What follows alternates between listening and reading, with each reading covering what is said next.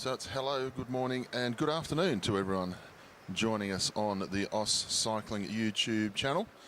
And if you're joining us at the other side of the world, good evening. This is day 3 of the Oceania Track Cycling Championships for 2025. Day 3 of competition. We'll be getting underway very shortly with our first event on the program, and it is the Junior Men 19 Teams Pursuit qualifying. 3 teams, the first 2 will go through to the gold medal ride. And we've got a big day of racing ahead. Junior women's time trial, junior men's team sprint, the elite men and women omniums, the elite women keirin, the elite men keirin, and also para time trial championships throughout today. So a very big event of racing this morning. Then this evening we will also be having the junior women's 19 Madison, as well as the keirin finals, the points race for the junior men, and of course the completion of the omnium events. Ladies and gentlemen, we move on to event 81.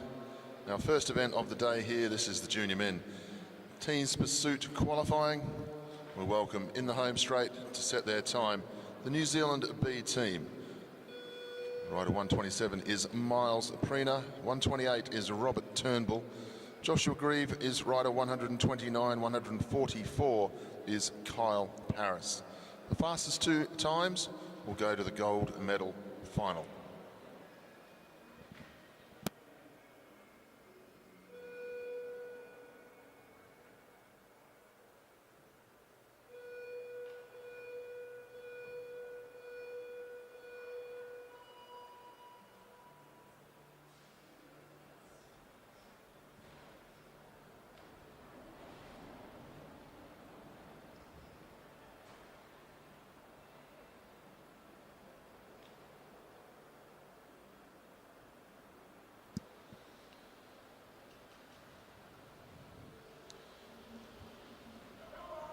So first of our teams underway. This is a composite team, New Zealand B team. Our junior team's made up of riders from all around the region of New Zealand. The Australian team also made up of riders from all around the states of Australia. A good opportunity here for these junior teams to come together. And of course, the big event for juniors throughout the year is the Junior World Championships. It's a very rare occasion that riders from around each of the countries are able to get together and actually race at this level of competition. So a great opportunity for our junior teams to come together at the Oceania Championships. Good for the coaches to see how they operate, and also just get an understanding of where they all are at.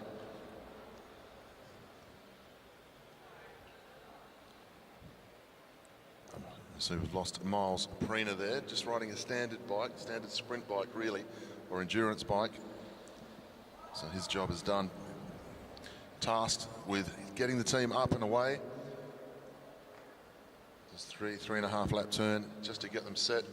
And now the other riders will go through to try and set the fastest time they can to see if they can get themselves up into the top 2 times here this morning.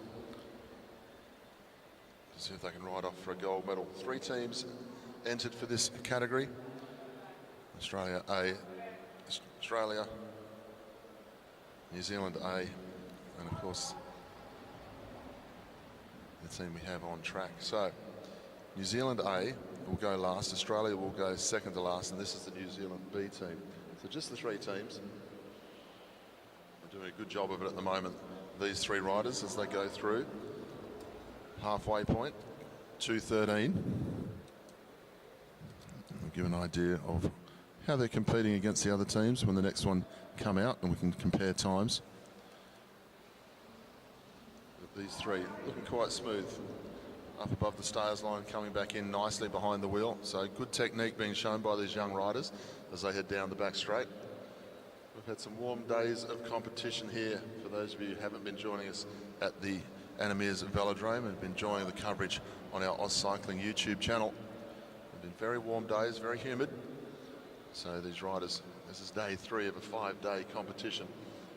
So a lot of effort goes into staying hydrated and warming up, warming down, trying to recover big day of programmed racing for our sprinters and our track endurance riders each day here. They'll come up now with 4 laps to go, so we have a look at their time again as they go through. 3:17, so moving quite nicely. Of course, the hardest task in cycling in this type of discipline is being the first team out on track. Gives the opportunity for all of the other teams to follow, to get an idea of what they have to do. And with only 3 teams in this competition, step 1 for the next team to come out onto the track is to make sure they can beat the first team's time. If they can do that, they're into the final, no pressure. So it's going to give their best effort here as they go through. Turnbull, Grieve and Paris doing a good job here, and they'll come into the home straight this time. Receive the bell lap.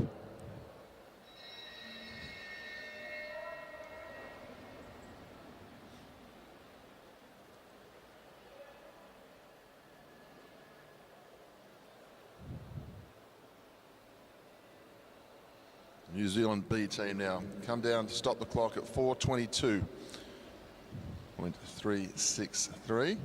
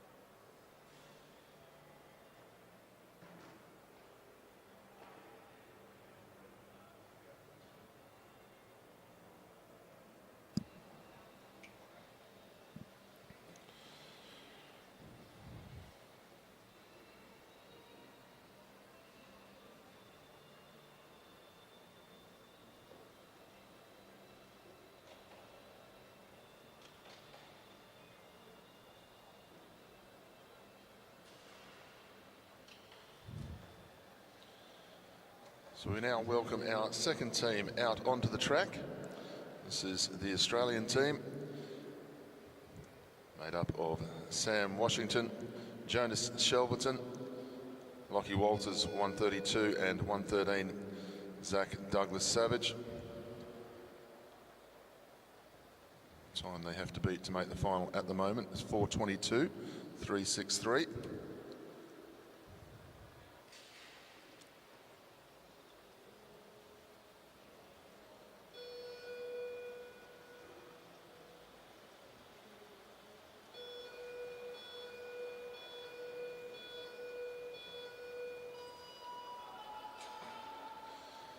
So Sam Washington, the West Australian Institute of Sport colours, been tasked with the job of getting this team up and going. Took the bronze medal in the individual pursuit a couple of days ago. Came into this competition under a little bit of a cloud with illness through December and January, so good to see him on the track.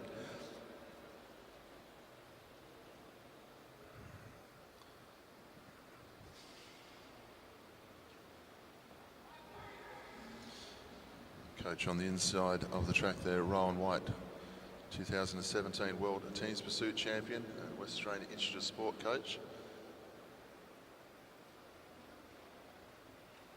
So Shelverton now goes through, leads them through, the Tasmanian rider.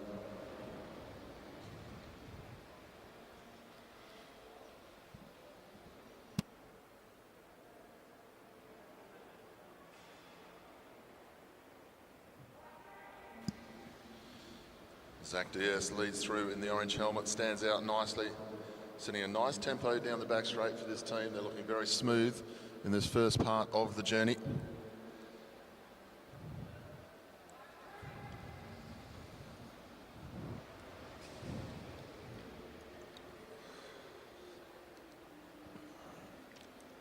Lockie Walters on the front of the group here. Big program of events, not too many teams in the under-19s, just a little bit of a surprise. But there is a very big program of events for these under-19 riders. Shelverton swung up nicely back onto the tail end of the field. They'll come through this time, but the 9 laps to go. So we've got a good understanding of how they're travelling against the New Zealand B team next time they come through. Looking very smooth at this stage. All 4 riders taking their turn of pace. They go through the first 2 kilometres, 2:08, so 5 seconds the difference through the first 2,000 metres between Australia and New Zealand B. Not too much of a surprise. But they'll be riding to a schedule that they can handle here. The idea would be try to get them through with all 4 riders in this qualifying ride. The job at hand is to make the final.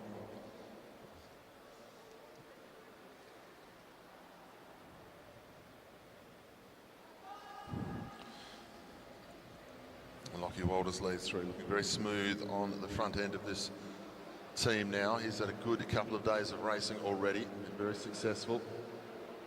Comes with the home straight. You can see the way that the riders, they're not concertinaing between the wheel, they're not losing space between the wheel, they're all sitting at 30 to 40 centimetres behind each other. It's not mixing up too much. It's a good sign. The pace is nice and consistent. Nothing worse than a team's pursuit to be in a situation where you have a rider come in and ups the pace very quickly. By the same token, if you have a rider who just hasn't got the legs left and they're still on the front of the group, you start to concertina onto the wheel. Puts you in all sorts of bother.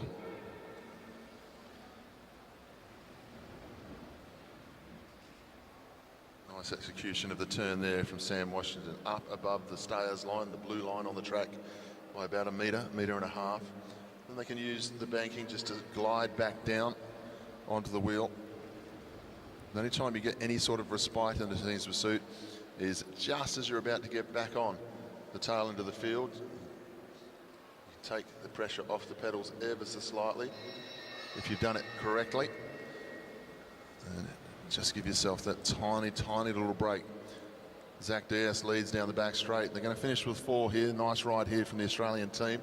Coaches will be happy with this. They'll come through now, stop the clock with the fastest time, 4:11.625 for the Australian team.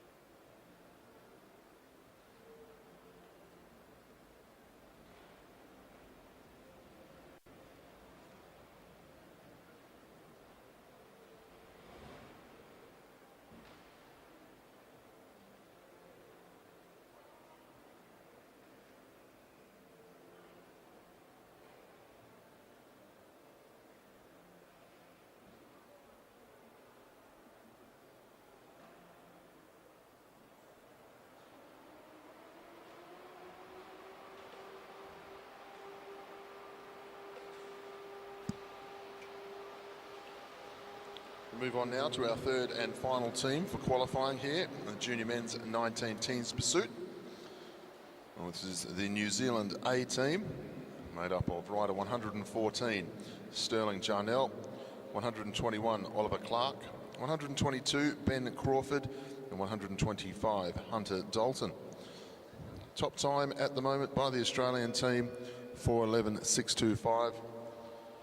To make the final, the New Zealand A team need to get inside 4:22.363.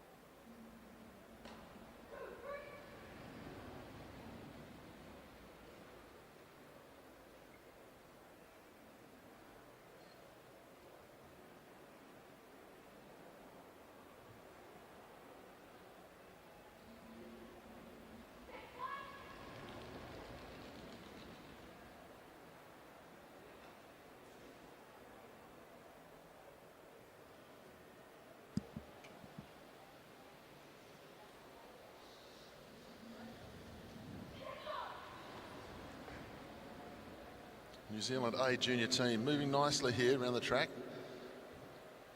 We'll look at their time as they come up through the first 1,000 metres.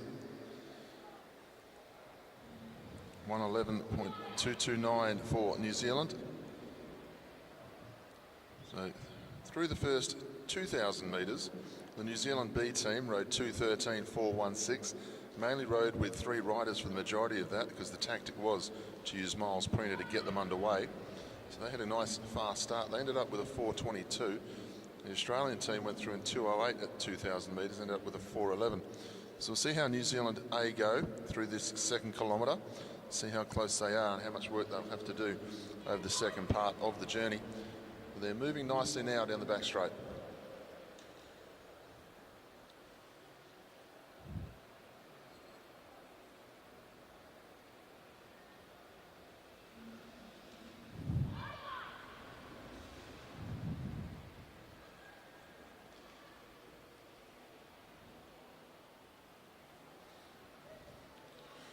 New Zealand A into the home straight again. Have a look at their 2,000 metre time, 2:14.36.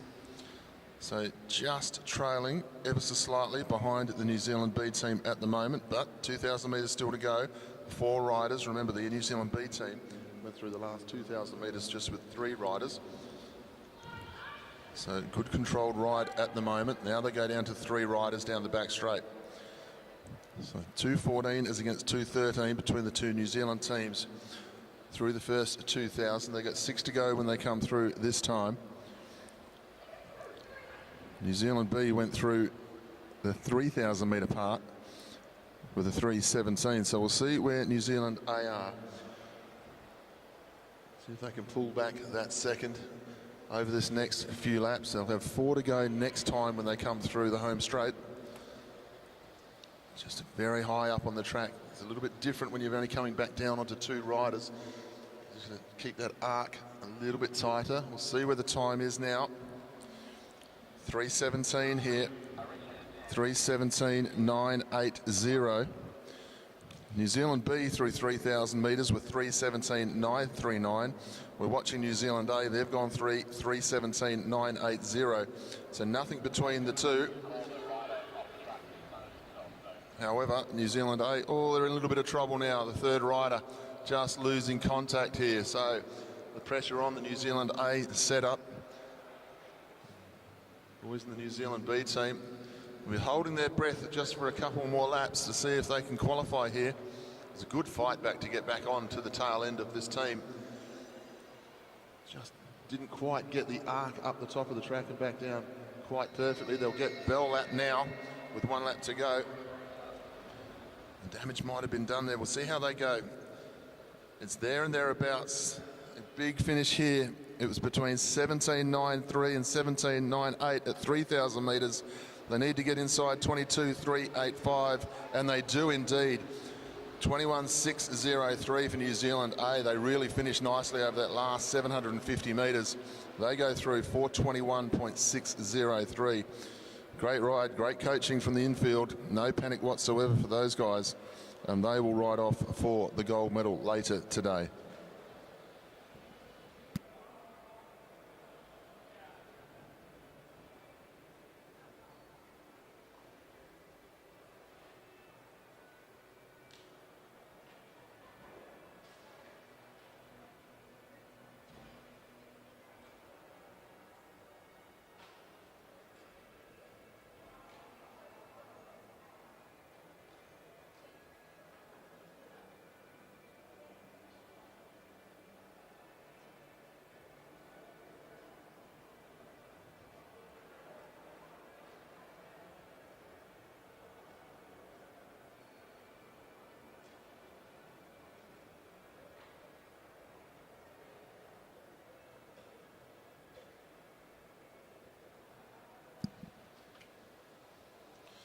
Ladies and gentlemen, we now move on to our junior women time trial, junior 19 time trial. This is 1,000 metres with the fastest 8 to qualify for the final. So a new distance for the women's time trial now in juniors and in the elites. It's now over 4 laps, 1,000 metres. the junior 19s and the elite women. We welcome the first heat. In the back straight, we welcome Indiana Plant from Australia. In the home straight, we welcome Hannah Payne from New Zealand.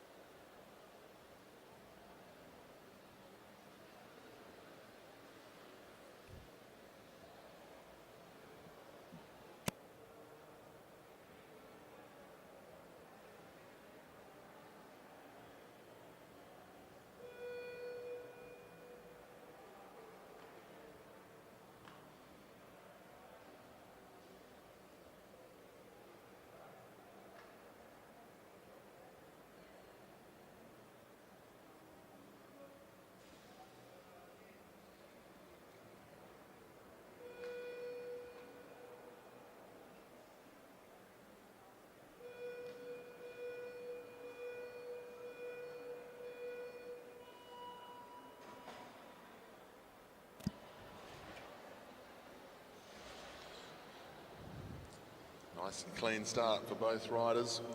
Hannah Payne starting from the home straight. Indy Plant starting from the back straight. It's over 1,000 metres, so a big change to the individual time trial for these riders. Hannah Payne got the pursuit bike set up with the handlebars. Of course, over the last few years with the 500 metre time trial, we've seen a lot of riders in the 500 metre time trial stick to the standard track bike, as we can see that with Indy Plant. I've got to tell you, if you've ever had the opportunity to ride a 1,000 metre time trial with the tri-bars, they are a huge advantage over this distance. So that's going to be something that changes for a number of these riders as they get used to the distance. It's a totally new world, 1,000 metre time trial compared to the 500.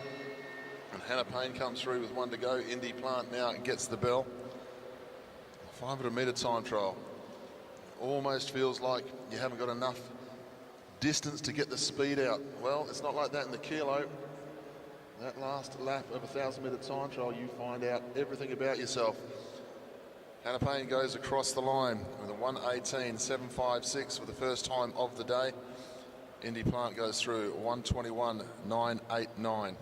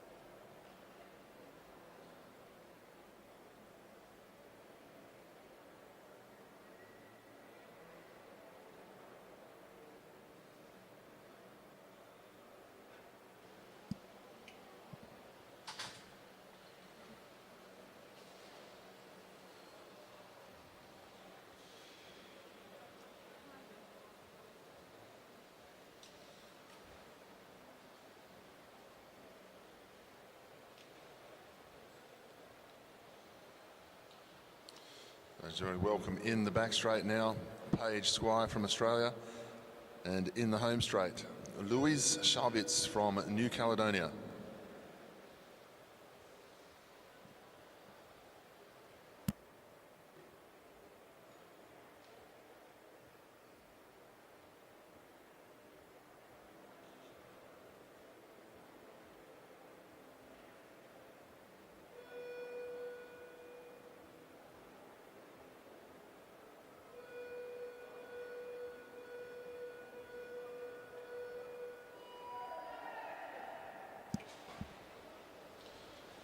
So heat number 2 underway. Fastest time so far, Hannah Payne with a 1:18.756.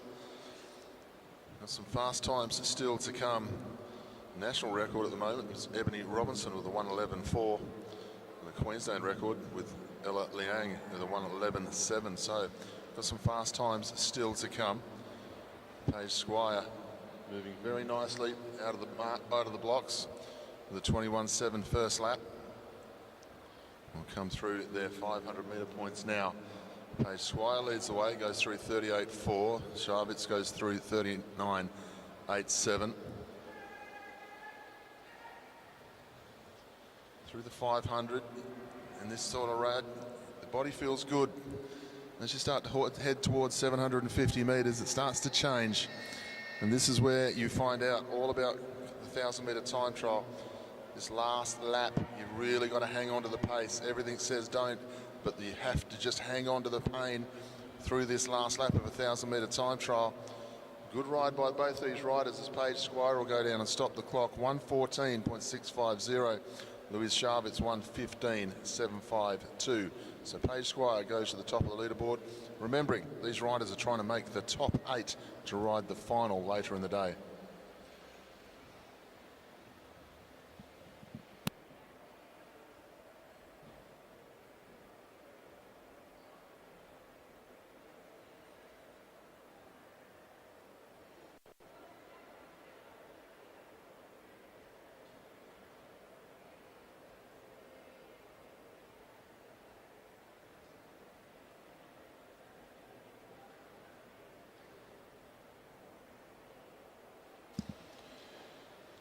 Now welcome heat number 3 out onto the track in the back straight.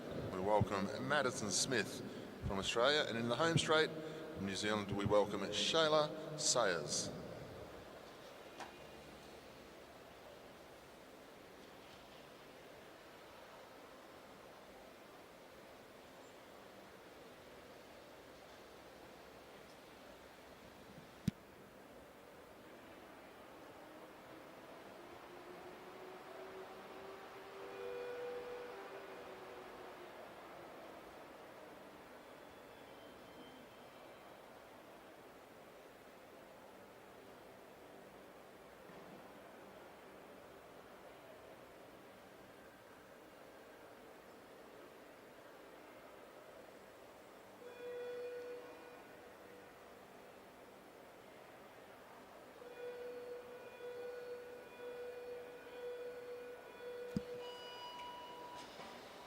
Away now in heat number 3. Shayla Sayers, New Zealand from the home straight.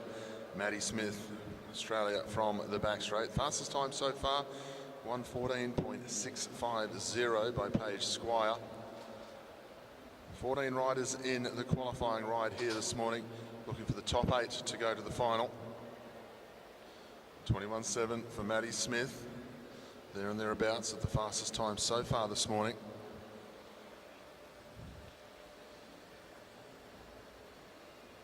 Both riders moving nicely. Maddie Smith on the tri-bars. Shayla Sayers starting to move that little bit quicker. Gets herself in front. 38.82 to 38.87 between these two riders at the halfway point. Sayers moving nicely. She's been on the podium already here this week. Got one lap to go now. Go through 55.364.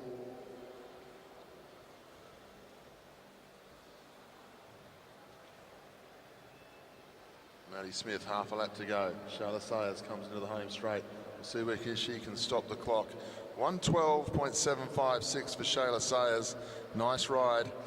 Maddie Smith, 1:17.847. So 1:12.756. Nice ride there from Shayla Sayers, the New Zealander. Puts herself a little bit clear of the rest for now.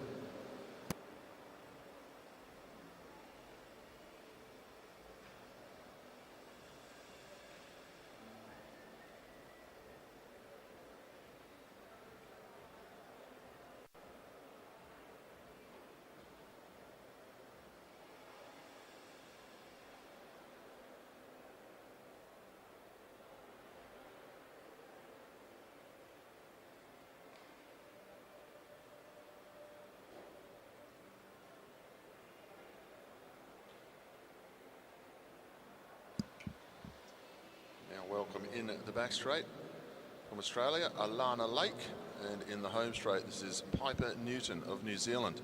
This is the Junior Women 19 time trial qualifying.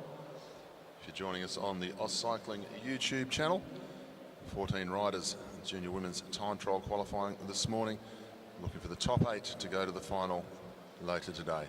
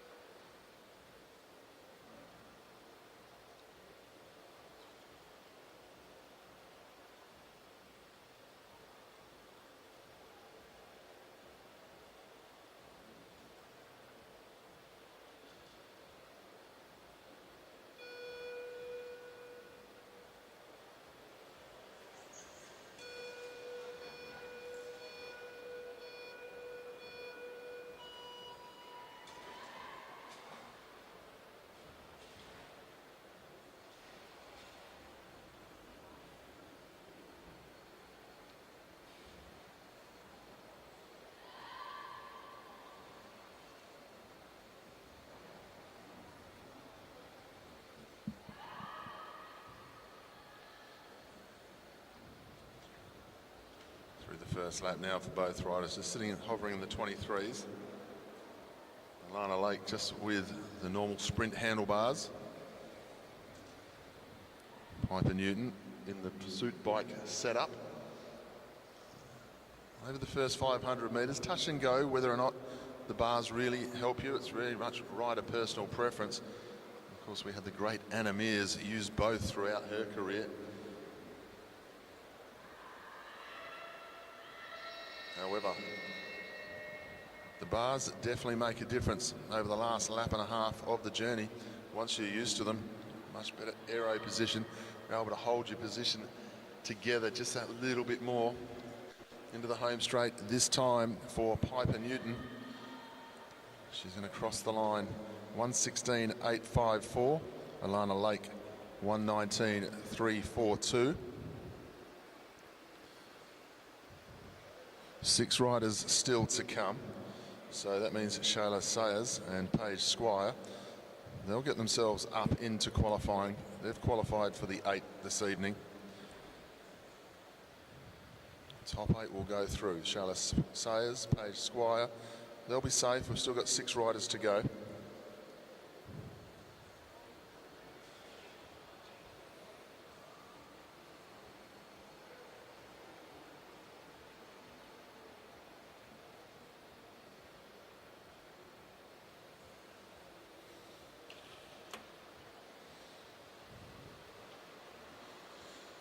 We welcome in the back straight from New Zealand. This is Minnie Collins.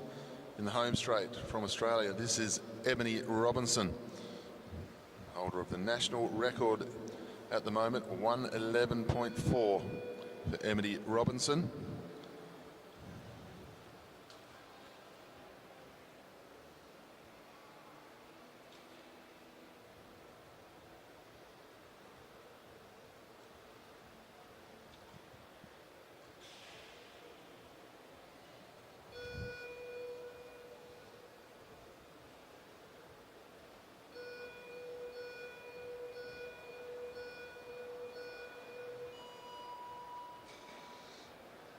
Away now, Ebony Robinson in the orange colours. Great victory in the sprint competition already this week.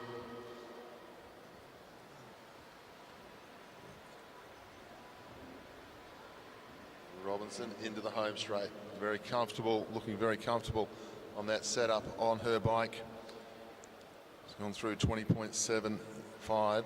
Minnie Collins did a nice start as well, 22.72. Ebony Robinson, we'll see how she goes through the first 500 here. 36.675, moving rapidly around the track. Minnie Collins gone 39.95 here. A lap and a half to go now for Ebony. Minnie now gets a lap and a half. Ebony Robinson's going to come through to get the bell lap this time. Looking to set the fastest time at the moment. It's definitely sitting around that 1:11 pace, no doubt about it. As she heads down the back straight this time. You can see the riders just change a little bit in this last half a lap. Minnie Collins has got half a lap to go now. Ebony Robinson's going to come in. Let's see where she stops the clock. 1:11.802 for Ebony. Goes to the top of the leaderboard. Minnie Collins will go across in 1:16.963. So 4 riders still to go. That means Ebony Robinson, Shayla Sayers, Paige Squire and Louise Schabitz will all qualify into the final later today.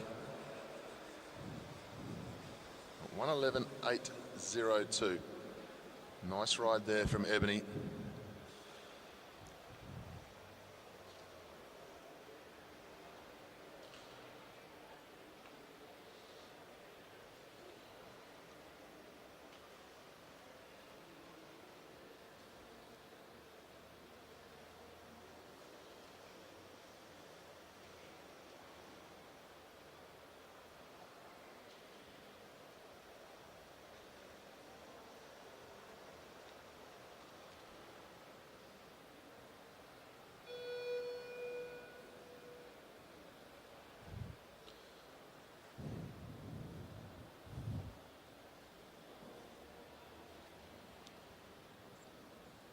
Back straight, we welcome Victoria Smith from Australia. In the home straight, we welcome Hope Harnety in the Victorian colours.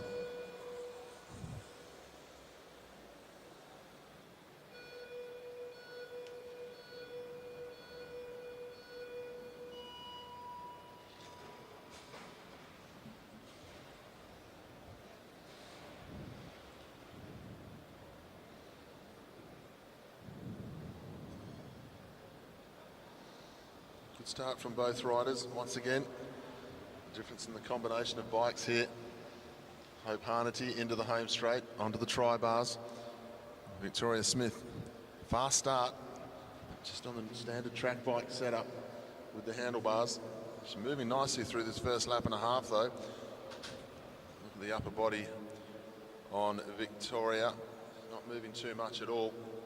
They go through the first 500. 40.25 for Hope Harnety, 39.26 for Victoria Smith.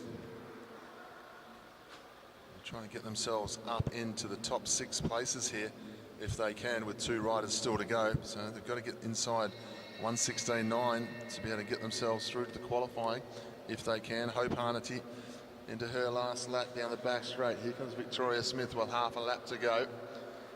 See how they can go. See Victoria Smith just starting to rock on the top of the bike. Hope Harnety though, position hasn't changed too much. She'll go across the line, 1:15.937.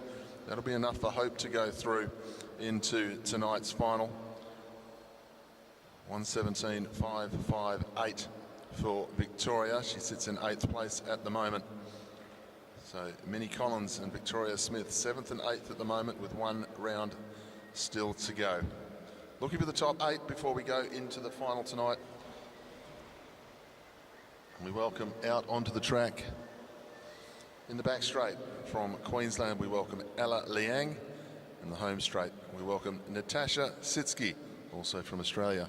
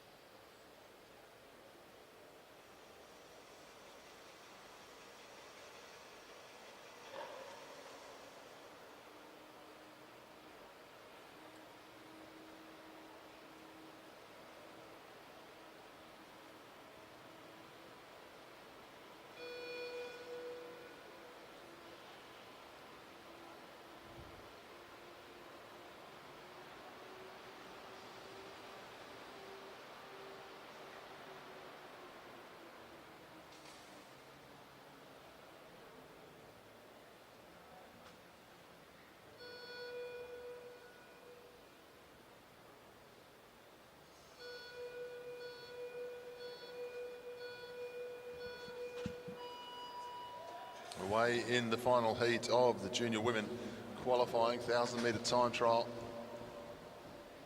Top 8 go through. Ella Liang into the home straight now, the Queenslander. Natasha Sitsky from the ACT coming into the home straight this time. Not too much between these 2 riders, 20.942, 21.2 for Sitsky, 20.9 for Ella Liang. She's got a 1:11.7 to her name, Ella Liang. Sitsky going with her though, moving nicely these 2 riders.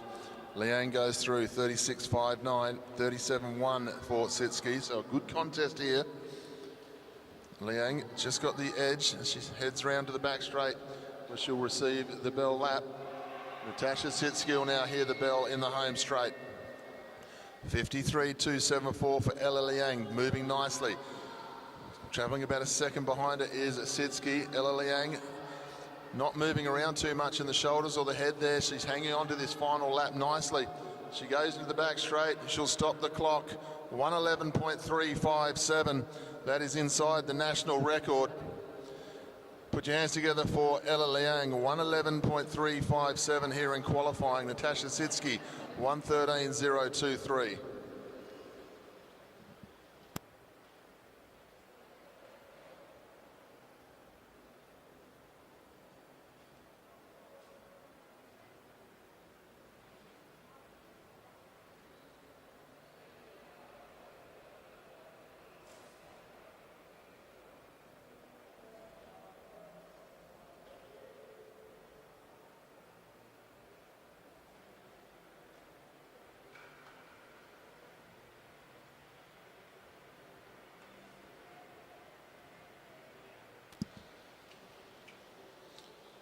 No rest for our riders or officials here this morning at the Anna Meares Velodrome. We move straight on to the Junior Men 19 team sprint qualifying. We'll welcome the Australia B team out onto the track. Team made up of rider 116, Sebastian Topping, 112, Nate Argent, and 141, Luca Piet.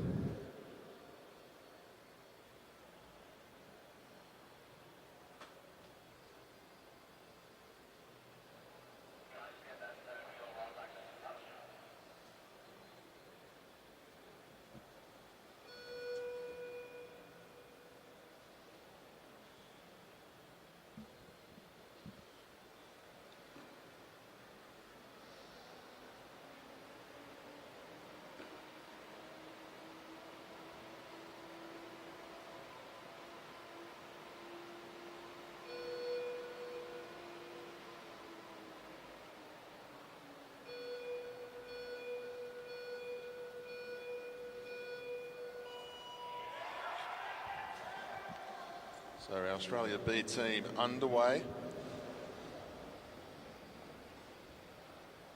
Looking to do the fastest time they possibly can here. Second rider sat down very early, that's Nate Argent. They come into the home straight, not quite onto the wheel. Now he kicks on. Good start by Seb Topping, got them underway. Goes through 19.317. Nate Argent now got the task to really bring Luca Piet into a good position. They'll go through, trying to set themselves up to get into the top two times here.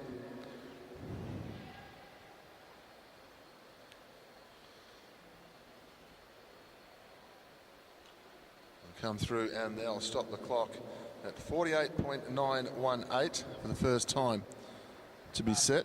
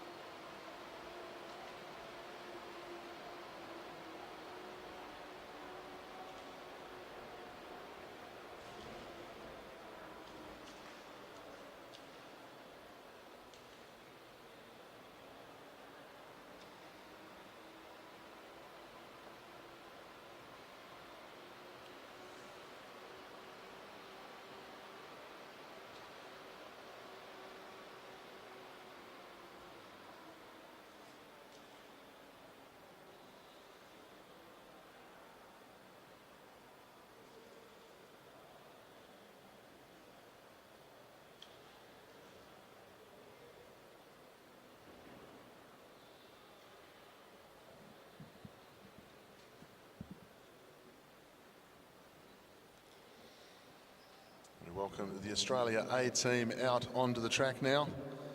Rider 120 is Angus Withington, 133 is Patrick May, 140 is Mitchell Louis. Time to beat at the moment is 48.918.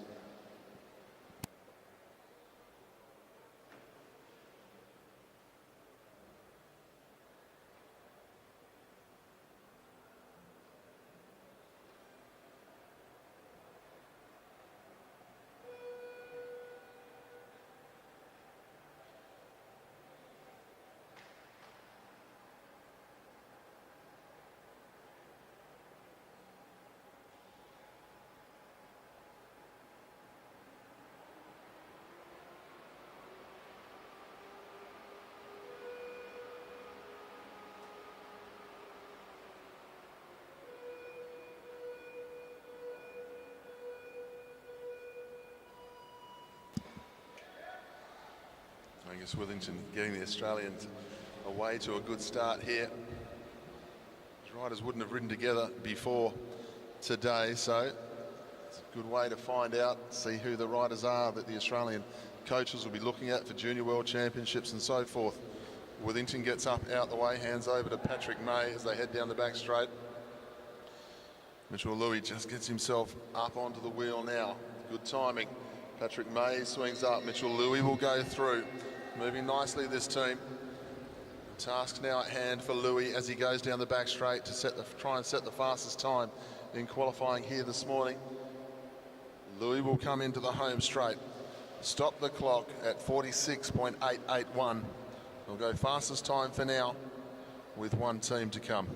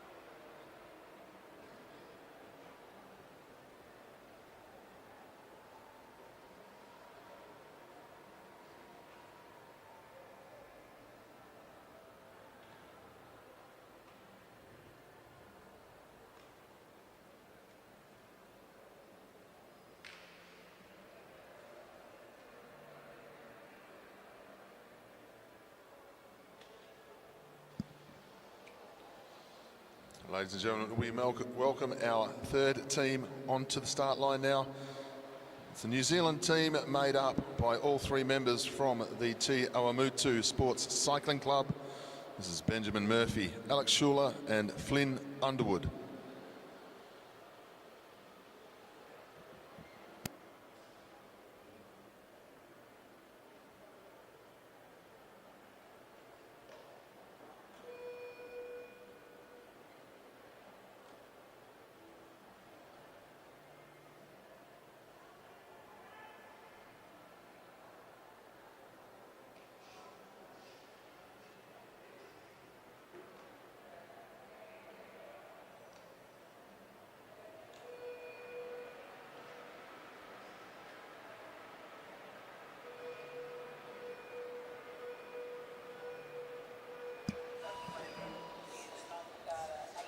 New Zealand team, Te Awamutu Sports Cycling Club.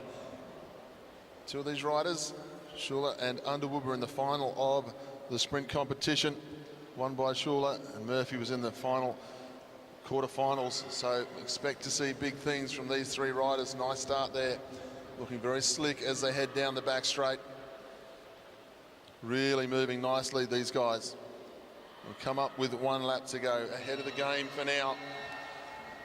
Team from New Zealand, all riding out of the Te Awamutu Sports Cycling Club here, so there'll be proud people hopefully watching our coverage on the Oz Cycling YouTube channel.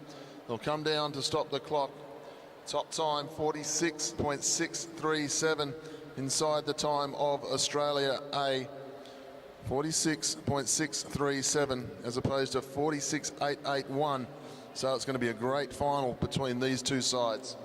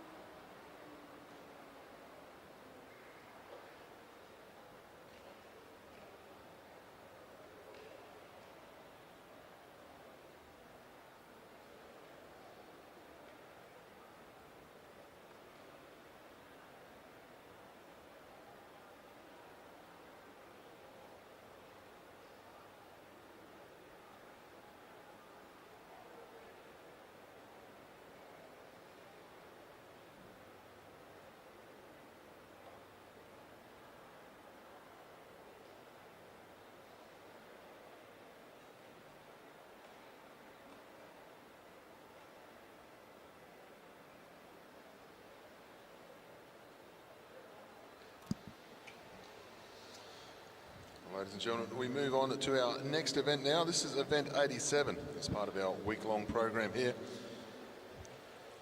And for all of the track racing aficionados, this is one of the days to look forward to, isn't it? Omnium Day here for the elite men and women. We welcome our elite women's Omnium scratch race to the line. We'll go through the list. On the fence line, we have Brioni Botha, 66, Sam Donnelly, 67, 68 is Prudence Fowler, Sally Carter, 107, Sophie Edwards, 61, Maeve Plouffe, rider number 64, Mia Wolfenden, 81, Lucy Reeves, 79, Maddie Taylor, 75, Sophie Sutton, 88, and Courtney McGowan, rider 103. At the bottom of the track, rider number 91 in the Australian Champions jersey is Kira Will, 72 is Emily Sherman. Birthday girl yesterday, number 94, is Summer Nordmeyer. Isla Carr, 106. Ali Anderson, 100. Amelia Sykes, 80.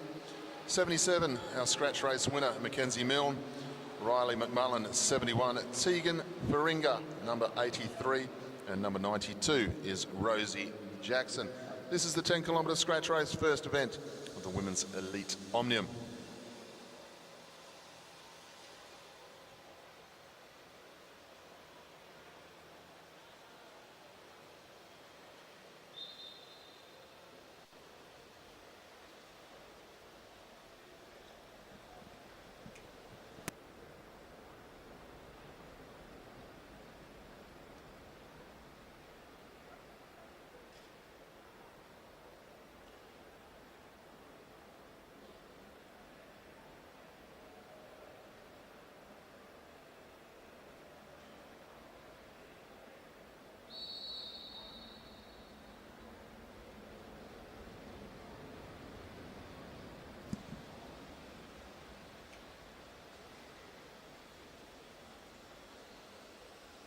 So we've seen some good racing already from our endurance athletes, haven't we?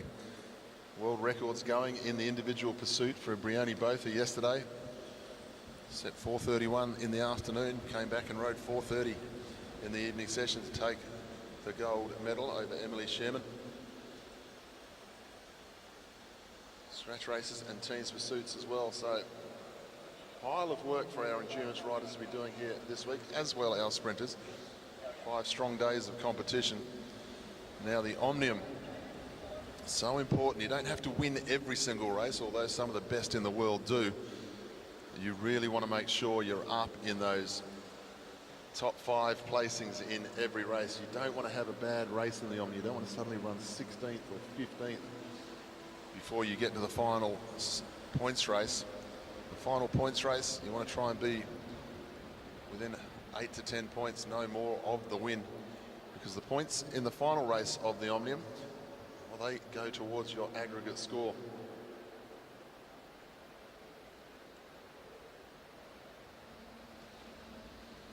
And we tend to see in the Omnium scratch races good tempo in the scratch race, especially in the women's. And then with about 5, 6 laps to go, maybe 7, we tend to get a bit of a cluster of riders looking for position, not wanting to get caught out, which raises a great opportunity for that late attack by 1 or 2 riders. As you'll see the tactics play out in both the women's and the men's racing. If somebody is able to time a perfect attack and get away, the rest of the field, they think twice about it. They think that's only 1 place gone. They don't want to be the one to drag that breakaway back, because I may lose positions in the sprint.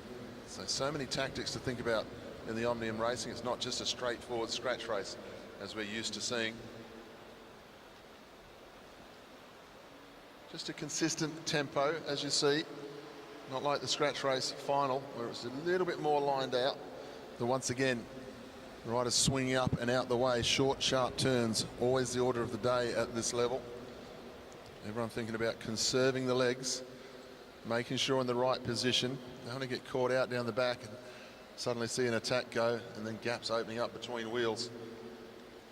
And they move through this time, 32 laps to go.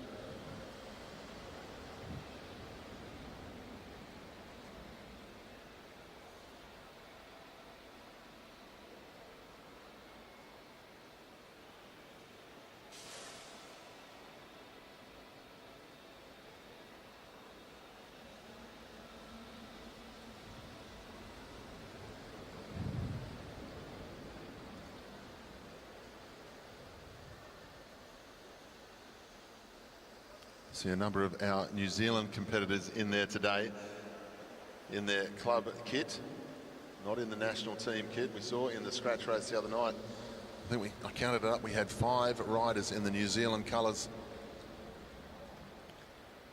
Today they're all lining up in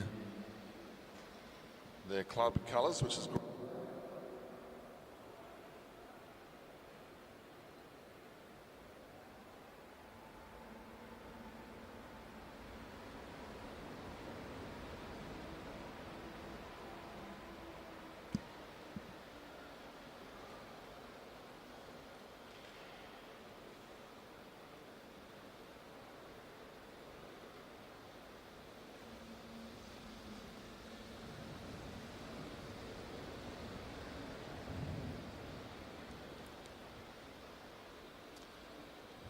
Pace moving nicely down the back straight here.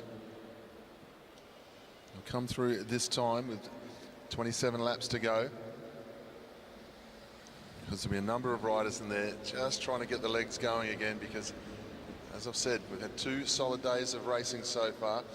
We've got 1 or 2 fresh riders in there as well who haven't raced yet.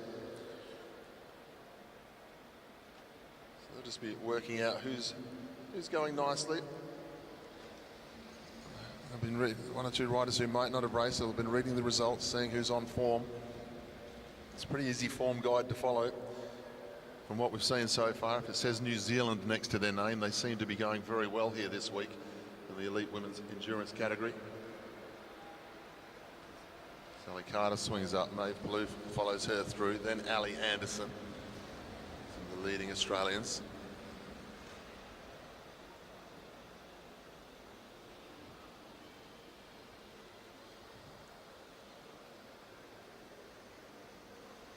Kira Will in the national champions jersey, won that title back in December in Melbourne. And we see some of the light blue New Zealand national team jerseys involved in the action at the front of the bunch.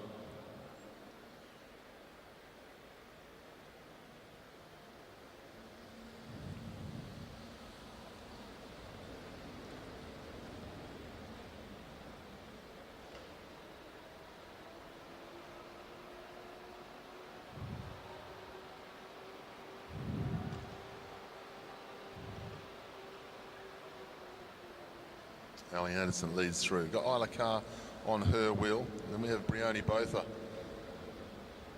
She got out the way very quickly indeed. Hiding in the pack a little bit, wearing the club kit today. 2 superb rides in the new 4,000 metre distance yesterday in the individual pursuit.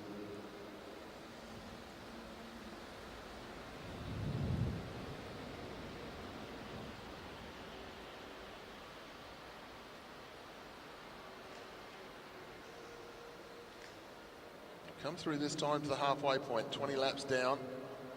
First race of the competition.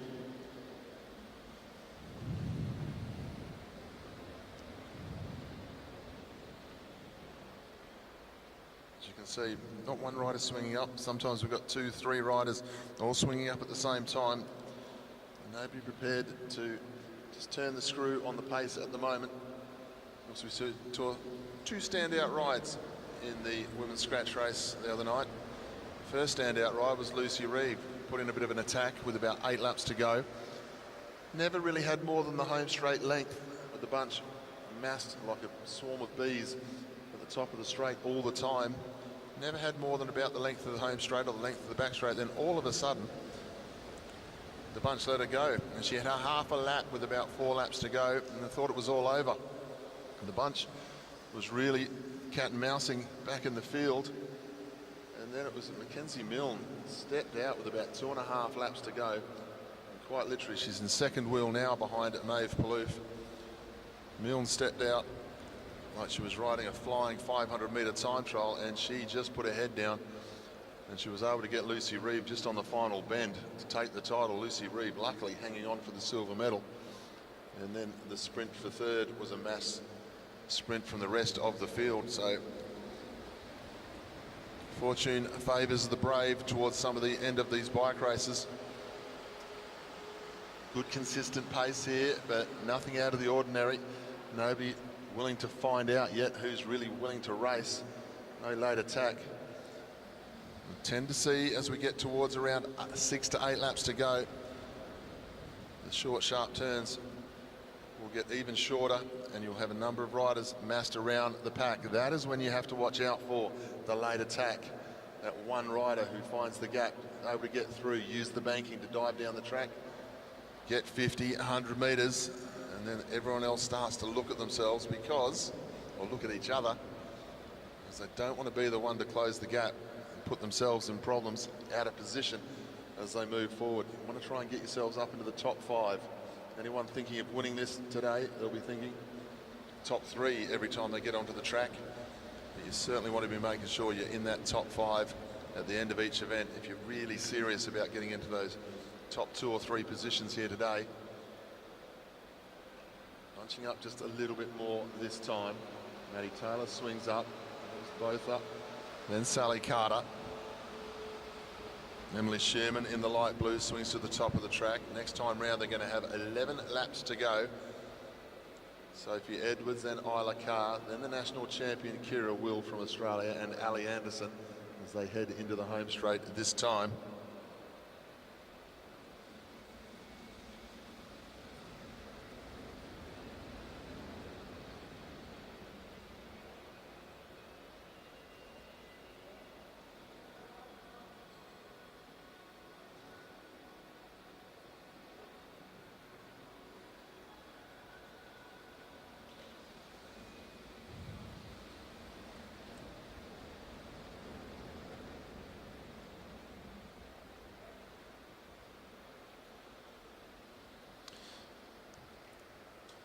Nine to go this time. Maddie Taylor leads them into the home straight. Drop back through the field. Both Plouffe, Carr, then Carter, then Kira Will. One or two of the bigger names in the field just starting to line up on each other. Still got Sam Donnelly, Sherman, Riley McMullen a bit further back in the field. They'll get 8 laps to go this time. They'll start to bunch up top of the track. 2 New Zealanders going to the front now, the 2 light blue jerseys. You can see 1 or 2 riders just laying off, looking for somebody else to close the gap at this stage of the race. They come into the home straight this time. 7 laps to go.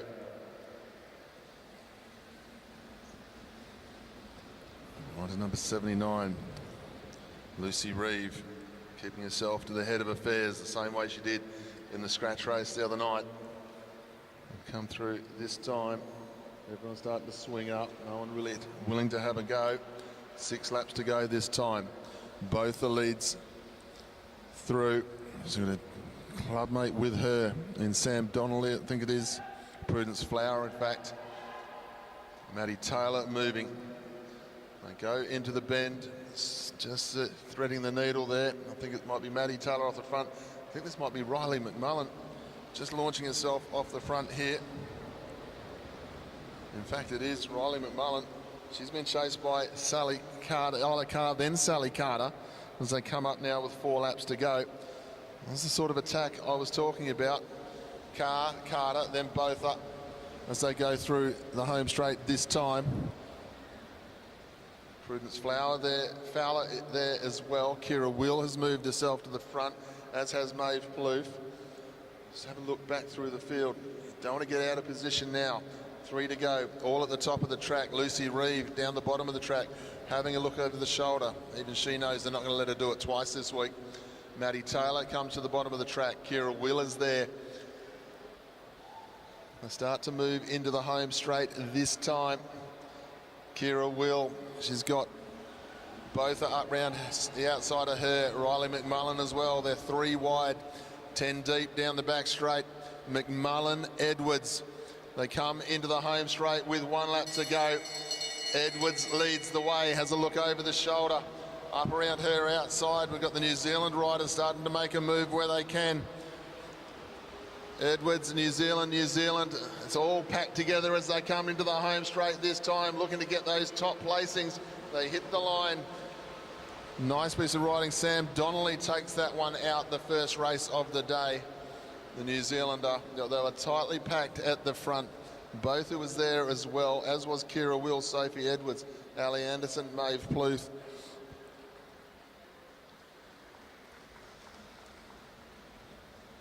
The other New Zealand rider there, rider 72, Emily Shearman, also up there in the mix for that top 5 spot.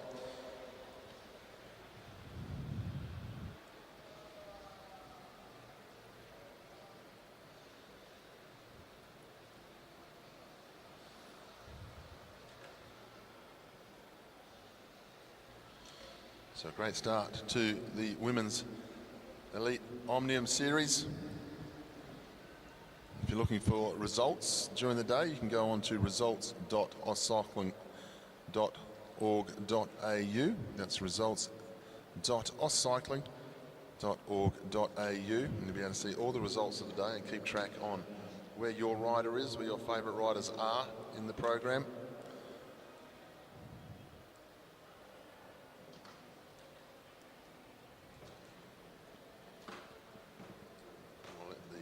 Elite women just roll down, cool down as the elite men start to make their way out onto the track.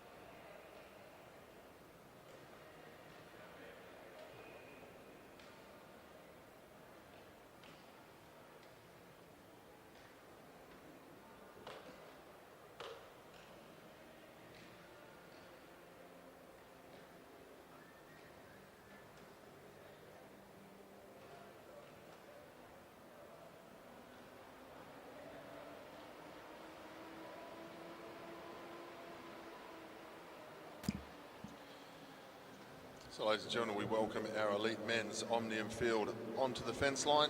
This is their first event, 10-kilometre scratch race. All the riders on the fence for now. Rider number 42, Liam Walsh. 36 is Kurt Ether. Number 6, the Olympic champion, Connor Lay, joins us here today. Number 50, Olivia Oliver. Watson Palmer. 48 is Kyle Aiken. 33, Hugo Pomelet. 7 is James Moriarty. Noah Blannon, number 39. Former world champion Campbell Stewart, number 14. Ed Marks is number 17. Daniel Morton from New Zealand, 24. Luke Rickett is number 30. The bottom of the track, rider 28 is Marshall Irwood. Number 10 is Keegan Hornblow. Number 2, Olympic champion. Please welcome Oliver Bledden. Number 13, Thomas Sexton. Number 25, Ed Pawson. Number 15, Rowan Hayden-Smith. 26 is Mitchell Fitzsimmons. 46 is Leo Zimmerman. Number 18 is Hamish Keys. 19, Matthew Davidson. And 29, please welcome Magnus Jameson. That is our elite men's field for today's Oceania Omnium Championship.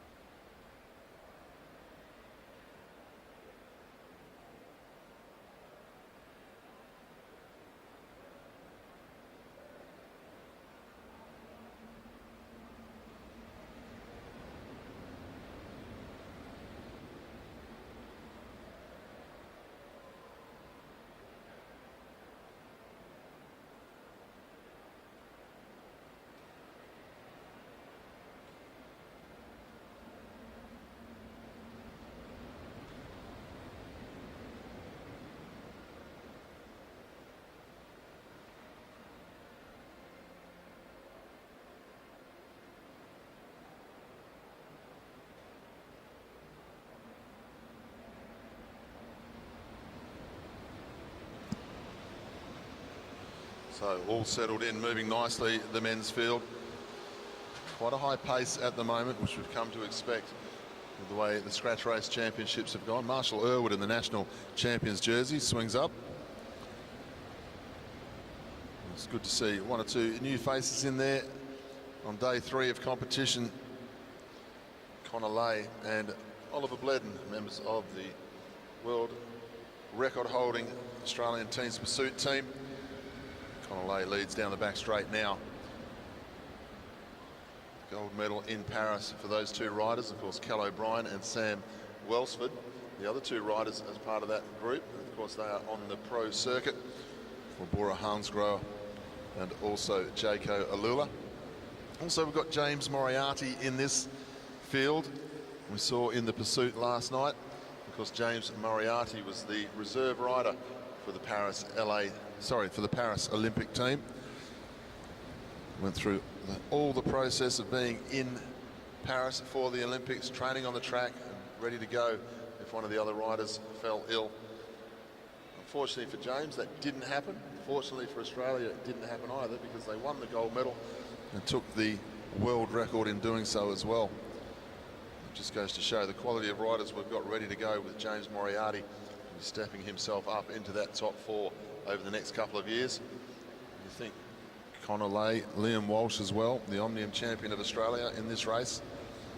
There's some great talent, both in New Zealand and also the Australian track endurance fields. And they'll come through this time with 30 laps to go, 10 laps gone already.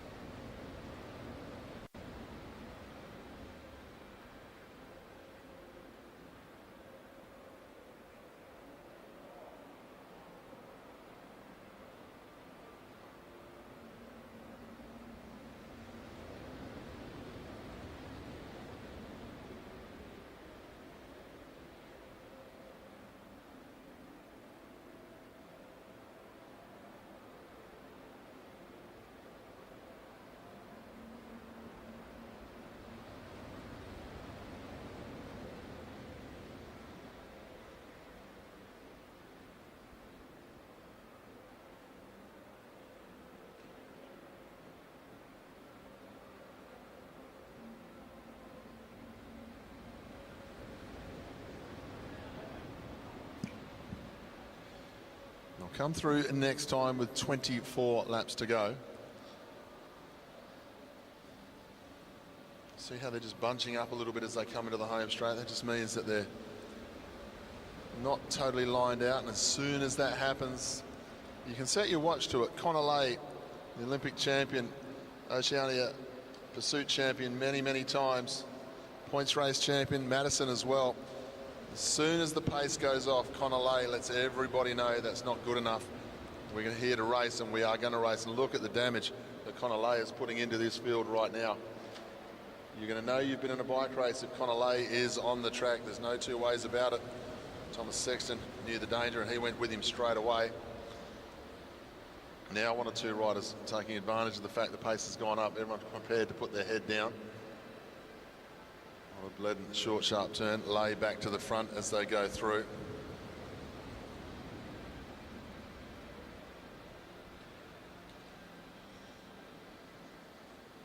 With 20 to go, halfway point in this 10-kilometre scratch race as they come into the home straight.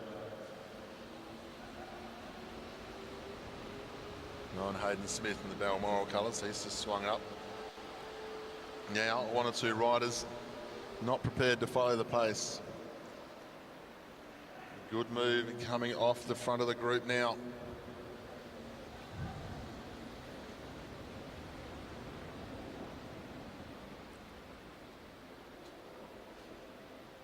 18 laps to go as they come through. Two riders just starting to muscle their way clear. Ollie Bledden goes to the front of the main bunch though. Look at the pace go up. Ollie Bledden sets the tempo. Connor Lay says, that's a bit quick for me, I'll swing up this time. Bledden closes it down very quickly. And he goes on with it as in the home straight here, Bledden. Just wanting to turn the screw a little bit here. Oliver Bledden down the back straight. He was in the finale of the Melbourne to Warrnambool on Sunday just gone. It's amazing how these riders can literally just click the track legs on after the long road racing now. Bledden swings back down to follow. He's got Tom Sexton on his wheel for company.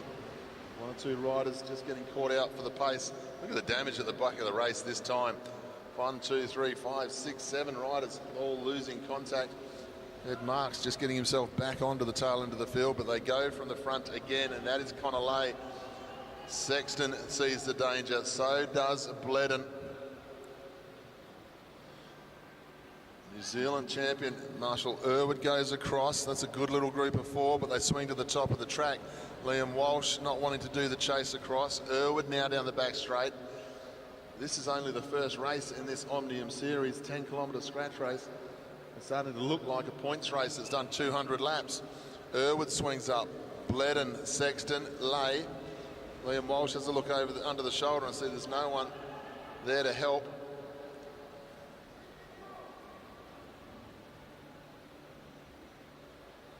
Ether and Liam Walsh bringing themselves to the front of the group there. Bledden leads down the back straight. He's got Irwood for company, then Sexton, then Connor Lay. Coming to the home straight with 11 laps to go. Campbell Stewart, rider number 14 in the black New Zealand colours. So the big names keeping themselves to the front of the group. This is for an Oceania Championship, the best of the best. Australia and New Zealand competing here today.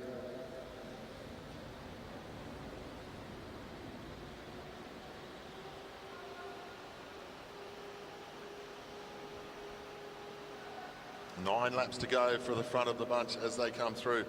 Campbell Stewart trying to turn the screw on the rest of the field as he goes through. He's got Ed Pawson for company. Then we've got Rowan Hayden-Smith following on those two riders. Front of the group now, Bledden, Sexton, Connor Lay, Irwood.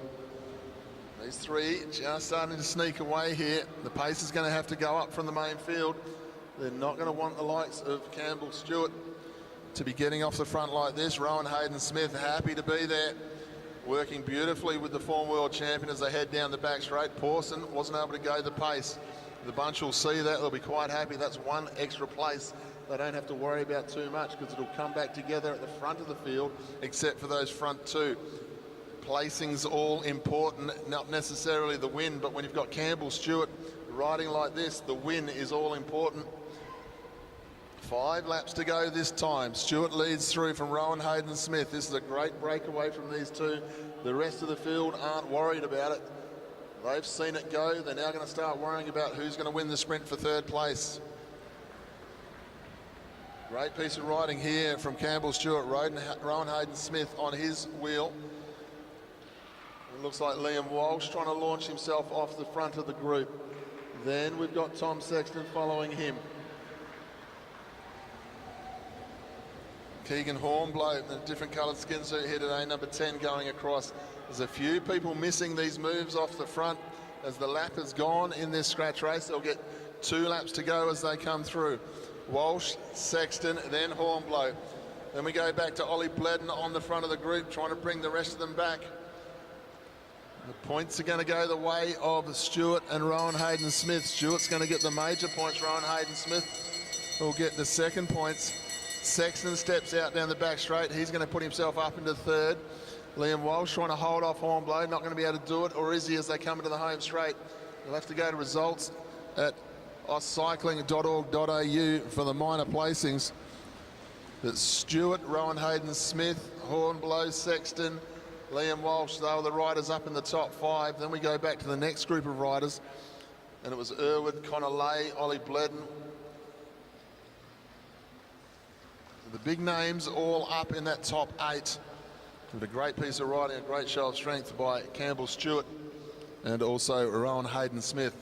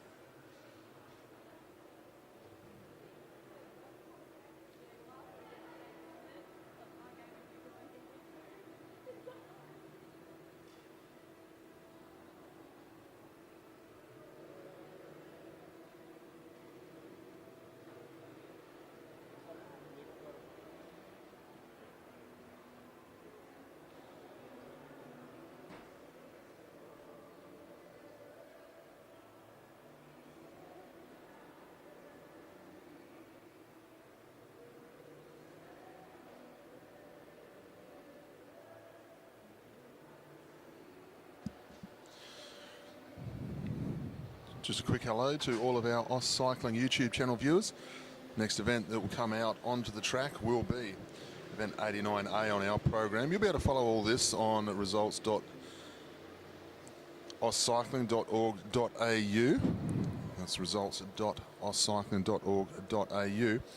We'll be moving on to the Elite Women Keirin round number 1. Will be the next race out onto the track. There's just a little bit of break in proceedings while the motorbike gets set up. And they just go through the final result of that 10-kilometre scratch race of the elite men. We'll be with you very shortly with racing.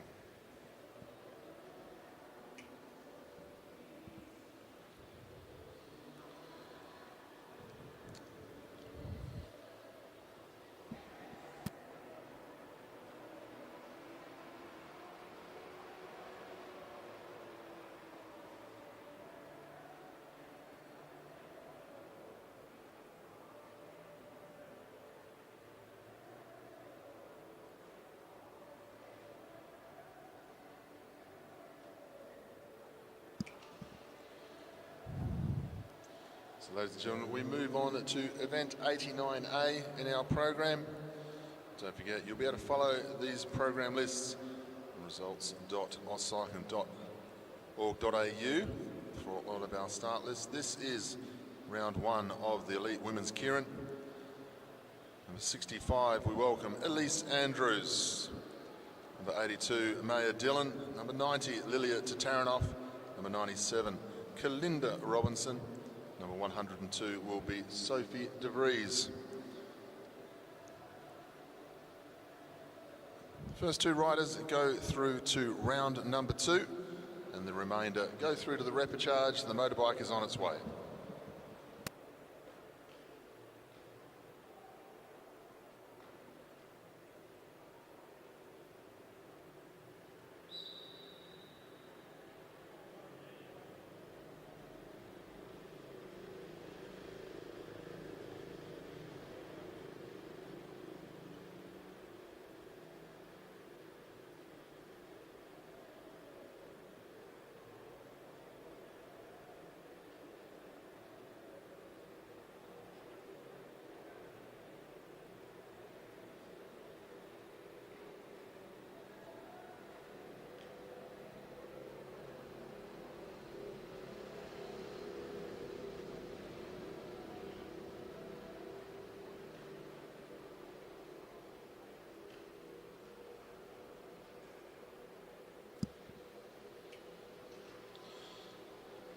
Riders up behind the motor, but they'll get 4 to go as they go through this time.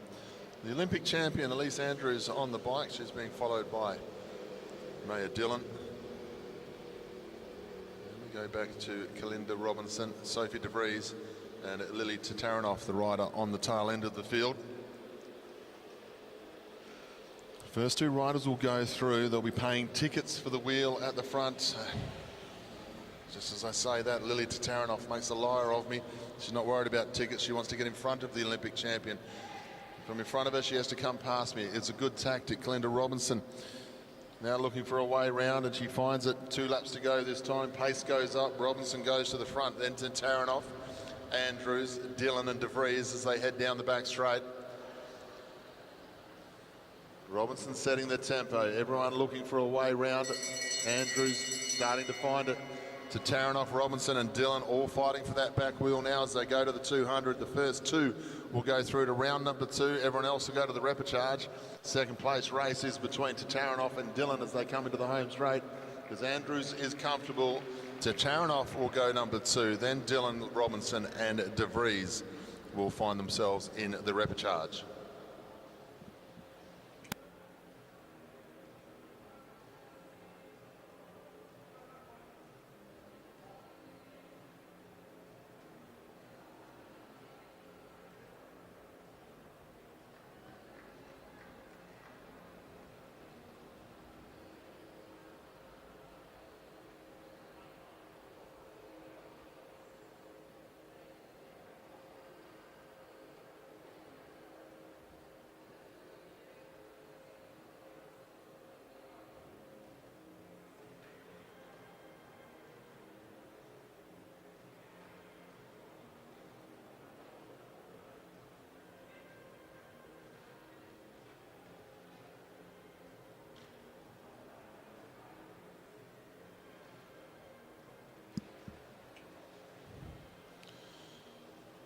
Move on to the next heat of our elite women's keirin. It's not an easy heat in any of these races. We move on to this one. We have rider number 62, Alessia McCaig, the national champion of Australia. Number 70 is Olivia King. Number 96 is Danica Blinko. 98 is Emma Stevens. Sandra Stoy is right at 104, and Christine Perkins right at 108. Once again, the first 2 will go through to round number 2. Everyone else will try and find their way back in through the repechage.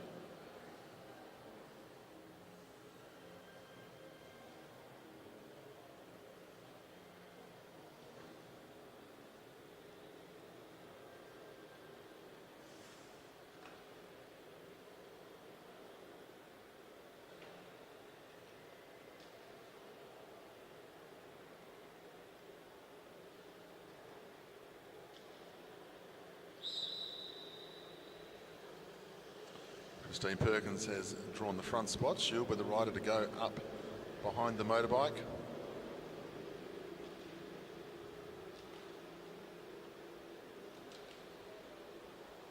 The motorbike always starts off at rather a sedate pace for the first lap and slowly builds up speed as it goes through to 3 laps to go. 3 laps behind the motorbike, 3 laps straight out racing. Origins of Japan in keirin racing. Danica Blinko, rider number 96, Emma Stevens, 98. Then we go back to Alessia McCaig and Olivia King following her. Come up with 4 to go now. The motorbike just increasing the tempo just a little bit. Commonwealth Games sprint champion. The first ever Commonwealth Games sprint champion in the women's division, Louise Jones, riding the motorbike here today. They'll come in this time with 3 to go. The motorbike will get it the way Perkins leads from Blinko. Then Stevens, Stoy up round the outside. McCaig and King quite happy just to sit where they are at the moment. There's not too much pace on at the front. Christine Perkins will be looking for somebody to come round, so she's got a wheel to follow and then fight for a place here, and this is exactly what she's trying to do as McCaig goes to the front very early. 2 laps to go, trying to dictate terms, but Stevens King not having any part of that at all. Gets up round the outside of McCaig. McCaig, so strong though, she fights her way into second wheel. King leads as they go through 200. McCaig, then Perkins as they head down the back straight to the top two of this one. 1-2 at the moment. Everyone else fighting for that third position. They'll go through the repechage, but it'll be Olivia King, Alicia McCaig will go through first and second through to round 2, and the rest will go into the repechage.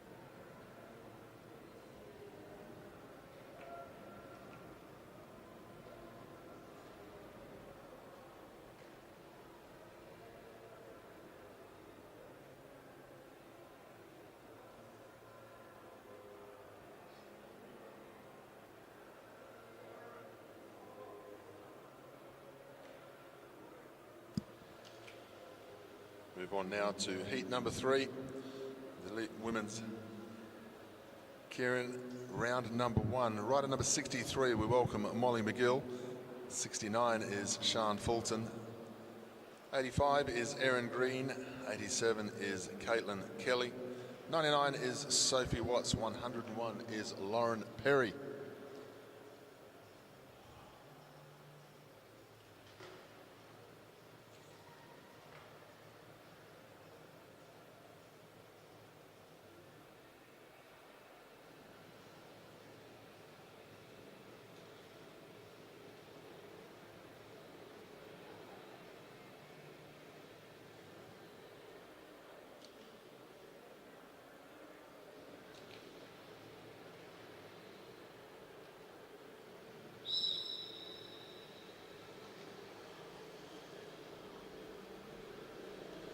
Erin Green has drawn the front spot. She'll go up behind the motorbike first. She's got Lauren Perry up onto her wheel.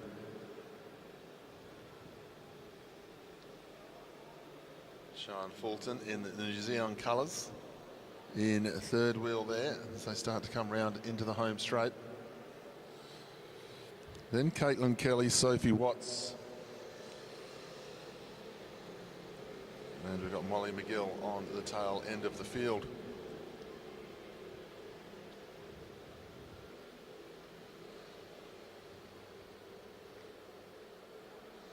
Lauren Perry in the Tasmania Institute of Sport colours, just laying off the wheel a little bit.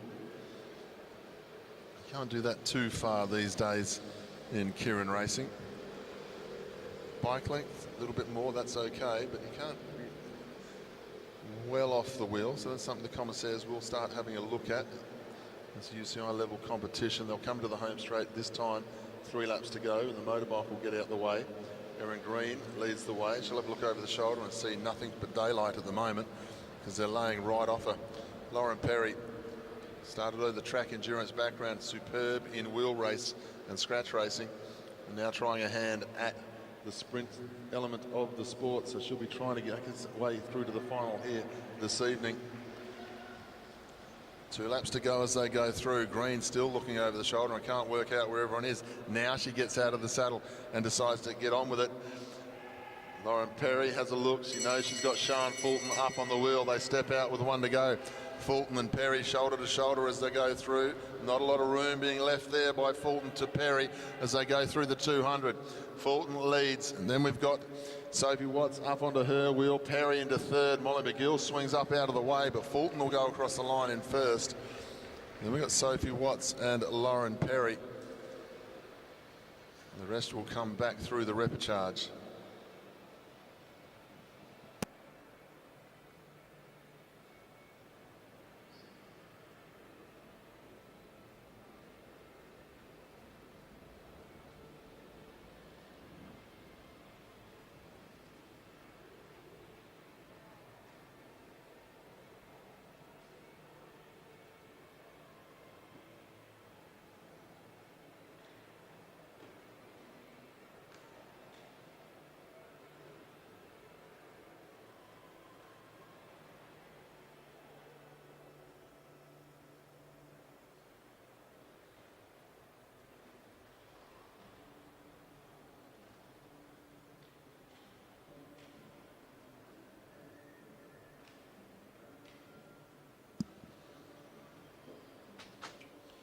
Ladies and gentlemen, we move on now to event 90A.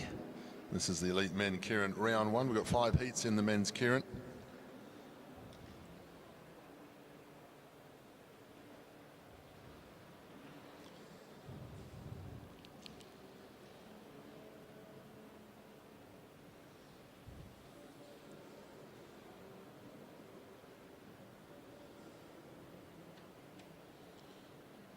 Introduce our riders. Sam Dakin, rider number 9 from New Zealand. Kai Olart, 27, also from New Zealand. Jared Mann, 31, New Zealand. 34 is Hervé Salon from New Caledonia. Number 44 is Max Liebknecht of Australia. And number 86 is Louis Valletta of New Zealand.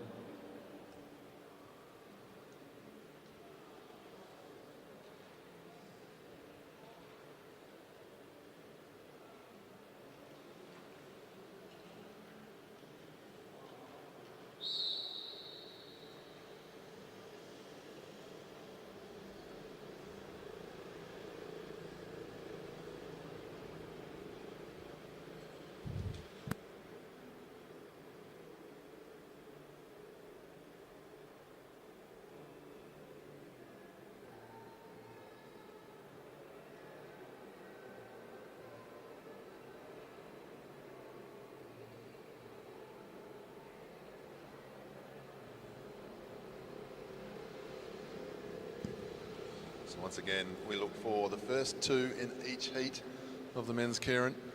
Everyone else will have the opportunity to try and come back through the repechage. 5 heats in all. It's a big opportunity of racing here for these sprinters today. 4 laps to go as they go through. Jared Mann up behind the motorbike. Then we've got Max Liebknecht. It's Dakin on the back. We've got the New Caledonia rider Salon in second to last. 27 is Kai Olart. He is in 4th wheel. And up round the outside straight away is Louis Valletta trying to make some pace. Mann, Valletta, then Liebknecht, Lart and Dakin.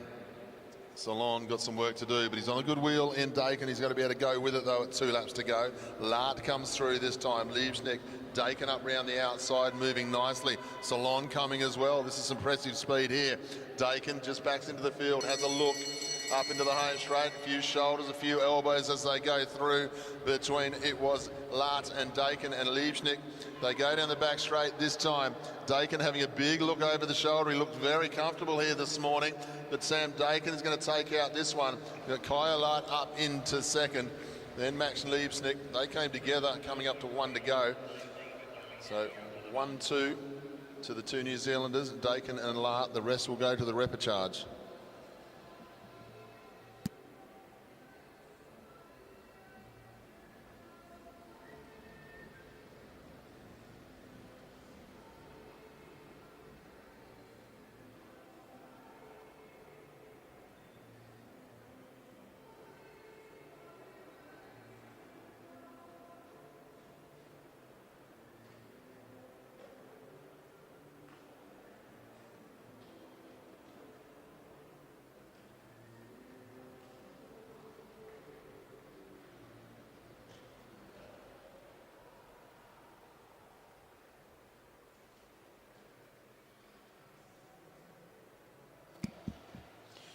Move on to heat number 2, round number 1 of our elite men's keirin. We welcome to the line. Rider number 3 is Tom Cornish.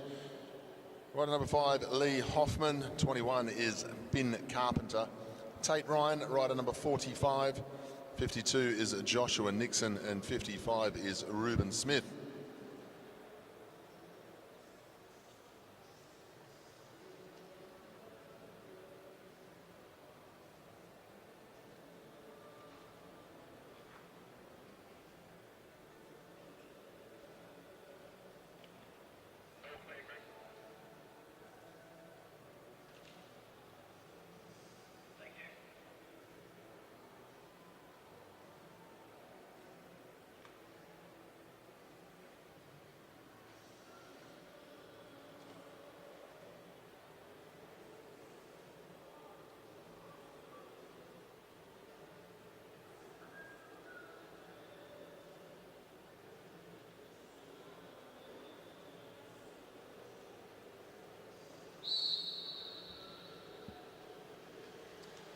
Ruben Smith has drawn the front spot. He'll lead away in front of Tom Cornish.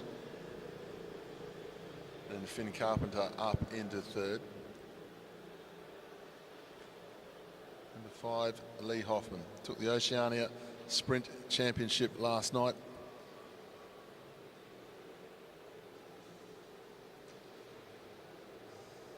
Something like over the last 12 years, only 4 riders have won the Sprint Championship of the Oceania. Lee Hoffman adds his name to that group. This is one of the most hotly contested Oceania Championships that we've had in many years here, which is fantastic to see. The lack of World Cup racing, Nations Cup racing this year has turned the attention of top sprinters and Olympic champions, and the New Zealand national team have come very well prepared for this championship.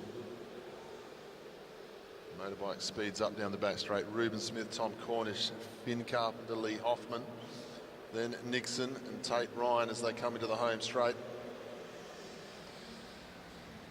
Ryan doing the right thing, trying to get himself forward, gets himself up onto the wheel of Hoffman. Cornish just steps out in front of Hoffman, says, I'll take this one, I'll lead it out from here. They'll come up with 2 to go. There's 1 or 2 riders out of position. They can't all pay the ferryman from here as they go through with going down to 1.5 to go. This is a good ride here from Finn Carpenter, up round the outside, moving very nicely as they come up to 1 lap to go now. 1 to go. Carpenter leads through. This is a great try by this young man, getting better every time he gets on the bike, but he's got Cornish and Hoffman, then Ryan. Cornish doesn't have to race past him. He's going to make everyone else panic. Up round the outside, Cornish and Hoffman. Great piece of riding there by Cornish, Hoffman, Tate. A great try by Finn Carpenter as well. He took on the bigger names and he really had to make them think about their workload. Cornish and Hoffman go through.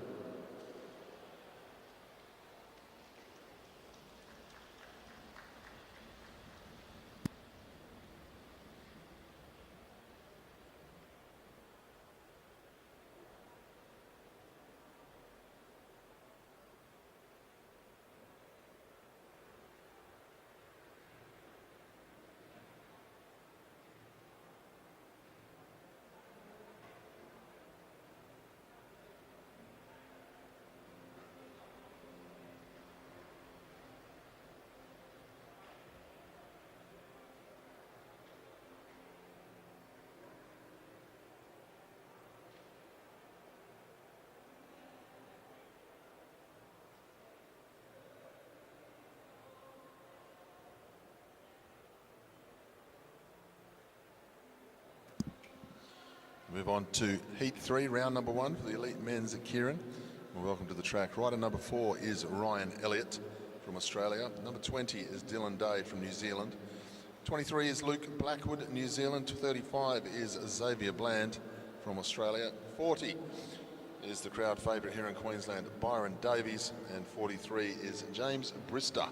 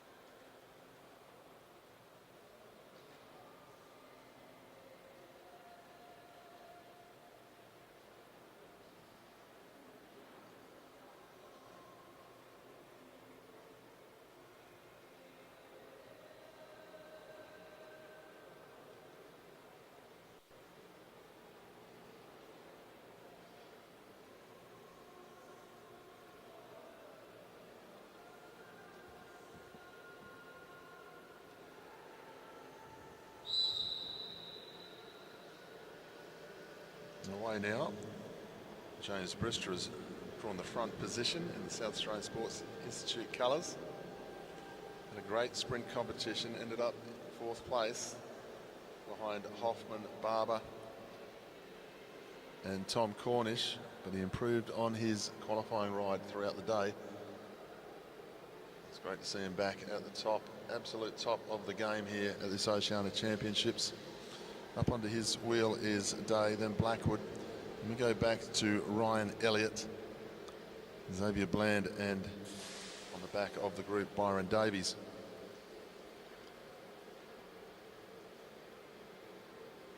It's not the end of your day if you don't make the top two in these qualifying rides, but it does take away that extra effort being needed to get through to the finals here today. Don't have to fight back through the repechage. It's not sudden death, there's other opportunity, but if you can get into the first or second position here, it's going to make your day that much lighter. Brister on the front, the motorbike will get out the way. Brister, Day, Blackwood as they lead through. Elliott having a lot of looking round at Bland and Davies here. There's a lot to look behind, but there's a lot in front going on as well when you've got the likes of Blackwood leading from Brister. Now Elliott moves forward, as does Bland and Davies. They head down the back straight with a lap and a half to go. Brister up into second, using the speed and the run very nicely as he goes round Blackwood. Brister, then Elliott, then Bland as they go through the 200. Good riding here from Brister, looking very good. Elliott having a look over the shoulder. He's comfortable in second at the moment, still having a look over the shoulder at Bland. That was impressive riding there by Elliott and Brister. Xavier Bland was able to go with the stream, but wasn't able to come out of the slipstream.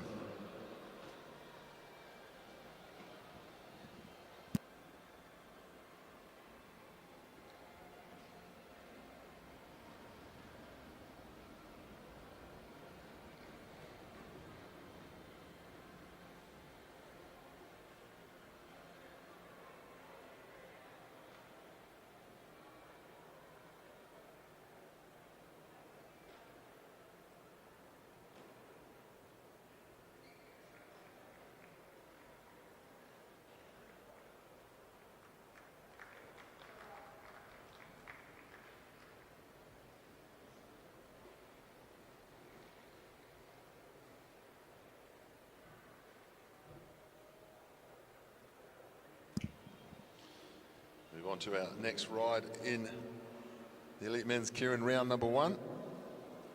Welcome our riders onto the track. Number one is Daniel Barber. 37 is Noah Mason. 38 is John Travis. 49 is Jackson Russell. 51 is Blake Long. 54 is Sam Gallagher.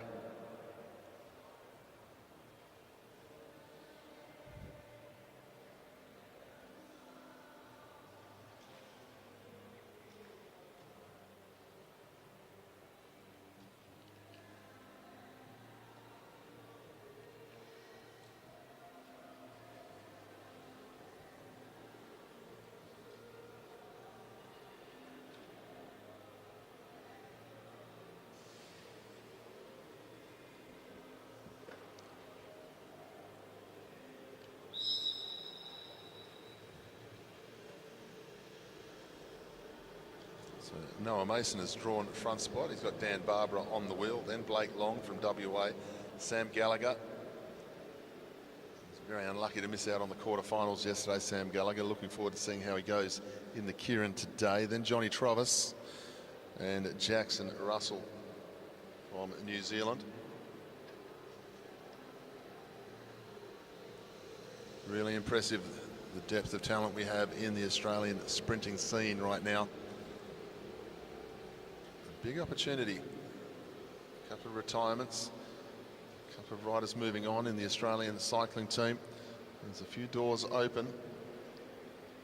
The first opportunity they had, Ryan Elliott got up into the top three of the team sprint team and took a medal last year at after the Olympics at the World Championships with Lee Hoffman and Tom Cornish. So the Australian team sprint team right up there. Plenty of opportunity. They're going to come through this time with 3 laps to go. The motorbike will get out the way. Mason from Barber, then Long, Gallagher, Russell in the black colours. Blake Long moves up round the outside, wants to get himself away from all the traffic. Intelligent bike racing at the moment. So Long has a look over the shoulder. Russell, though, he's going to give up the lead spot to Russell straight away. He's going to have to pay attention down the back straight with a lap and a half to go, because they are going to come from the clouds. And here comes Dan Barber. Gallagher up onto the wheel. No trouble whatsoever. And Travis follows them as well. This is good riding by Barber and Gallagher. Gallagher lays off, gives himself a little bit of room so he doesn't get boxed in. Good riding by Travis to go with them. Barber too strong from the front. Gallagher doesn't have to run home for the win. 1-2 across the line, looking comfortable. Good riding from Travis as well. They'll go back through the repechage, but Barber and Gallagher comfortably through to round number 2.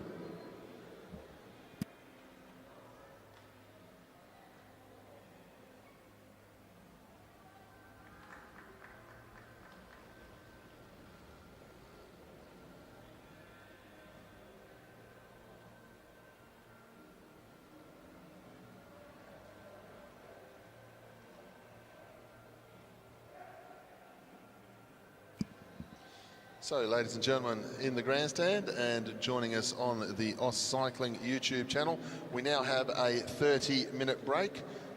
And we'll be coming back at 25 minutes past the hour.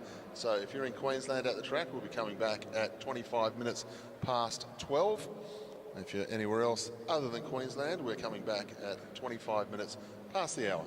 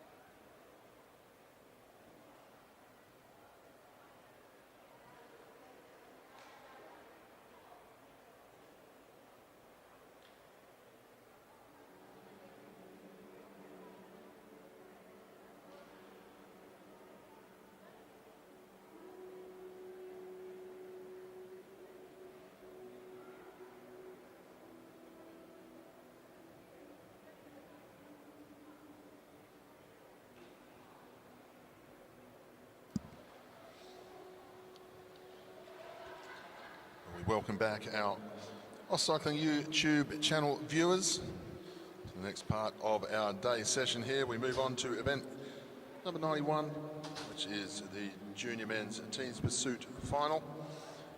In the back straight, we welcome the New Zealand A team of Sterling Jarnell, Oliver Clark, Ben Crawford and Hunter Dalton. In the home straight, we welcome Zachary Douglas Savage, Lachlan Walters, Jonas Shelverton and Sam Washington. This is the final for the gold and silver medals.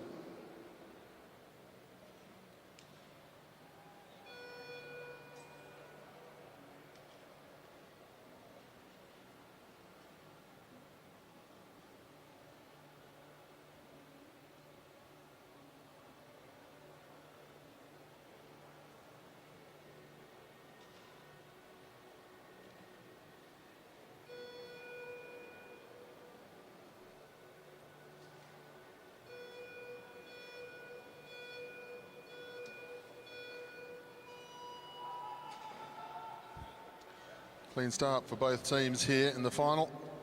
Sam Washington with the task of getting the Australian team up onto speed. It's good qualifying rides from both teams this morning. The New Zealand A squad got in by the skin of their teeth, just edging out the New Zealand B squad. But they did have the advantage of being able to ride as the third team, so they were able to see all of the other times of the day. Australia rode in second. They rode considerably quicker than everybody else. The New Zealand team, they did have the advantage of riding last, seeing all the other times in front of them. So it's going to be interesting to see if the New Zealanders have got a lot more in them than what we saw this morning. See if they can reel in that time. But there was quite the deficit to the Australian time first up this morning, the difference of 4:22 and 4:11. They're going nicely at the moment, the New Zealand B team. A lot closer in real life than what we saw on paper. The Australians go through 1:06.685. They've got about a 2.3, 2.4 second lead over the top of the New Zealand team at the moment.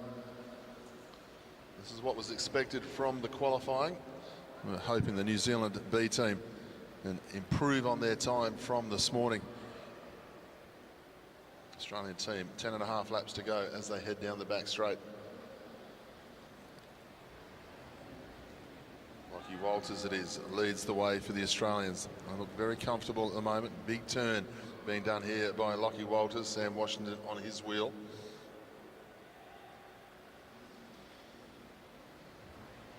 Australians now have the New Zealand team in their sights when they get into the straight. New Zealand is just going out of the straight as Australia well and truly into the same straight as the New Zealand team.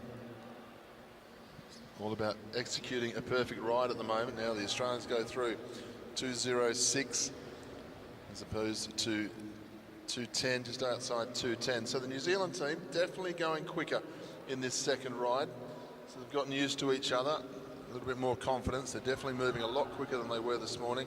The Australian team there and thereabouts to what they did this morning.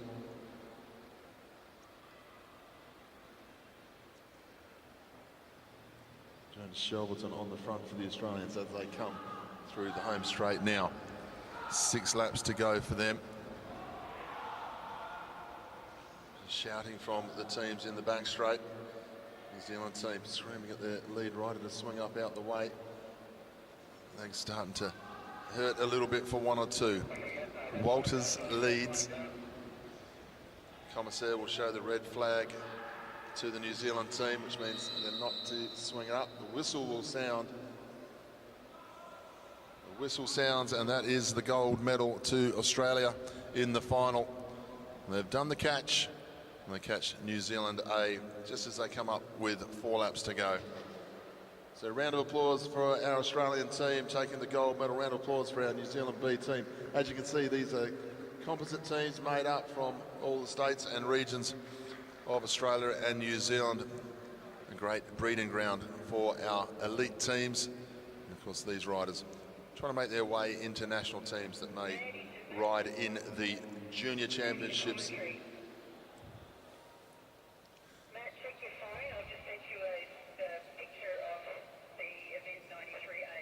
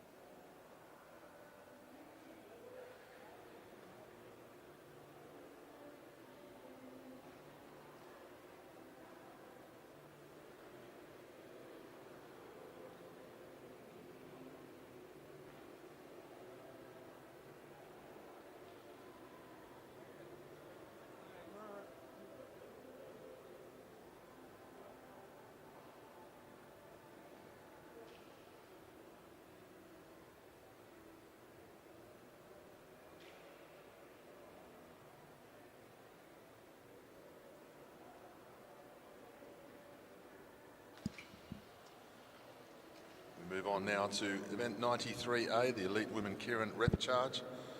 Welcome to the track. Rider number 63, Molly McGill. 82 is Maya Dillon. 87 is Caitlin Kelly. 98 is Emma Stevens. 102 is Sophie De Vries. And rider 108 is Christine Perkins. The first three in this one will go through to round two. We have the first three across the line.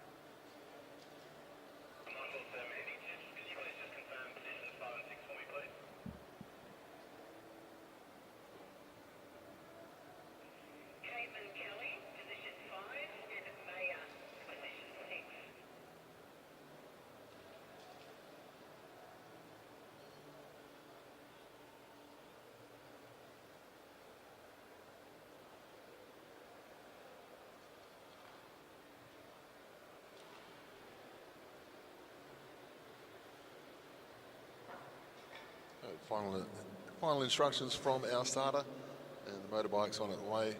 Sophie De Vries has drawn number one spot. She will lead off behind the motorbike.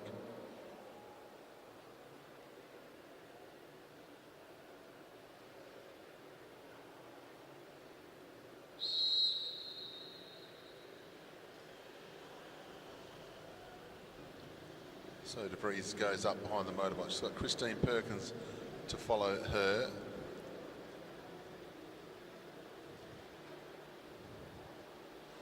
Emma Stevens. Then we go back to Molly McGill, Caitlin Kelly and Maya Dillon on the tail end of the field.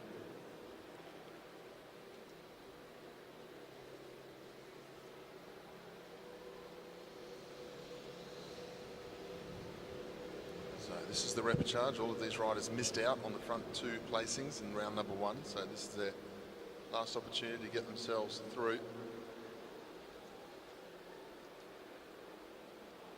Looking for the first three. This is more of a straight out bike race than really worrying about protecting where you are in the field.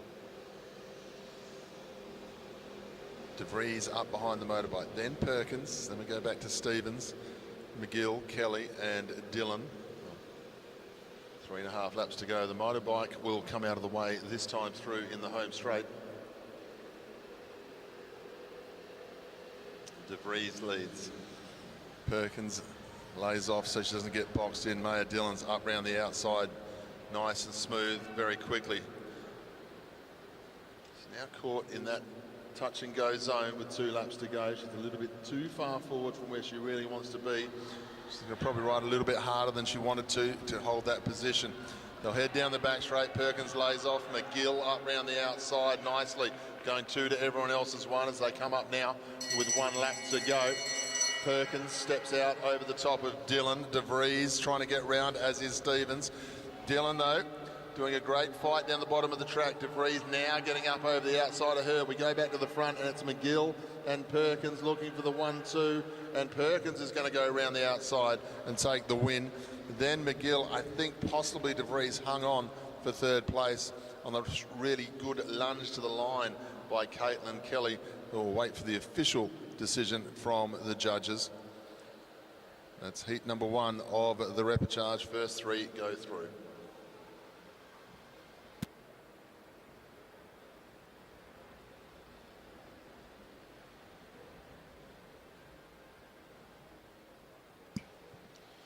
Our scoreboard confirms it. Christine Perkins in first place, Molly McGill in second. Sophie De Vries hangs on for 3rd.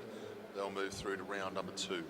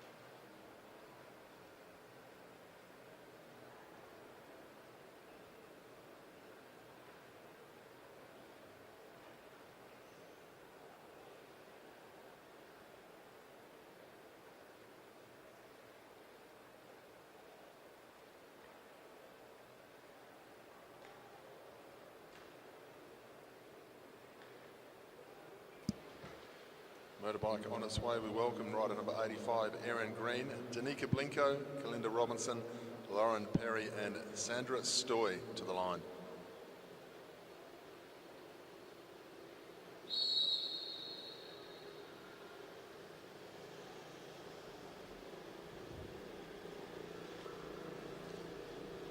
Kalinda Robinson draws the front spot, Danica Blinko behind her, then Erin Green, Lauren Perry and Sandra Stoy. Once again, top three go through to round number two rather.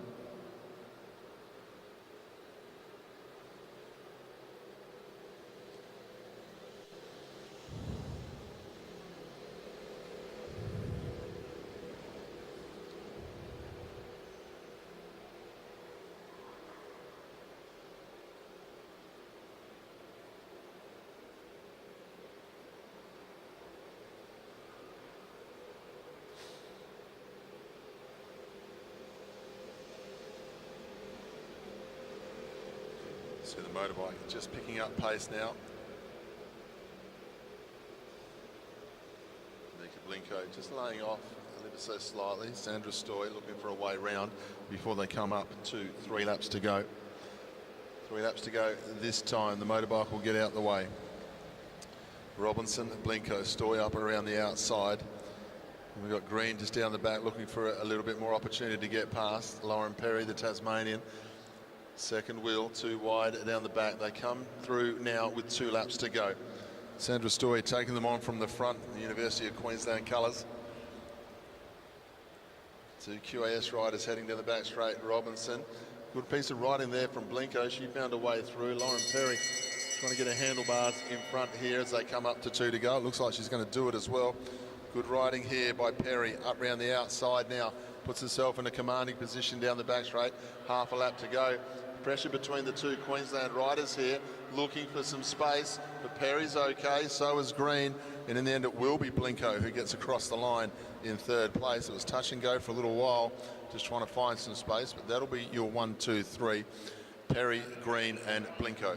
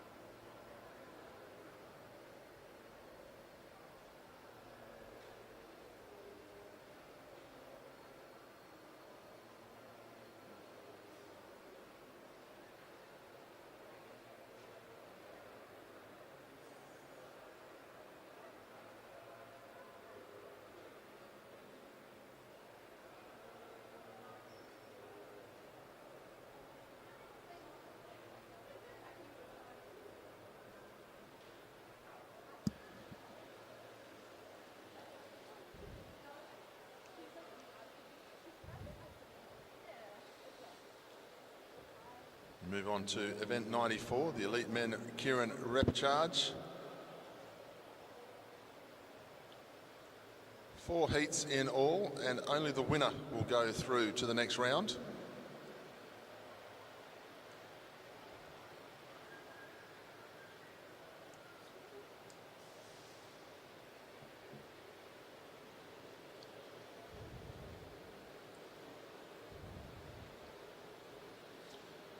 Rider number 20, Dylan Day, Noah Mason, number 37, Max Liebknecht, and Josh Nixon are our 4, the motorbike on its way.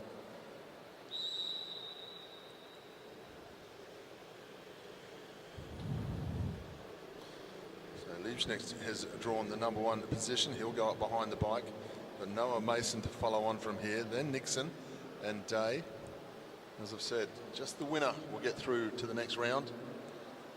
So back to sudden death cycling here on the Anna Meares Velodrome.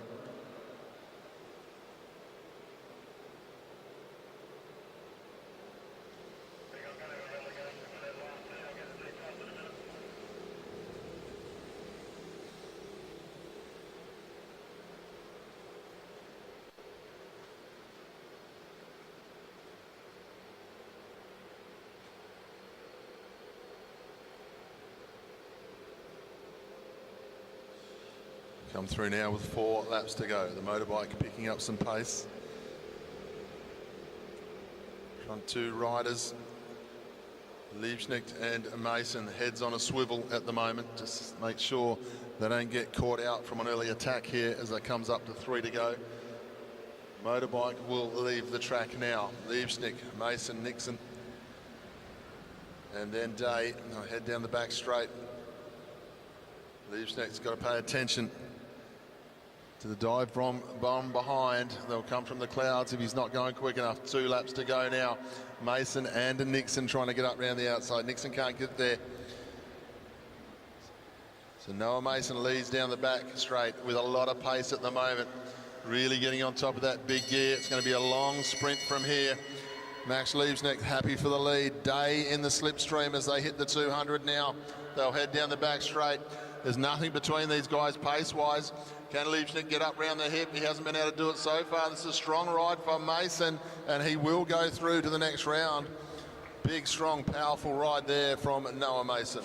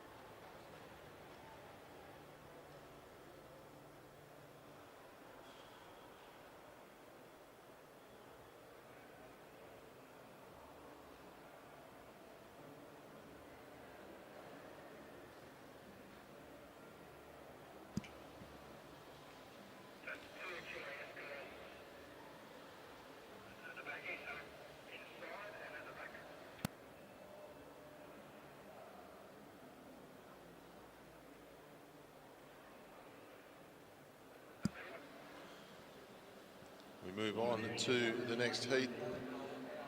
Rider 23, Luke Blackwood from New Zealand, Jared Mann from New Zealand, 31. Tate Ryan, number 45 from South Australian Sports Institute, and rider 55, Reuben Smith.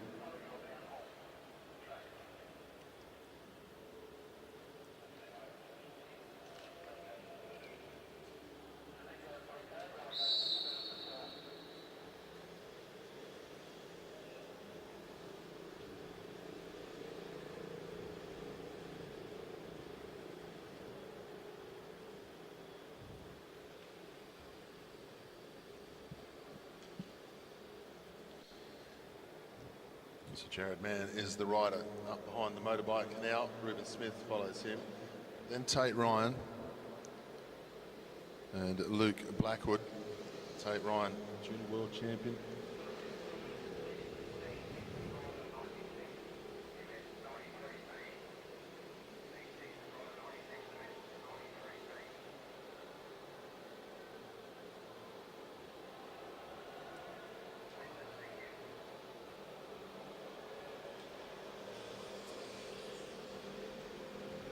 Motorbike goes through. 4 laps to go this time. Jared Mann up behind the motorbike. Then Reuben Smith, Tate Ryan and Luke Blackwood as they head towards the home straight this time.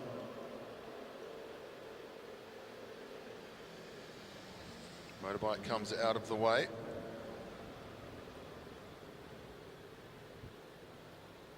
Jared Mann just having a bit of a look over the shoulder. Not a lot of pace on at the moment. No one moving too far from each other, making sure they don't get boxed in on the wheel. Tate Ryan not wanting to go too early here by the looks of things, just keeping an eye on Blackwood, not wanting to get caught out. Reuben Smith now moves forward. Ryan goes with him. A little bit close to the wheel in front of him though, Tate Ryan. No one taking full advantage of the situation. Now Ryan starts to move as they come into the home straight. Tate Ryan goes out to a big lead, too quick for this group as he heads down the back straight. Blackwood's going to go with him as best he can. He's given a little bit too much air space to Tate Ryan, and he'll go through to the next round.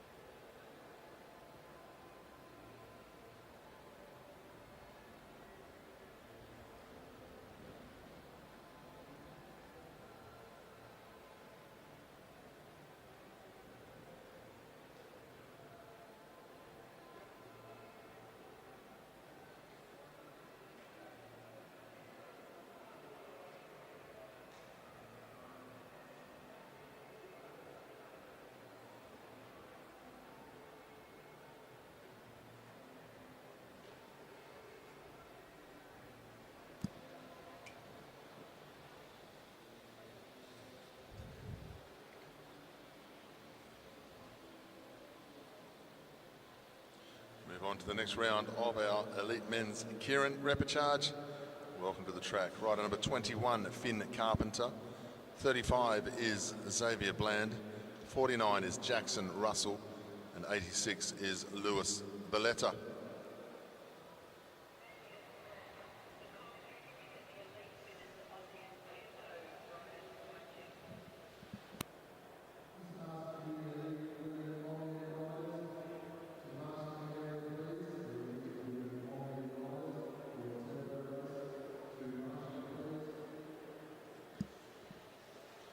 Motorbike is on its way.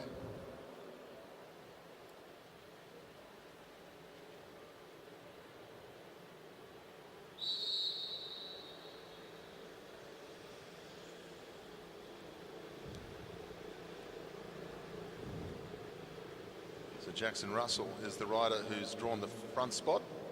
He'll go up behind the motorbike. Lewis Valletta on his wheel, then Xavier Bland and Finn Carpenter. Carpenter took them on in his round one ride. It was a good effort. He came up against Hoffman and Cornish. See what these riders can do here. Plenty to race for. Southern Death's ride in the keirin.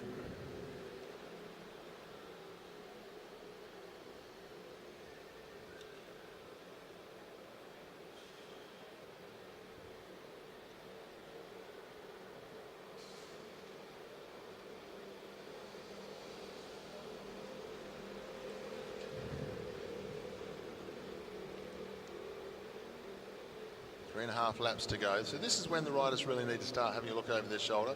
Don't have to worry about too much in the first 2 laps these days. First 2.5 laps even in keirin racing. The motorbike will leave the track this time. Jackson Russell leads the way in front of Lewis Valletta, then Xavier Bland and Finn Carpenter. Bland, first one to move, up round the outside, 2.5 laps to go. They're not afraid of going for long sprints in these keirin races, are they? Xavier Bland goes to the front, gets himself out the way of any traffic furniture that may appear. They head down the back straight now. Russell trying to get himself up round the outside of Xavier Bland. Xavier Bland going to race him off with 1 lap to go. Finn Carpenter in the South Australian Sports Institute colours going to take them all on down the back straight. Bland trying to fight him off. Carpenter doing a good ride. Stronger around the outside here as they come into the home straight. Bland fighting on. Is he going to get back? He is going to get back. Great piece of riding there by Xavier Bland. Carpenter got the handlebars in front, but going around the bend, Xavier Bland showed his strength, was able to hold off and come back against Finn Carpenter. So Xavier Bland will go through to the next round.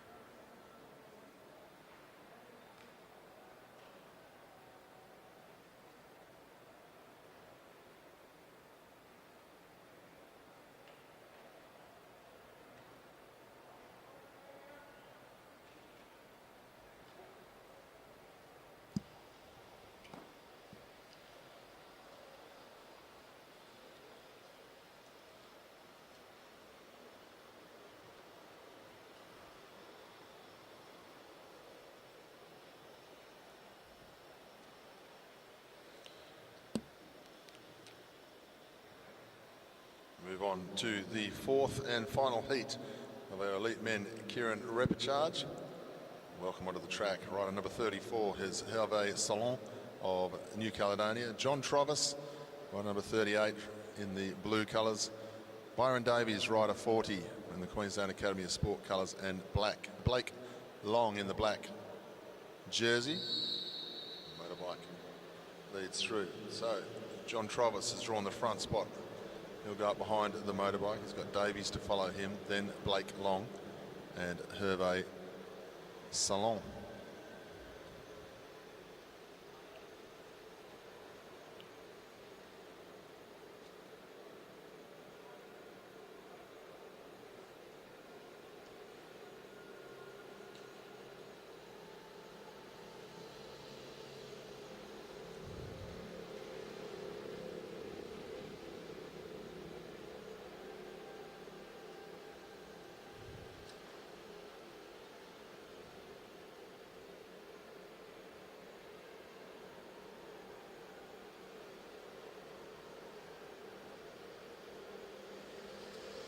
Four laps to go. Byron Davies just laying off a little bit here. Not wanting to get caught out against the other two behind him, which is Long and Salon. John Travis might want to come off the wheel more than lead it out here. The motorbike's going to come through with 3 laps to go. Travis will be keeping a good eye on where Byron Davies is. They head down the back straight this time. Travis on the front, movement from behind him. Come up with 2 to go this time. Travis has got Davies up round the outside. Salon getting there as well. He's going to now have to tackle Travis second wheel. But look at the pace of Byron Davies down the back straight. Just too strong, too fast as he moves. He's going to come up with 1 lap to go. It's all done and dusted, a lap from home, because these guys aren't going to catch Byron Davies. He's far too quick, far too strong in this situation. He's going to find himself in the next round of keirin racing very comfortably indeed. Davies goes across. Salon, for what it's worth, is second, but a great ride from Byron Davies.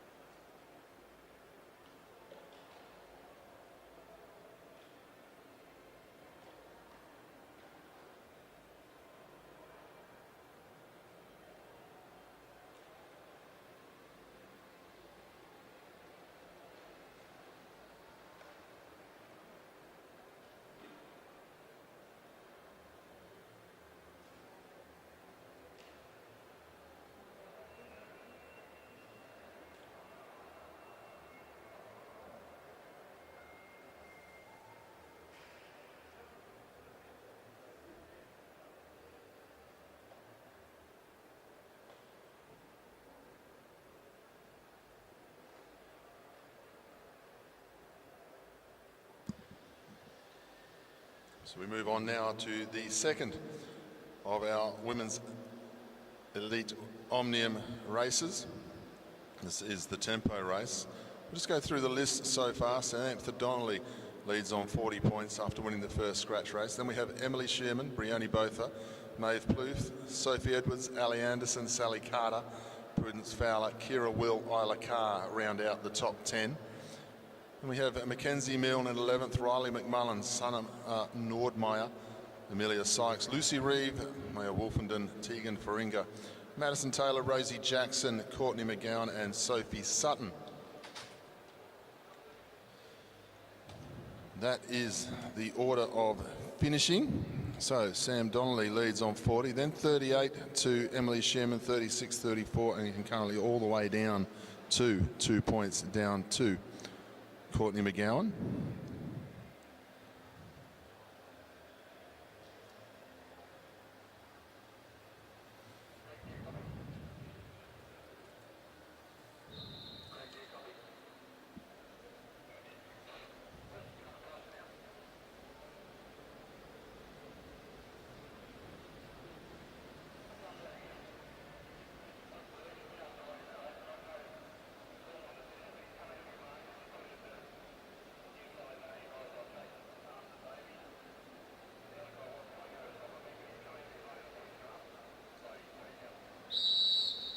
.40 laps to go for our tempo race.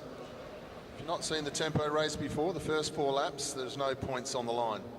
After that, every lap for the last 36 laps, there is 1 point every time the riders go across the start-finish line. The points don't go to the aggregate at the end of the Omnium. They're still racing for 40 points for the win. On paper, you wouldn't think this race was much to look at, but I can tell you right now, this is definitely one of the hardest races on the velodrome, especially when you're trying to keep good position for an overall placing in the Omnium race. 1 point each lap. You really have to gauge your effort. Many occasions we see situations where 2/3 of the field, maybe even more, haven't scored a point, so it all comes down to the final sprint for placings if they do not have points made already.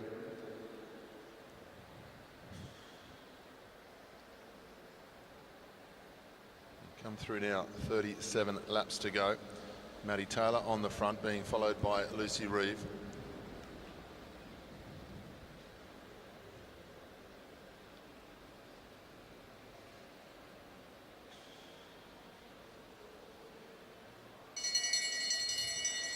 Bell sounds for the first sprint to happen.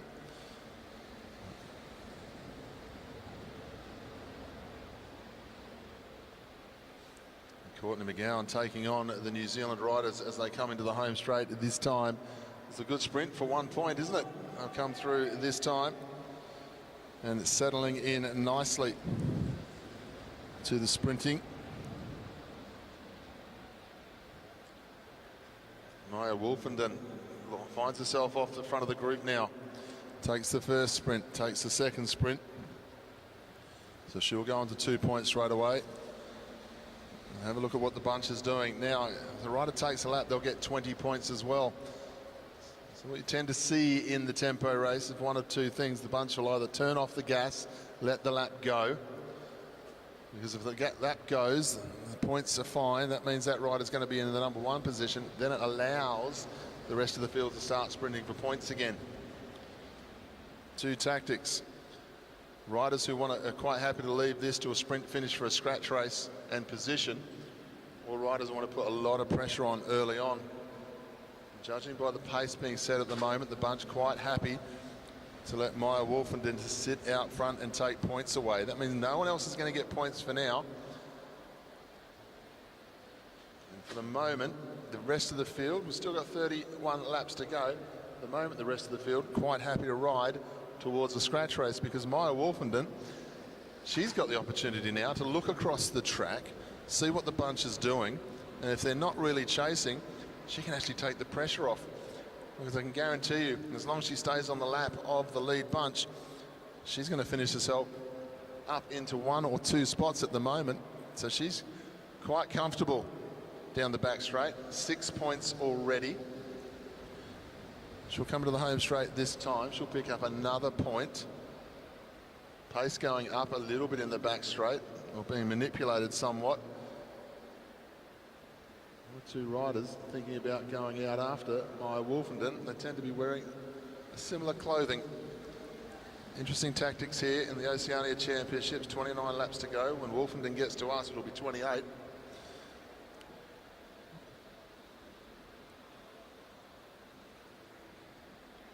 She goes through for another point there.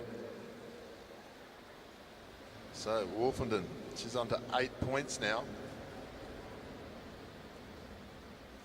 Got two clubmates coming out after her with Madison Taylor. Wolfenden, more points. Points are plenty here.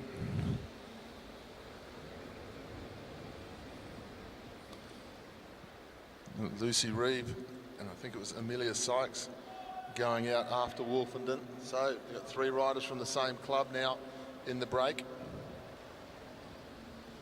And Madison Taylor. It's a big show of strength all of a sudden as they head down the back straight. Wolfenden on 9. Maddie Taylor picks up 1. And these four, well, they're not working together now. The legs are starting to hurt somewhat, so they're going to have to start judging their effort because they've still got 25 laps to go. And what you'd call the big names in the race so far, they haven't fired a shot. They'll come into the home straight, the breakaway. Lucy Reeve just going to get reeled in as they go through. The 1 point going to Amelia Sykes. Maya Wolfenden, she feels she's done enough in the breakaway. She swings up, heads back to the bunch, and now we start to see some real action from the rest of the bunch as they come into the home straight. Lucy Reeve will pick up a point for her efforts, gets one on the board. Emily Shearman was the one who starts the pace moving. She's got Maeve Palouf, it looks like, for company as they come into the home straight. Maeve Palouf will take the 1 point, has a look, swings up, not prepared to go on with it. Shearman's already made the effort for no points. Now she moves. Kira Will, the national champion of Australia, she's moving forward. Now we've got riders trying to go in 1s and 2s. The two West Australian Institute of Sport riders now thinking about getting across. That's Isla Carr and Sally Carter. The rest of the field, not despondent, but they've been caught out by the move so far. Maya Wolfenden, we look down the track and she finds herself at the back of the race now. With 20 laps to go, finds herself in a little bit of difficulty too because she doesn't want to lose a lap here. Kira Will leads down the back straight in front of Emily Shearman. Into the home straight, will take the point. Shearman on her wheel, then Maeve Palouf. These three will work together. We see the chase moving forward. Looks like Brioni Botha and Mackenzie Mill trying to go across. Look at the damage this tempo race can do. There are riders all around the track at the moment. Shearman leads through, gets herself a point. And it's Botha up round the outside of the breakaway, just trying to get herself across and get some points here as she comes into the home straight. She'll take 1 point, the world record holder in the new 4,000 metre individual pursuit. How's that for a four? Shearman, Botha, Palouf and Kira Will will come into the home straight this time. 16 laps to go.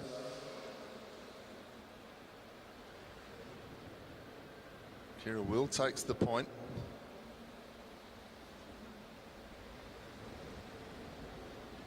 Unfortunate thing about losing a lap is you lose 20 points when you do it. Now Maya Wolfenden sits at -11 after leading on 9 points because she's gone down a lap to the field. Puts us back to the top end of the race. And Emily Shearman it is who leads the bike race on 3 points.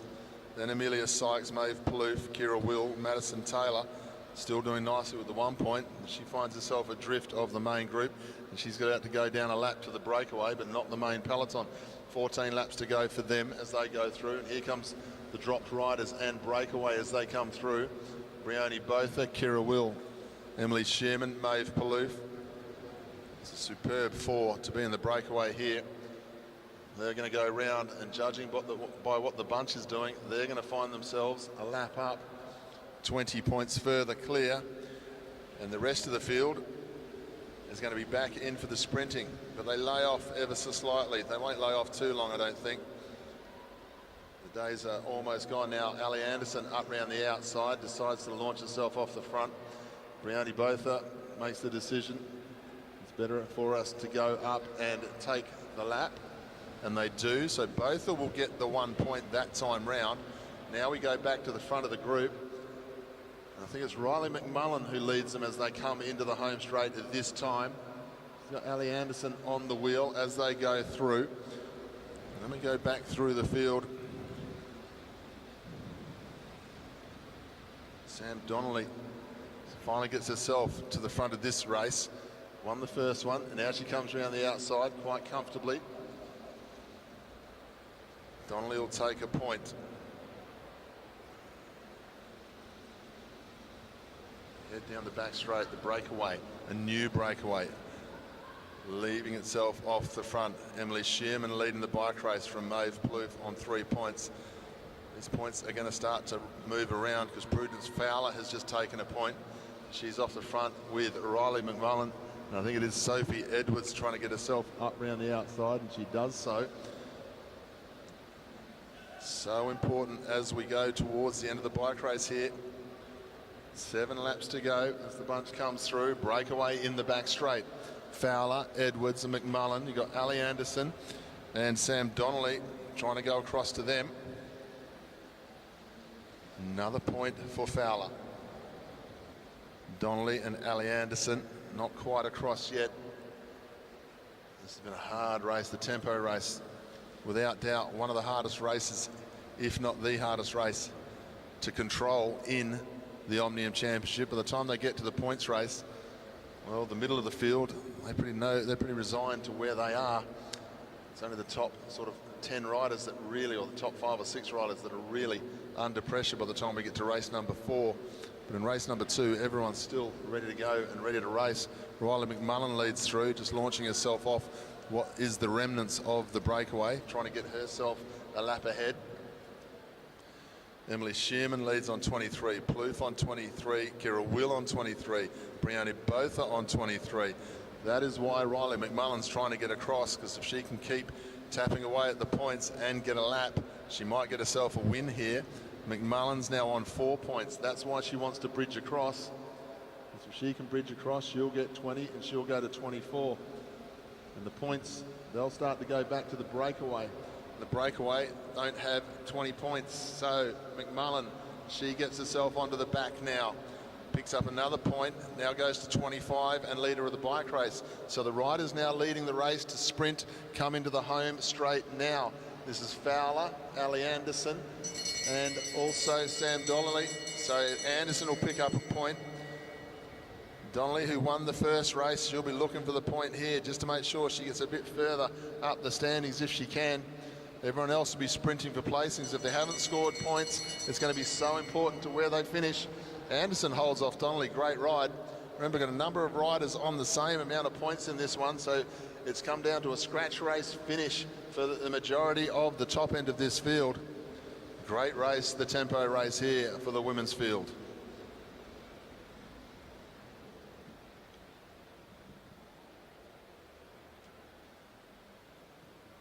Put your hands together for Riley McMullen. She's just in the back straight, rolling around the bend now. She finishes on 25. Then Shearman, Plouffe, Kira Will, both are all on 23. That will go back to a position placing on the final sprint. But number 71, Riley McMullen, intelligent piece of bike racing there. Got in the breakaway, launched off, and got herself the 20 points.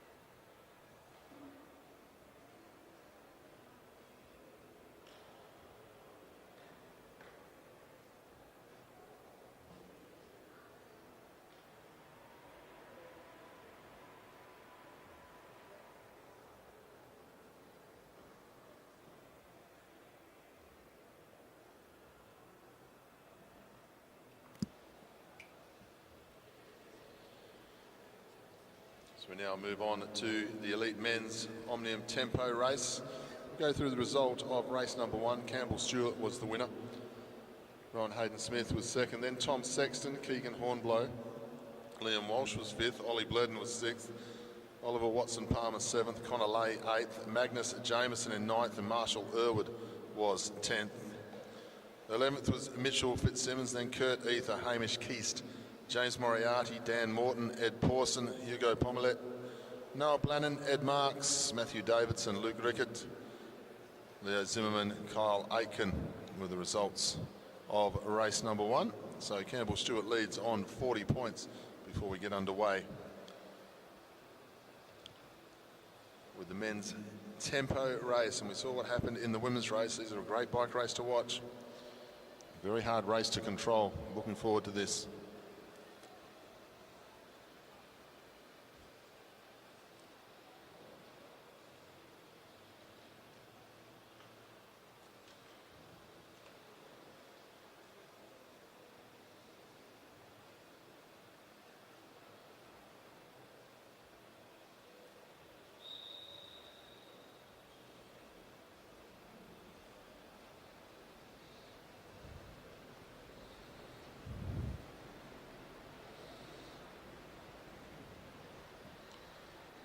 For those joining us on the Oz Cycling YouTube channel, we've got the elimination and points race of both the women's and the men's Omnium, which will be part of the evening program under lights. So great big night of racing here at Anna Meares Velodrome to look forward to if you're in the Brisbane area. If you're on the Gold Coast, tonight's a good night to come out to AMV and see some great racing in both the Omnium events. Also got the Keirin time trials, team sprint in the under-19s. There's so much to look forward to.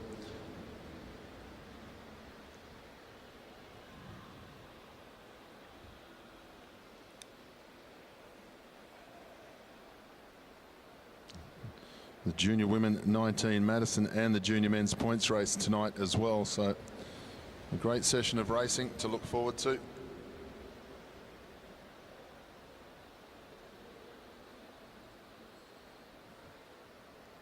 Men's tempo race. This will end up being a very attacking, long chase for a number of riders here.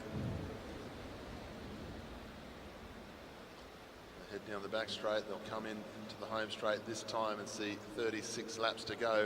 And this is where they'll find the first bell lap for a point next time round.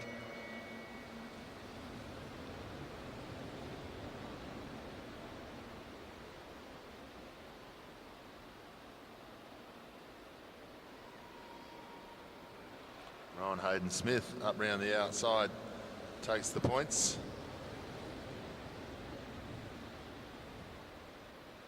With the pace of this race, ladies and gentlemen, for those of you sitting at home, as we lost one rider there, rider 48 has DNF'd from the race, unfortunately. Pace a little bit high there for Kyle Aitken today, not feeling the best. Another rider just dropped out as well.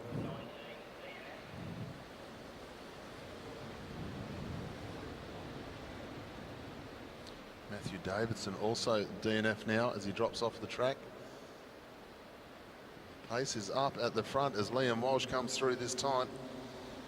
He'll take a point. The pace of this bike race at the moment. 32 laps to go already. Keegan Hornblow gets a challenge from the outside. Magnus Jameson takes that point just in the last little bit. Another rider dropping out, Luke Rickett now. 3 riders in the first 10 laps here, but finding the pace a little bit too quick.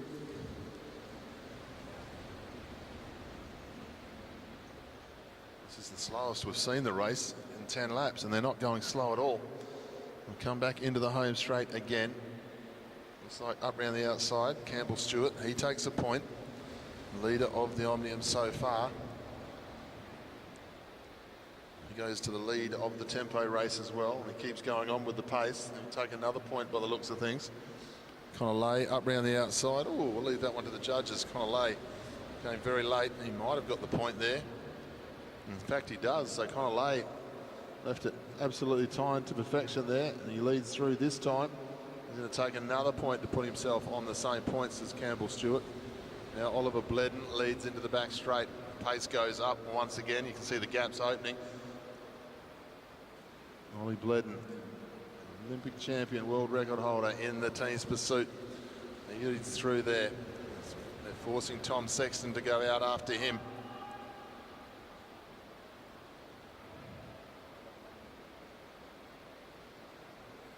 Sexton up round the outside, Bledden, then Irwood, then Kurt Ether. And we go back to Liam Walsh as they head down the back straight. Two riders really finding the pressure, and look at it now. They are spread all around the track. You would think it was a wheel race final the way they're chasing with these gaps. James Moriarty in a little bit of problems there. There's a number of big names finding this pace very hard indeed. The national champion New Zealand, Irwood, goes through. Kurt Ether. Then we've got Ollie Bledden, Tom Sexton as they head down the back straight.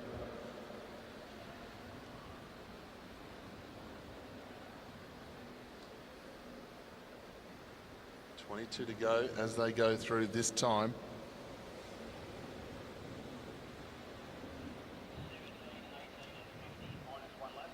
Sexton on the front, Noah Blannon following him. They'll come through this time with 21 laps to go. Liam Walsh, Campbell Stewart. Then we've got Marshall Irwood, Ollie Bledden. That's a little group that needs to have some attention paid to it. As Keegan Hornblow's just getting himself onto the back of it. The man who seems to be caught out the worst here is Connor Lay. He's starting to get into his tempo to bring himself back into it. He's got Rowan Hayden-Smith following him for company. But 8 very good bike riders. Sorry, 7 now as they come into the home straight. They're going to start lapping riders. This is a big day out for our judges and commissaires here. Noah Blannon lets the wheel go.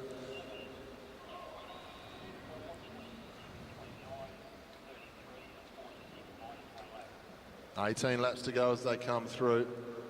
Up around the outside, Bledden takes another point over the top of Marshall Irwood. Then we've got Sexton, Rowan Hayden-Smith, Liam Walsh, then Campbell Stewart as we drop back down through the field.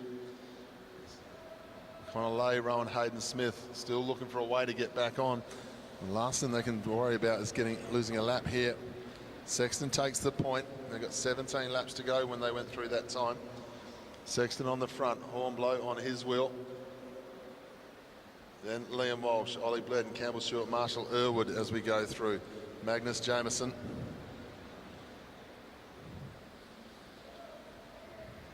Solid group of 5 or 6 riders just out the tail end of this one. They got caught out through numbers.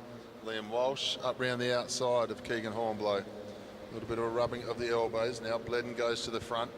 Campbell Stewart on his wheel. Sexton leads the bike race on 5 points. Then we go back to a number of riders on 3 points. One of those is Bledden. He's going to take a point and go to 4.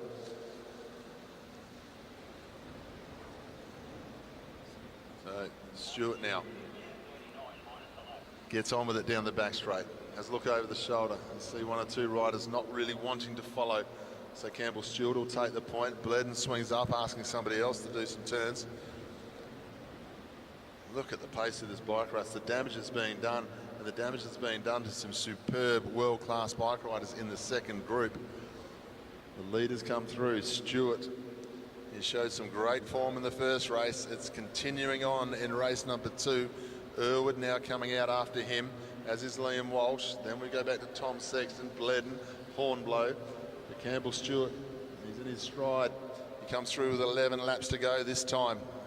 Really looks comfortable at the moment, and he'll go to equal lead or lead of the bike race. Outright lead of the bike race on 6 points now for Campbell Stewart. Sexton on 5, then Bledden on 4. We go down to 8th place with 1 point. After that, it's going to be where you finish across the line.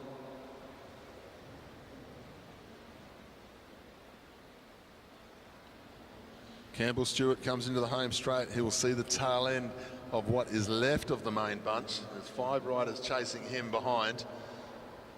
They've got 9 laps to go. The main field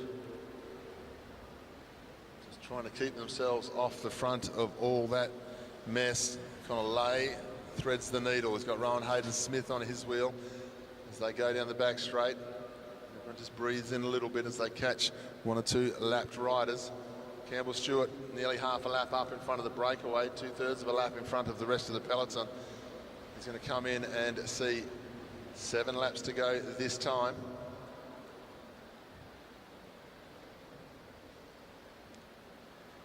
So Stewart moves out onto 10 points. Keegan Hornblow just accelerating the pace. Marshall Irwood on his wheel, then Liam Walsh, Tom Sexton, Oliver Bledden. The legs are just giving out at the moment. It looks like he's going to make his way back to what's left of the peloton. He sits in 3rd place at the moment in this race, Oliver Bledden. And Campbell Stewart, he's been caught. Liam Walsh goes up and takes a point. So this is going to change things in the last 5 laps as Tom Sexton now gets on with it. Unfortunate for Bledden not to stay in contact. Sexton moves forward. Won't affect Bledden too much if Sexton keeps taking the points though, because Sexton was already in 2nd place. Bledden was in 3rd. He's not necessarily going to want to see this breakaway come to the back of this field.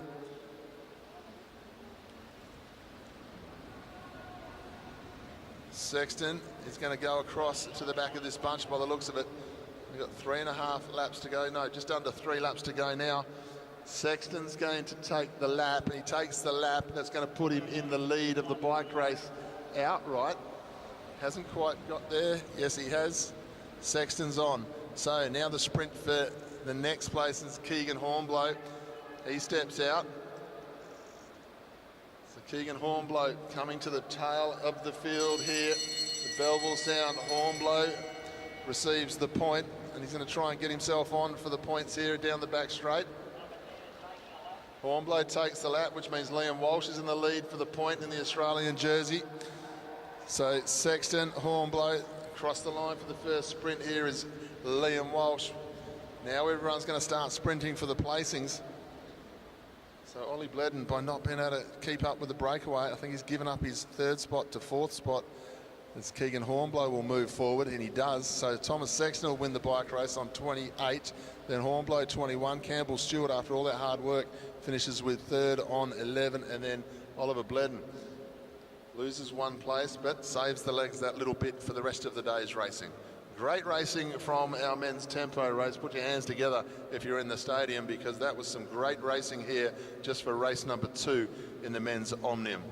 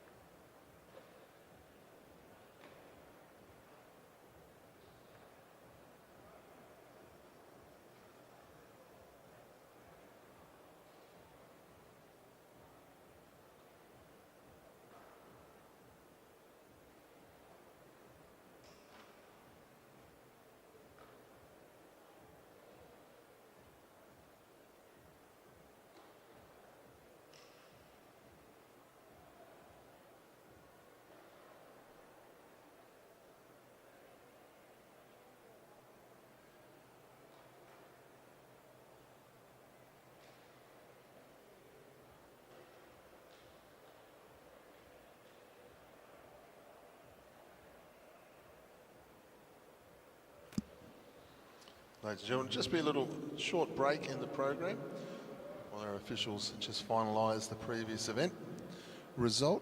Next event that will come out onto the track will be the Junior Men's 19 Team Sprint Bronze Medal Ride.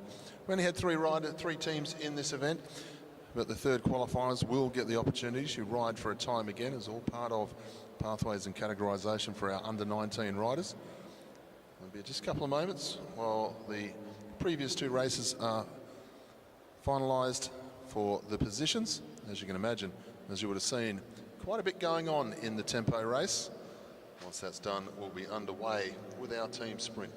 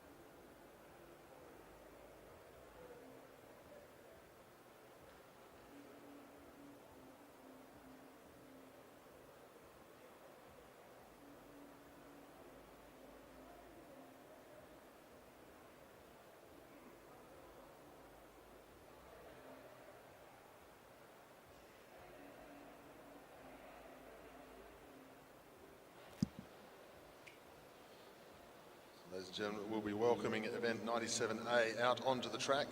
This is the Junior Men's 19 Team Sprint Bronze Medal Ride. This will be the Australia B team coming up the stairs onto the Anna Meares Velodrome boards.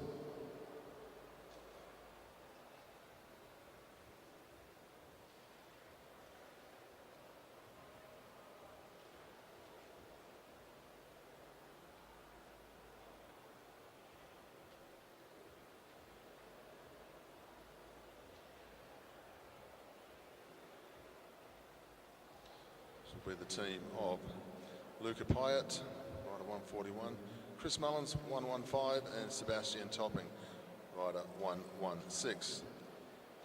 Bronze medal is theirs, so they're just going to go out there and set the absolute best time they can. There's another opportunity for the coaching staff of the Australian cycling team and institute coaches to have a good look at how these guys go against the stopwatch and under the pressure in an Oceania Championship.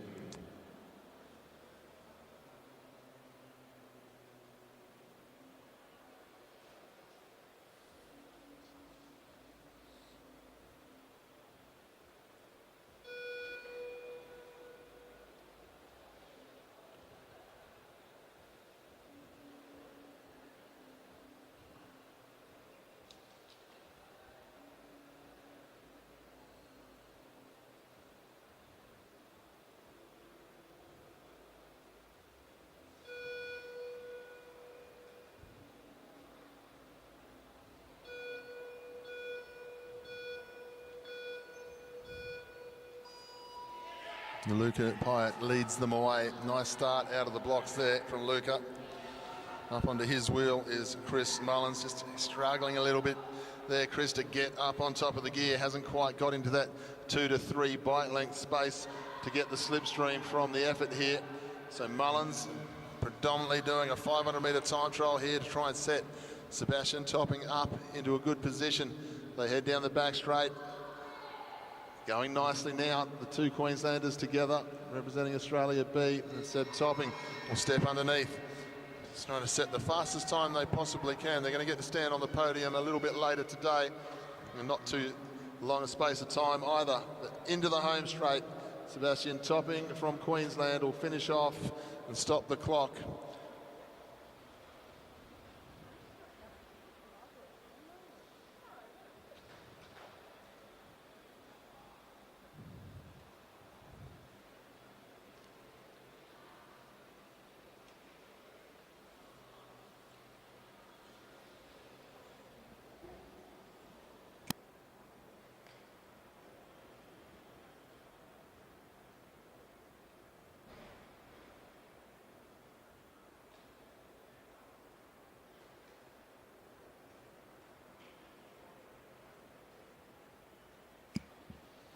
So the Australia B team, 49.049 was where the scoreboard stopped the clock. 49.049 there for the boys.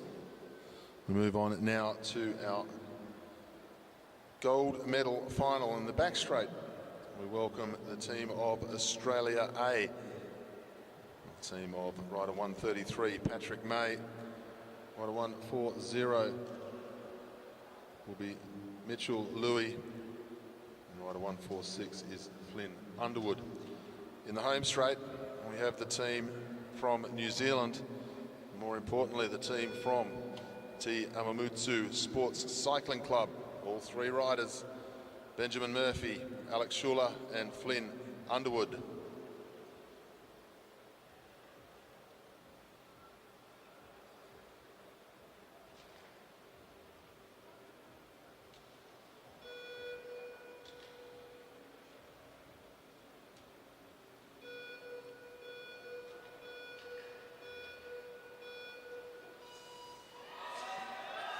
Nice clean start here from both teams.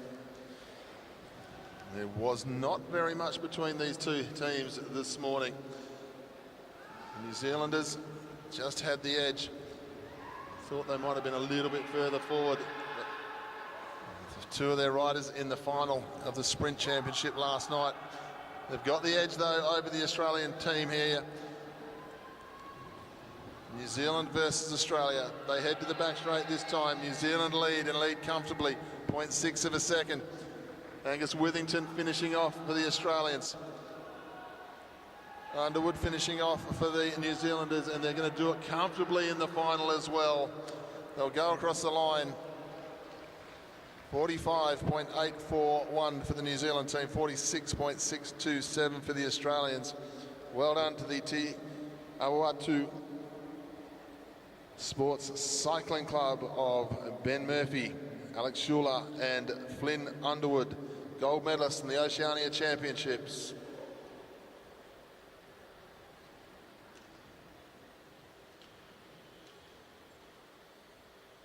Time.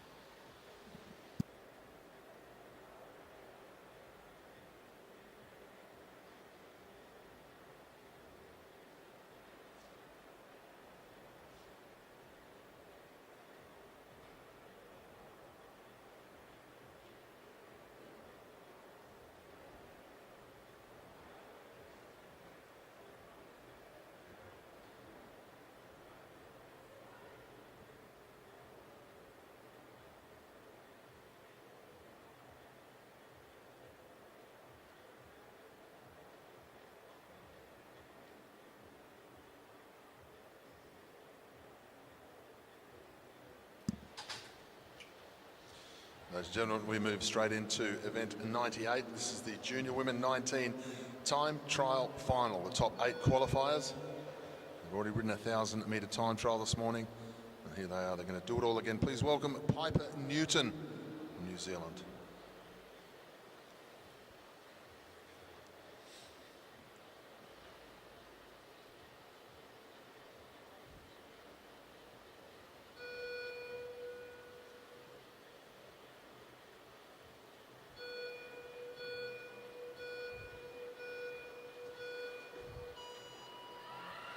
So Piper qualified 8th this morning. First rider to get underway here in the final.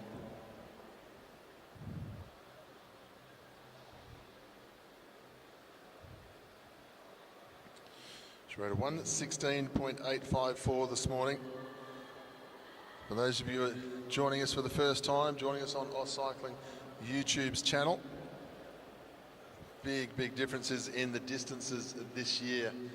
In the junior women category, they've gone from 500 metres for the time trial, which took somewhere in the region of 35 to 38 seconds for these riders. That distance has been increased to 1,000 metres, as has the elite women. So the junior women and elite women now do the same distance as the junior men and elite men. 1 lap to go this time. Completely different style of race all of a sudden. The 500-metre time trial, it is a real power, speed effort. But the 1,000-metre time trial, it takes a little bit more work. It takes a bit more work in actual fact. Piper Newton, 2 kilos in one day, and she's going to finish off now with a 1:16.919. That's a great backup. She rode a 1:16.854 this morning. Now she's backed it up with a 1:16.919. If you've ever done one 1,000-metre time trial, you'll know how hard they are. Try and back up at a competition level just a few hours later to do the same again, if not quicker. It's a very, very big ask. So well done to Piper. She is the first one to put a score on the board.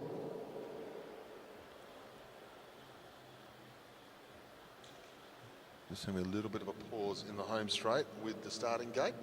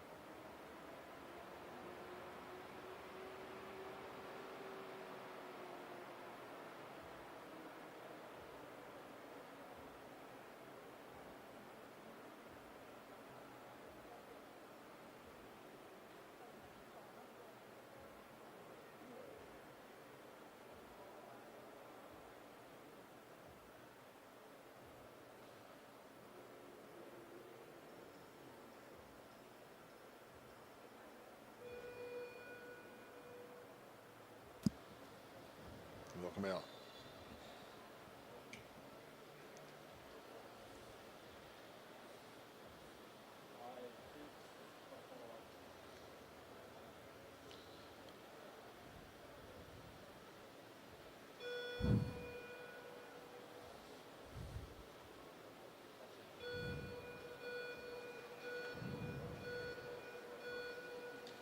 Oceania is away now, the Victorian. 7th qualifier here this morning. She rode 1:15.937, Hope Harnety. A little bit of a delay with the starting gate. Apologies for that, but Hope Harnety, can she improve on her time of this morning? Let's hope so.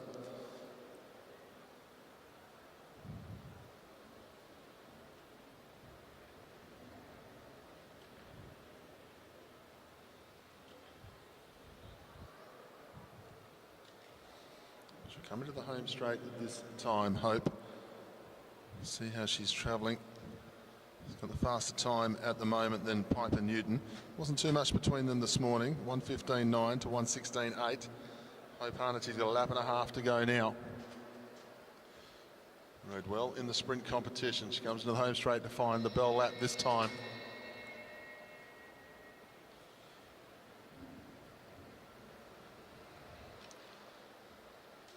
Just drops the head a little bit. Just holding the upper body nice and strong though. It's very tough this time through the final lap before the 1,000 metres for Hope. She'll come up. She's going to stop the clock. 1:14.698. She's gone 1.3 seconds quicker than she went this morning. That's a great ride from Hope. Very good indeed. She'll be very happy with that improvement. That's a nice piece of riding. A great backup ride there for Hope.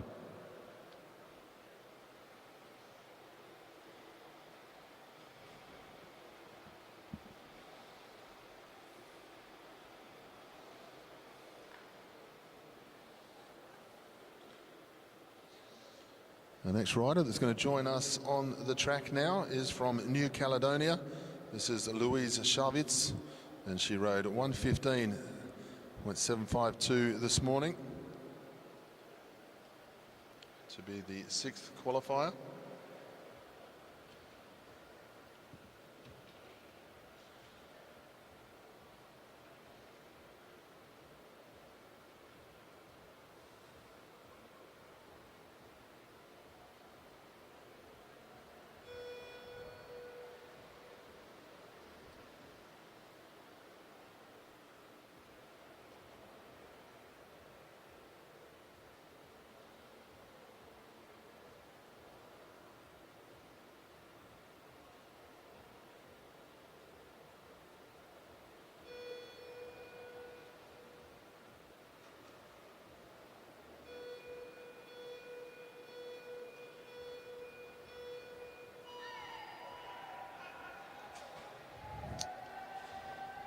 Louise Schavitz makes her way away from the starting gate now.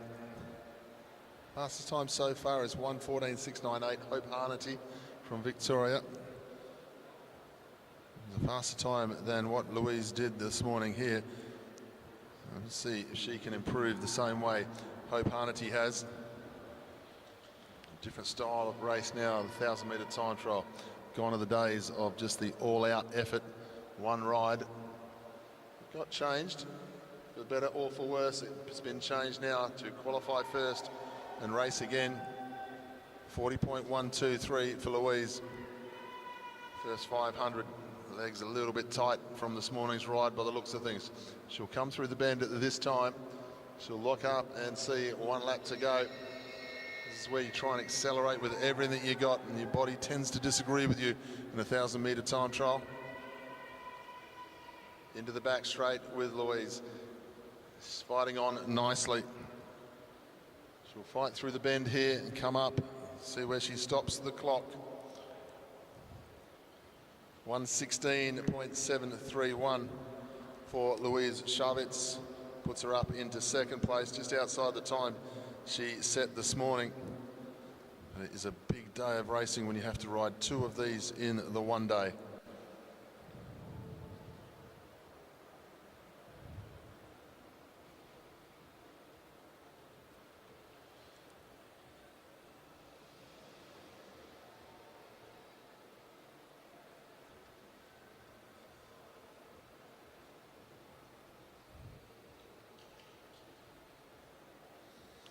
Next rider to come out onto the track will be rider 167, and this is Paige Squire.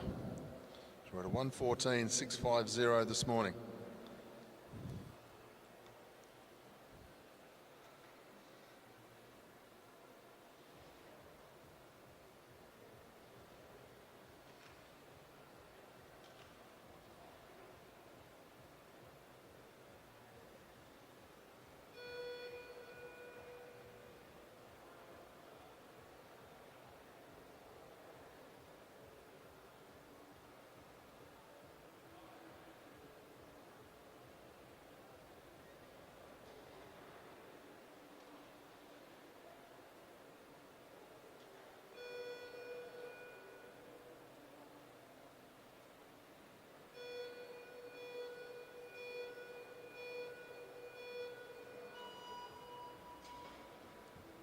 Nice start out of the gate for Paige Squire. Gets the bike nicely up to speed here.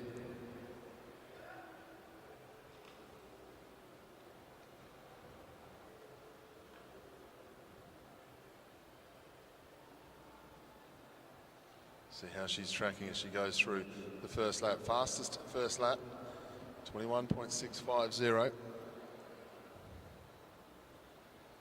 going to be interesting to see how many riders have really locked on to this 1,000-metre time trial. It's brand new as far as competing in it, but riders have known midway through the year that it was coming, so one or two riders would have had doubts about it. Other riders may have just gone, my pursuit okay and I sprint really well, maybe I need to look at this 1,000-metre time trial. Paige Squire comes through with 1 lap to go this time. Fastest time of the rest just at the moment, so she's sticking to the seeding that was seen in the qualifying this morning. You can see the difference in pace in the last lap here with one or two riders. It really does get in the tops of the thighs and the shoulders. She comes into the home straight. Let's get behind Paige as she comes down and finishes off. Fastest time so far, 1:14.596 for Paige Squire. She's gone a little bit quicker there, 5:96. She rode 6:50 this morning. So excellent effort there from Paige Squire. Backs up her ride from this morning and goes just a little bit quicker. Nice way to finish off her day in the 1,000-metre time trial. The next rider to come onto the track from the ACT Institute of Sport will be Natasha Sitsky.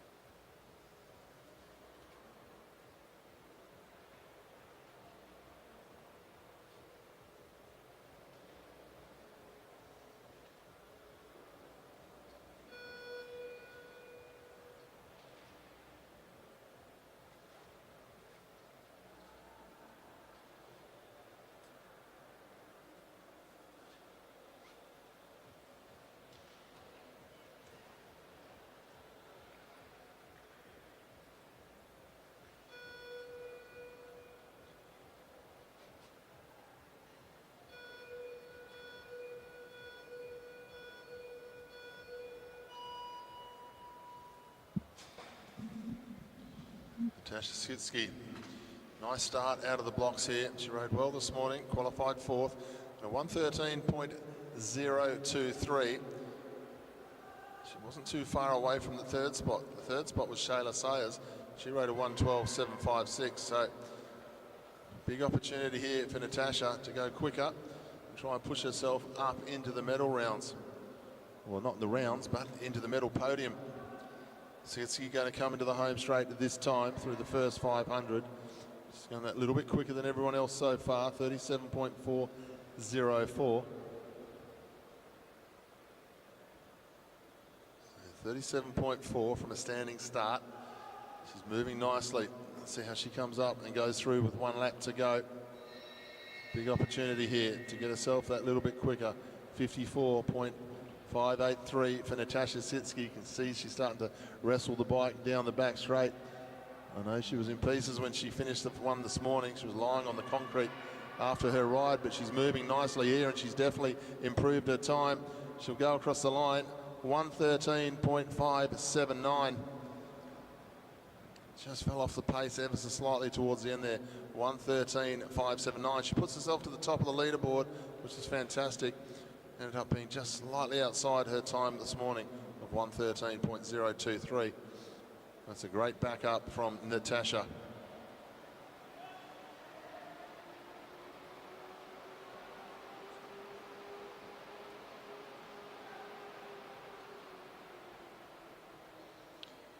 Welcome our next rider up onto the track, and this is the rider from New Zealand. This is Shayla Sayers.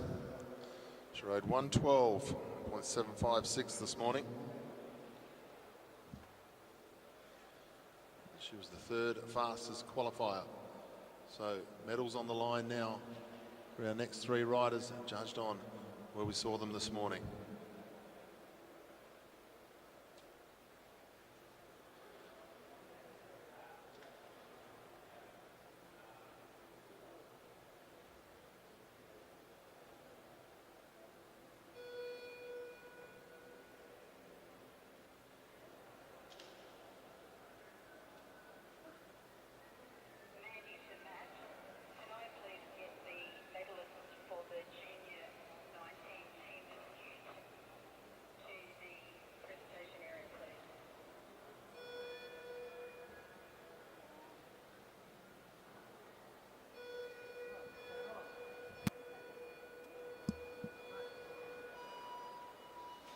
Shayla Sayers away, trying to beat her time of 1:12.756.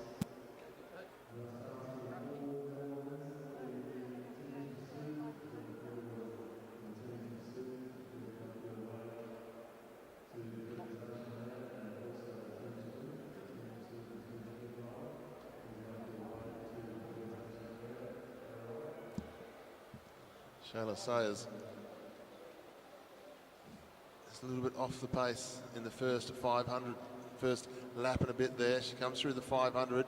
Now she's riding into it. Third place at the moment for Shayla. A little bit of work to do on the second half of this journey. She's moving nicely though.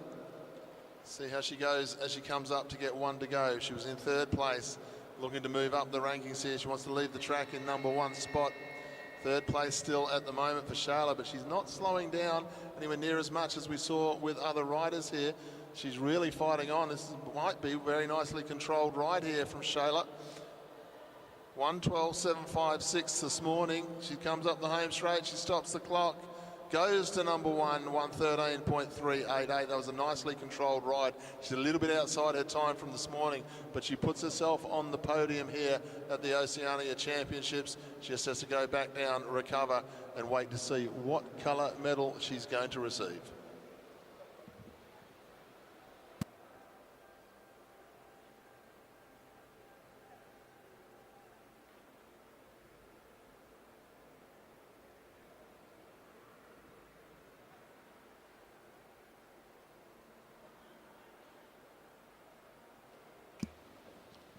Move on to our second to last competitor in this final. Time of 1:11.802 this morning. Please welcome Ebony Robinson.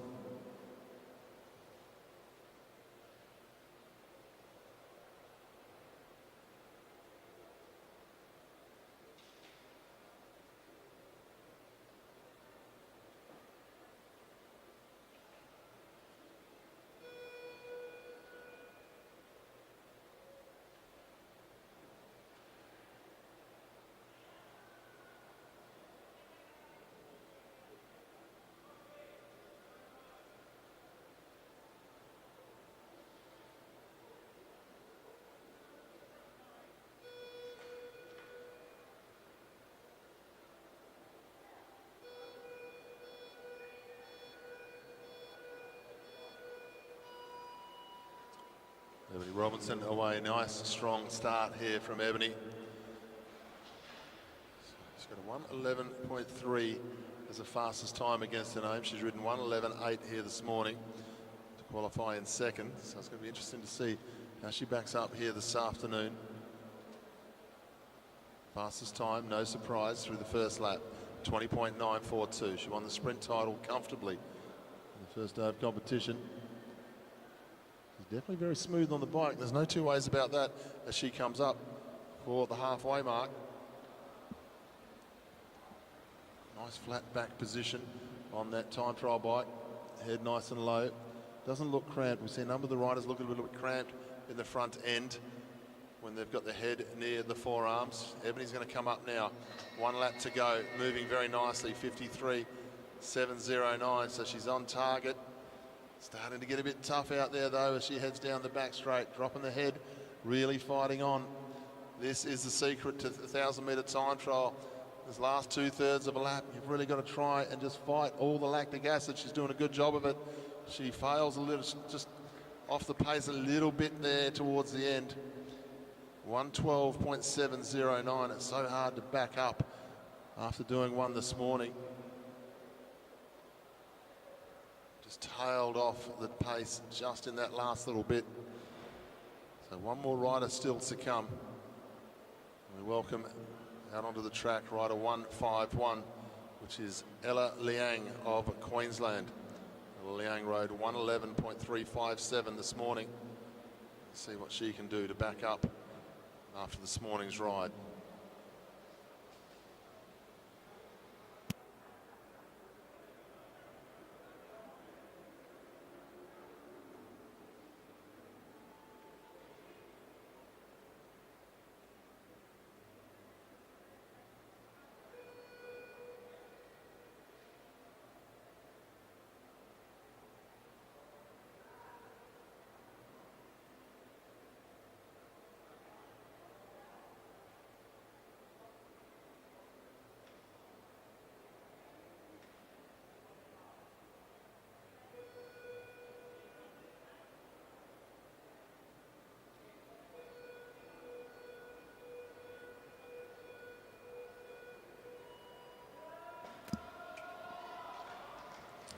Ella Liang, nice strong start out of the blocks here.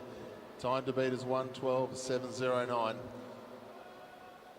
She's got a 1:11.357 to her name this morning. She's had a 1:11.8 to her name in the Queensland Championships.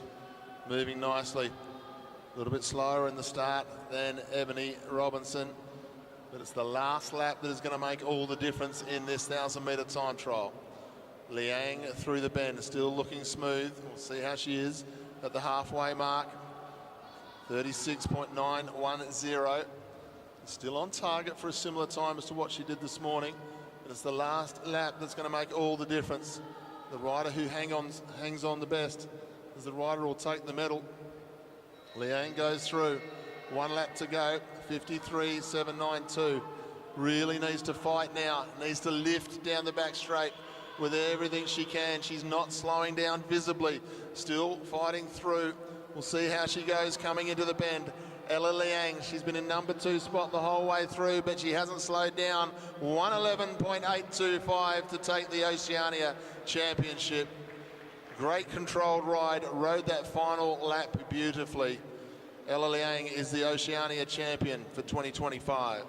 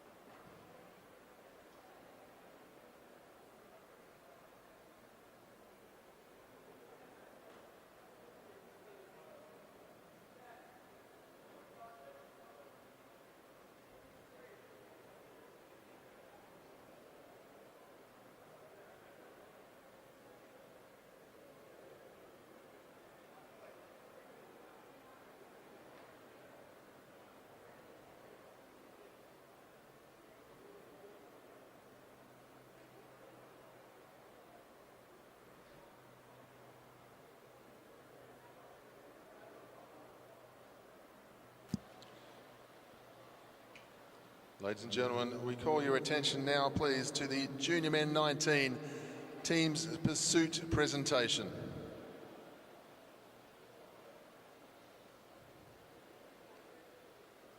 Louise Jones to present the medals and winners' jerseys. In third place, winner of the bronze medal, team representing the New Zealand B team, Miles Preener, Robert Turnbull, Joshua Grieve and Kyle Paris.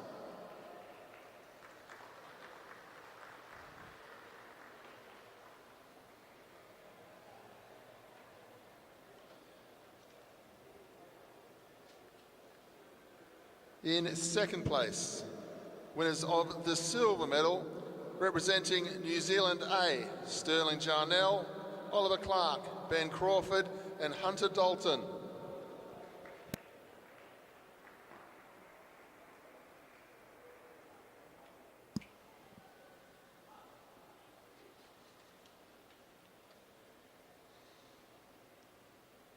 In first place, winners of the gold medal and Oceania champions, Australia, represented by Zachary Douglas Savage, Lachlan Walters, Jonas Shelverton and Samuel Washington.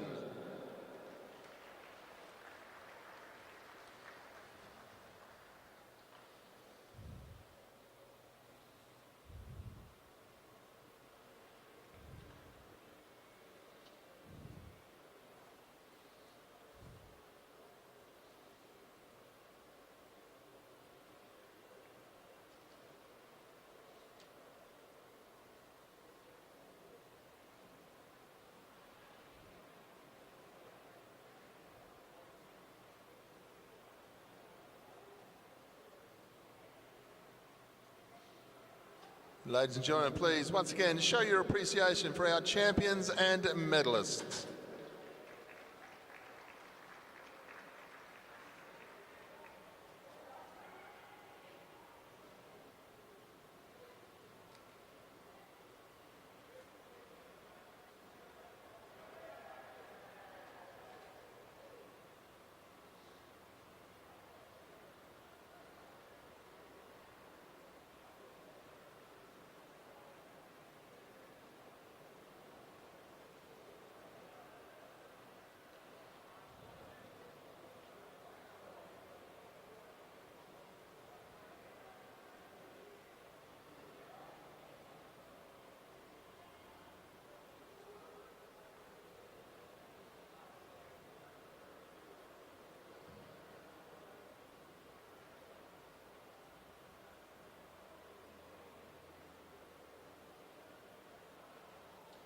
Ladies and gentlemen, please welcome the medal presentation of the Junior Men 19 Team Sprint Championship.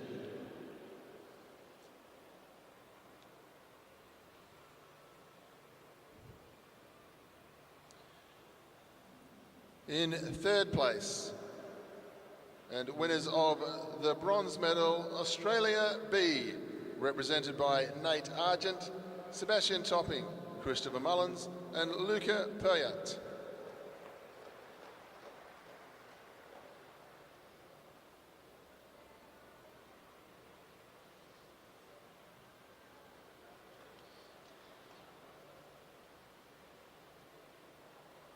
In second place, and winners of the silver medal, Australia A, represented by Patrick May, Mitchell Louis and Angus Withington.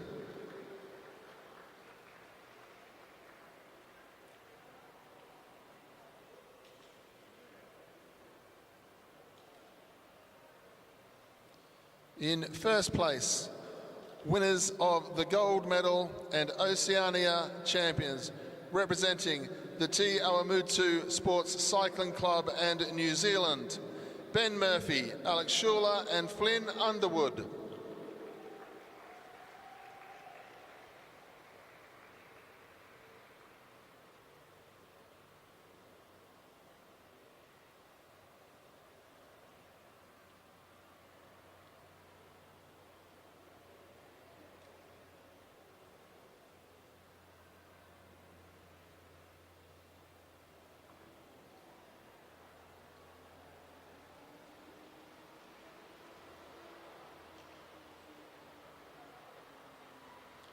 Ladies and gentlemen, please once again show your appreciation for our champions and medalists.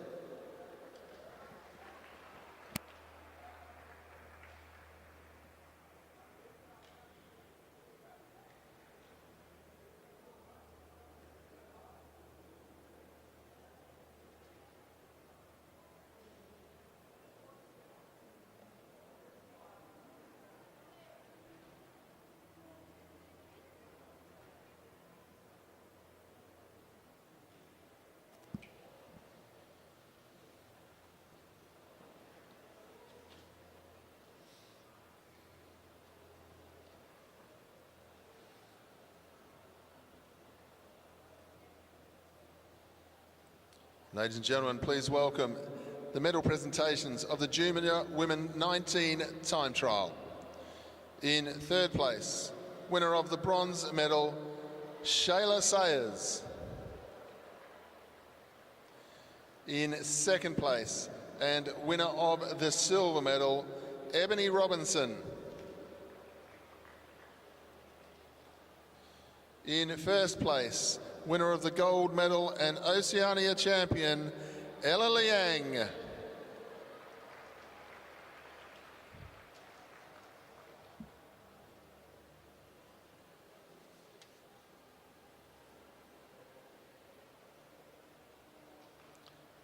Ladies and gentlemen, please once again show your appreciation for our champion and medalists.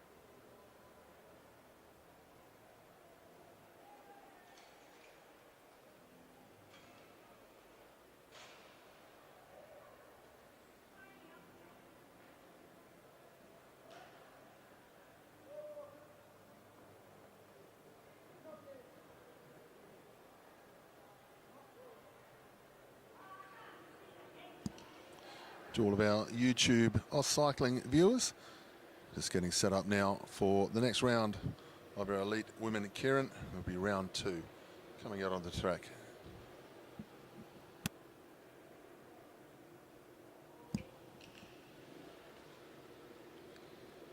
So ladies and gentlemen, we move on to event 99A. This is the elite women keirin round 2. First 3 go through to the 1 to 6 final. The remainder go through to the 7 to 12 final.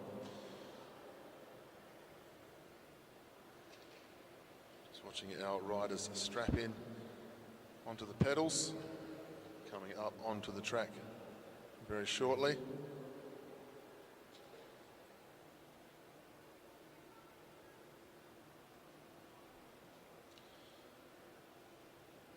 Welcome our riders up onto the track. Rider number 62 is Alessia McCaig, representing Australia. Representing Australia also is rider 63, Molly McGill. Representing New Zealand, the Olympic champion, number 65, is Elise Andrews. Representing New Zealand, rider number 69 is Sian Fulton. From Australia, we welcome Kalinda Robinson, number 97, and rider 102, also from New Zealand, Sophie de Vries.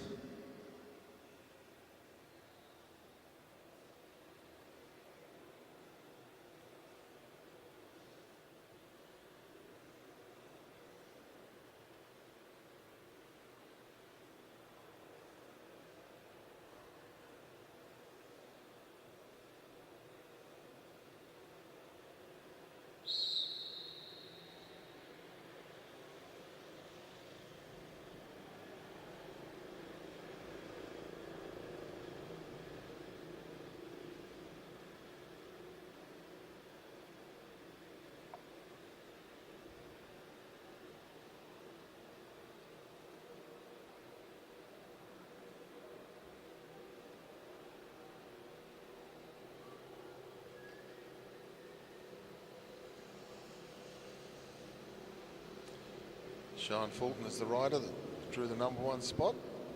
Goes up behind the motorbike. Then she's got Robinson on her, then De Vries, and we go back to Andrews. And the two Australians on the tail end of the field. They'll come up this time with 4 laps to go. Andrews just laying off a little bit, giving herself some space. She's got Alessia McCaig on her wheel. Remember, this is the first 3 that need to get through. It's not do or die for the win. So a little bit more the tactics. They come up now with 3 laps to go. Motorbike gets out the way. Sean Fulton leads. So Robinson lays well off here. De Vries sees a danger as they head down the back straight. Pace goes up. Fulton caught a little bit unawares, but now moves up onto the wheel of De Vries as Robinson didn't feel necessary to move forward.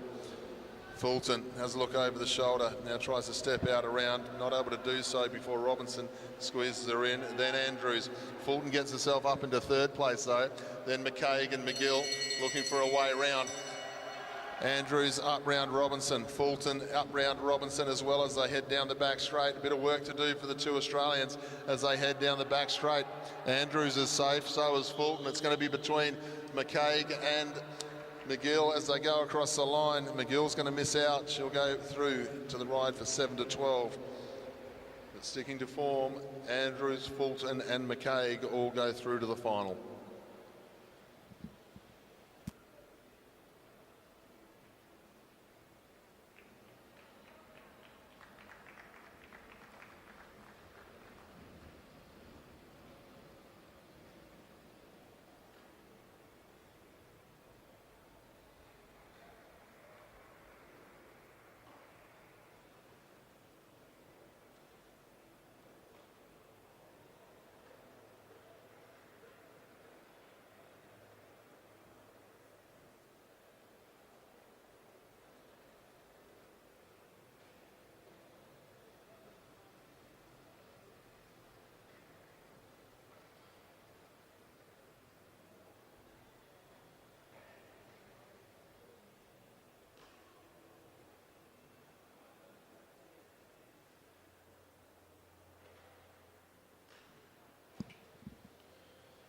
Move on to the second ride in round 2 of the women's keirin.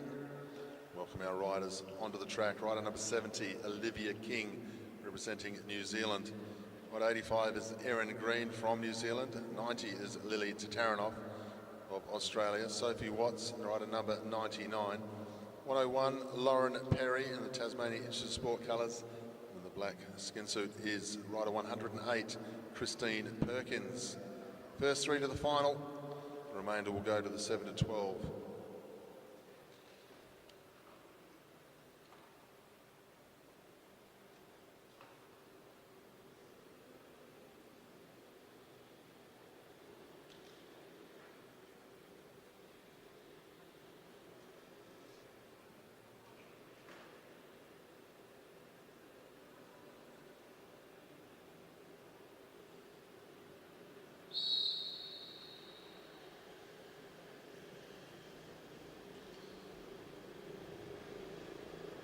Sophie Watts is the rider who has drawn front position on the back of the motorbike. She's got Lauren Perry on her, then Erin Green, Christine Perkins,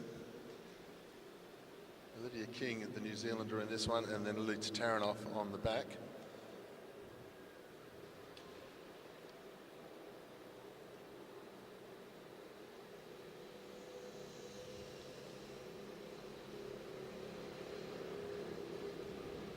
Heat number 1 of this round 2, quite the loaded field when you consider the first 3 across the line with a 1, 2, 3 in the sprint championship, just in a reverse order, with Andrews, McCaig and Fulton in the sprint championship, and then they find themselves in heat number 1, round number 2 of the keirin. Here we are in round number 2, heat number 2. Sophie Watts, she was 4th in the sprint. Everyone else didn't get through the quarterfinals. The motorbike will come out the way. Watts on the front, Lauren Perry rode brilliantly to get to this position. Great wheel race rider. Tara Taranoff The young sprinter up round the outside, not taking any risks whatsoever here. Wants to dictate terms to the older opponents here. 2 laps to go. They're all going to start racing forward to try and get a better position. Olivia King especially. Good riding by Perry, puts herself up into 2nd place.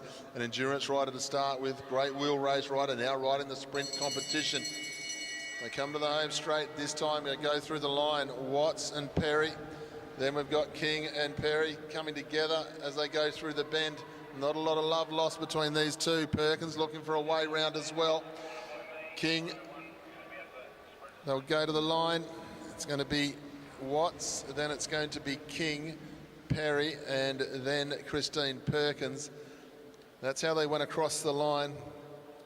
1 or 2 things for the commissaires to have a look at in that sprint finish, so we'll wait for the official result. That will come to us shortly. But no doubting the winner. Confidence being showed here by our New Zealand riders this week.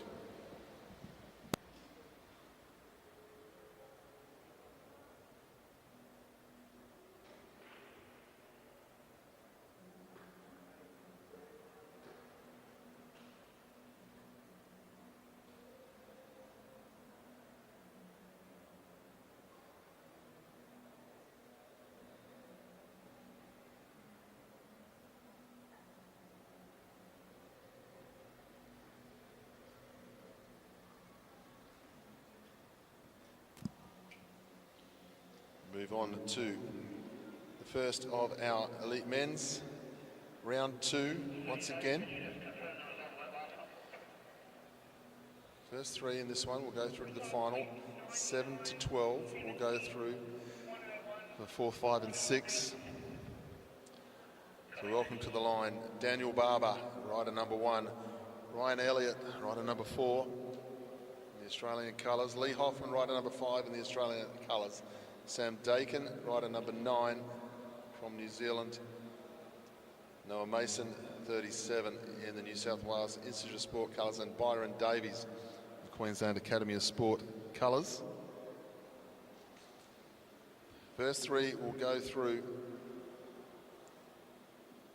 to the final. Next 3 will go for the ride-off of 7 to 12.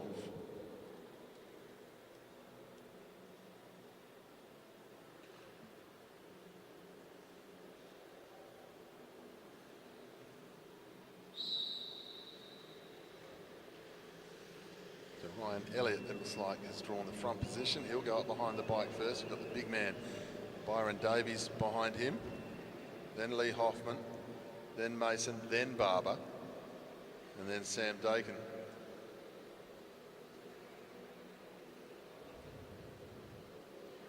Looks like a loaded field, this one, but when you think who's coming out in around heat number 2, we've still got the likes of Cornish and Ryan.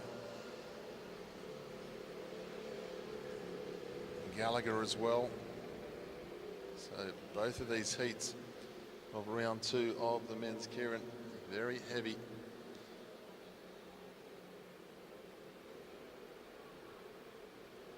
We'll come through this time with 4 laps to go.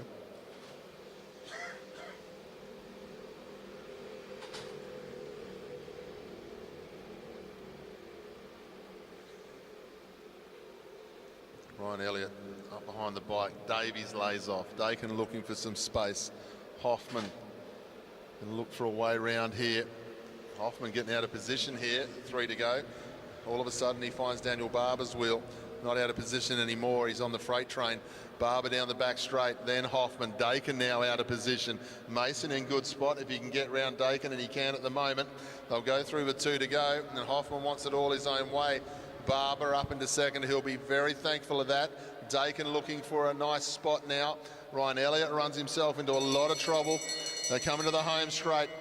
Hoffman leaves. Barber, Dakin, Ryan Elliott got nowhere to go. He put himself into the wrong position there. They step down the back straight. Elliott runs up into the box. Hoffman trying to hang on. The legs are running out for Hoffman. It's not worked. Dakin, then we've got Barber and Davies up round the outside. What a turn up. Great piece of riding, Sam Dakin. That sprint went from a very long way out. 2.5 laps to go. They were under full steam. It's Sam Dakin, Daniel Barber and Byron Davies is how I've called it across the line. Wait for the official, but that's how it was seen. Great first heat of round number 2.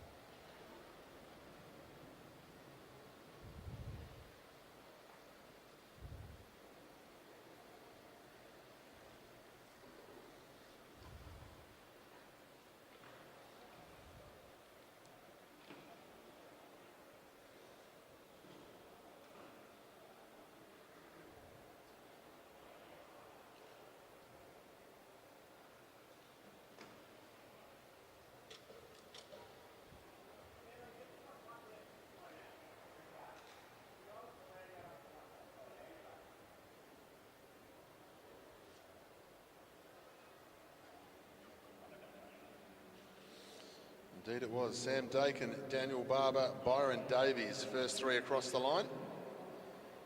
10.52 from the front there for Dakin. Nice piece of riding.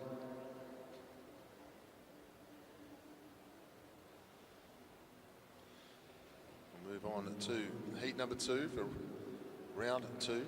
First 3 once again will go to the final with 1 to 6. The remainder will go into the 7 to 12 ride-off. Points on offer throughout this top 12. Very important to have made the final 12 in the keirin events.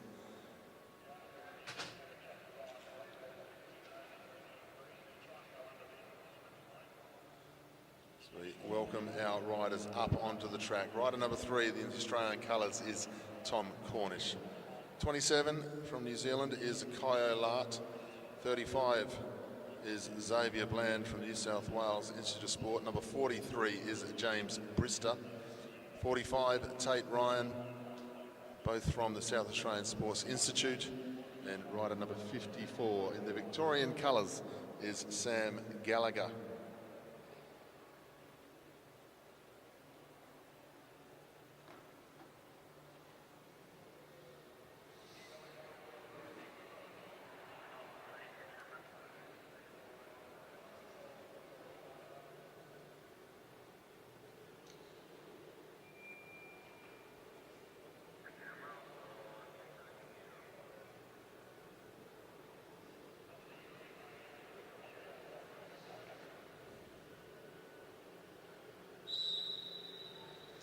Away now, 6 to go. James Brister has drawn the number 1 position.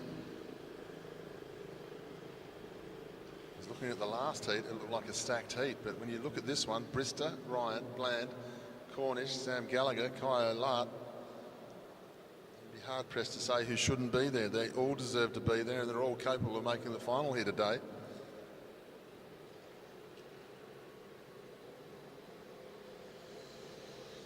Kyo Lart, the odd man out. He's not from Australia in this heat.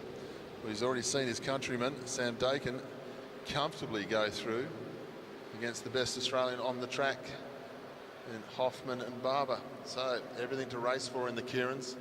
It's more open competition than the sprint and time trial. Real rough and tumble affair. Brister leads down the back straight on the back of the motorbike. Laying off him is Tate Ryan, then Xavier Bland. Then we've got Tom Cornish, Sam Gallagher, Kyo Lart. They'll come to the home straight this time. The motorbike will get out the way. Brister. It's an unfortunate place to be at 3 to go, that far in front. As you know they're going to come from behind, so you have to judge your effort. How fast do you go from the front? You've only got 1 set of bullets to get that gear going. It's not like you can start and go again. The gears are too big these days to have that subtlety left in your muscles. They head down the back straight this time with a lap and a half to go. Now Brister can feel them coming at him, and they'll come into the home straight. Brister, Tom Cornish, Sam Gallagher getting up round the outside as well. Gallagher follows Cornish through. Brister trying to get up onto the wheel, as was Tate Ryan before. Cornish, Gallagher, Brister trying to fight back against Tate Ryan. Ryan getting up round the outside for 3rd, but Cornish, Gallagher, Ryan and Brister are the first 4 across the line. A little bit of video replay to have a look at maybe for that one. But Tom Cornish, all sweet as he goes across the line and finds his way into the final.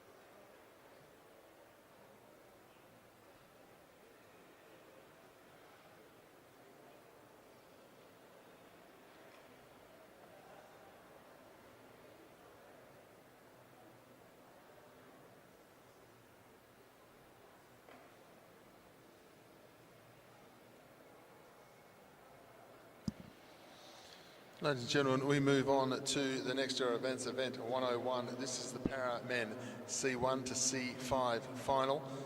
4-lap time trial, 1,000 metres. We welcome our first rider out onto the track now. This is Thomas Szabo from New Zealand.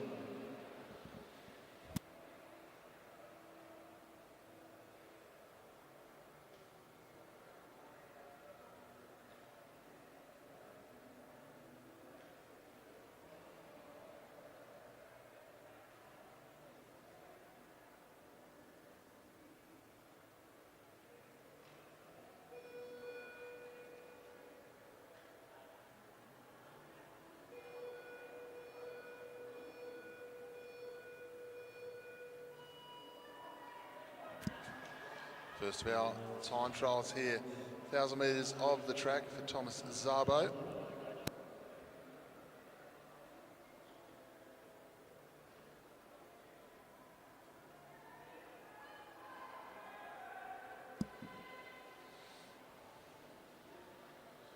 Seen some great racing here from our para athletes over the first couple of days of racing in the scratch race and also in the pursuit last night. Now we move on to the time trials to finish off our day's session.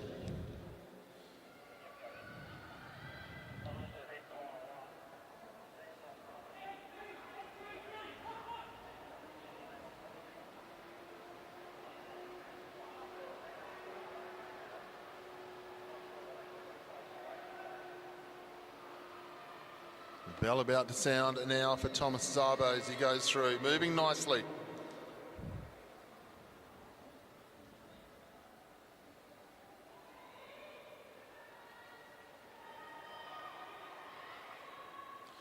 Let's get behind Thomas as he comes into the home straight to finish off 1,000-metre time trial.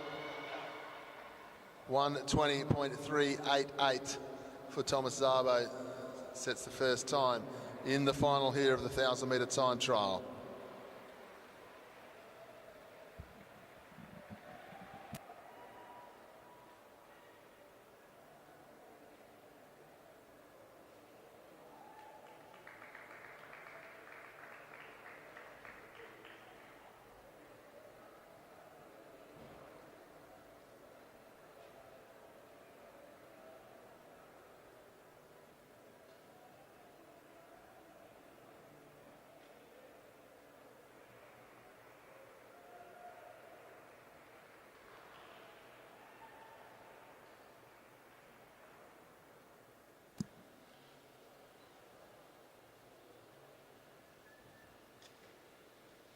We welcome our next rider up onto the start gate. This is rider 185, Kyle Willis.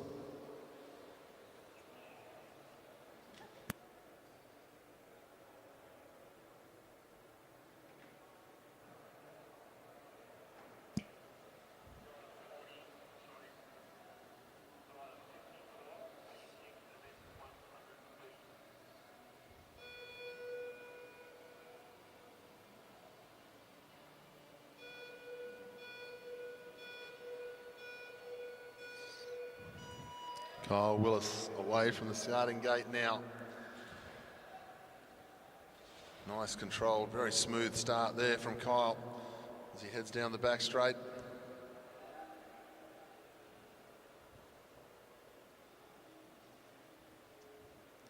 Looking to add another Oceania Championship to his name here if he can this afternoon.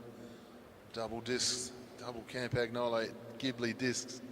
If you're a kid growing up when disc wheels first joined the market, this is what you wanted to own. This is what you wanted to be able to have a ride of one day. Kyle Willis has got the double disc zinging around here on the Argon 18 bike. Moving very nicely indeed as he heads down the back straight. 1.5 laps to go. He's well and truly on top of the gear. Looking good, looking smooth as he comes up now with 1 lap to go. Kyle Willis just readjusts himself in the saddle as he goes through. The pain that the kilo brings in now down the back straight. It's like somebody's standing there handing you a fridge and say, carry this to the finish line. Kyle Willis comes into the home straight and juggles it in one hand. He'll go across the line. 1:10.936 for Kyle Willis. Nice ride.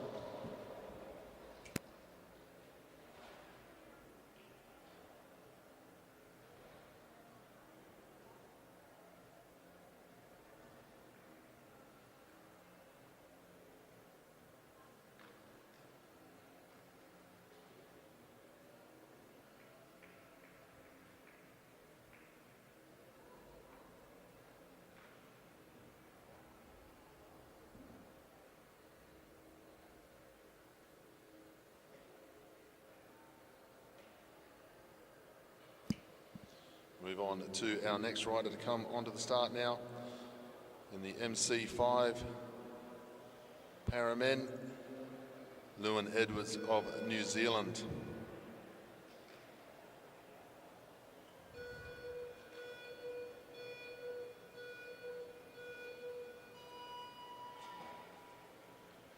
So Lewin Edwards, the first of our MC5 riders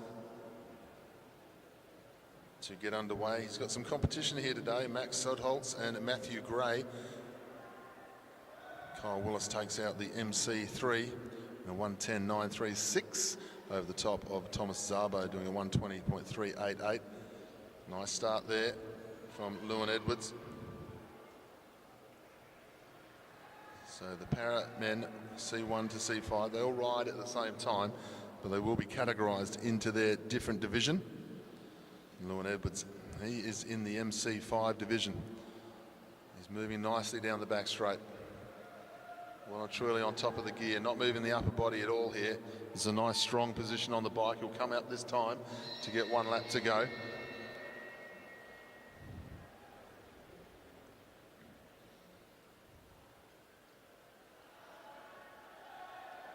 The hard part of the ride, he's fighting on nicely as well. Lewin Edwards will come into the home straight and he will We'll stop the clock now. 1:11.049. Second fastest time we've seen of this group. We'll go top of the leaderboard for now of the MC5 division.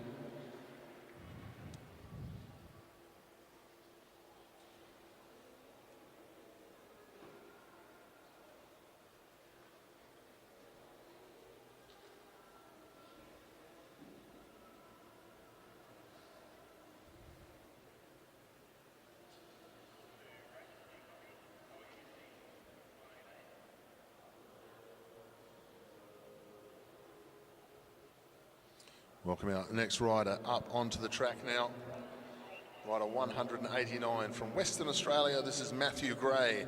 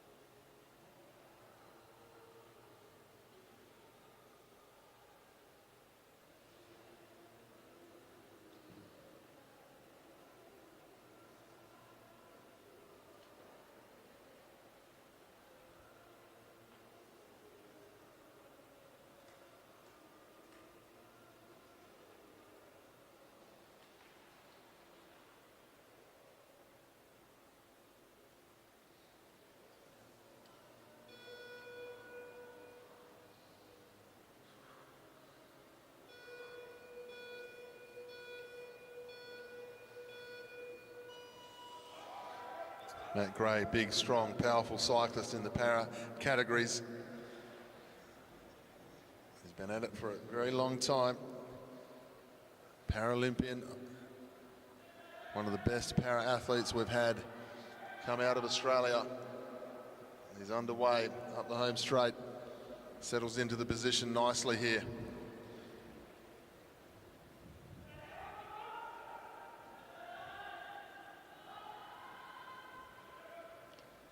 Comes up through the 500 metres here, Matt Gray, 35.597. Nice piece of riding here, Matty. Moves down the back straight, still hanging on to that pace nicely.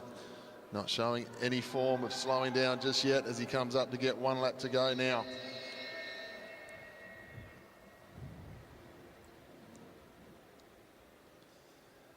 Half a lap to go now for Matthew Gray, still moving nicely. Got to get it inside the time of 1:11.049. He's going to stop the clock. 1:07.280 for Matthew Gray. Fantastic ride. Superb ride here.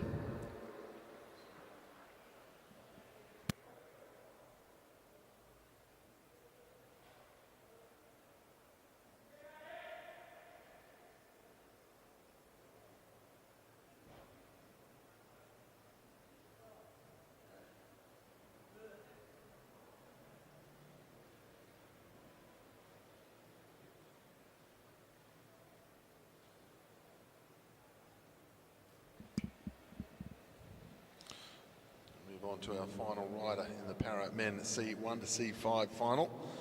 Welcome in the MC5 category. This is Max Sudholz from the ACT.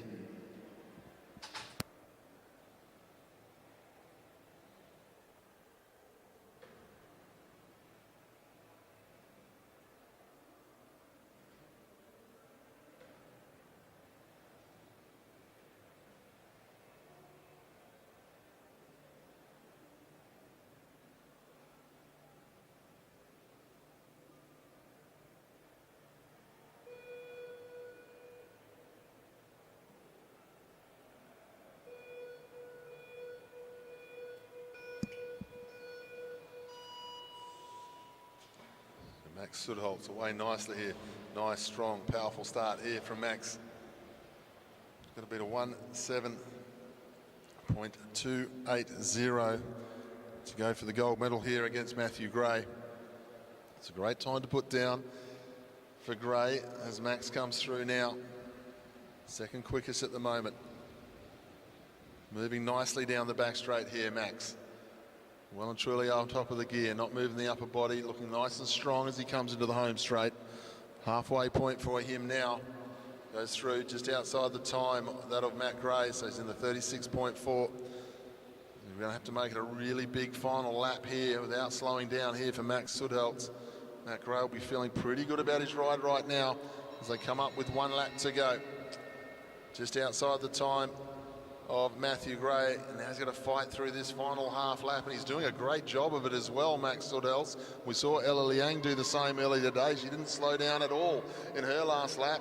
He comes across the line now. He'll stop the clock. 1:07.522.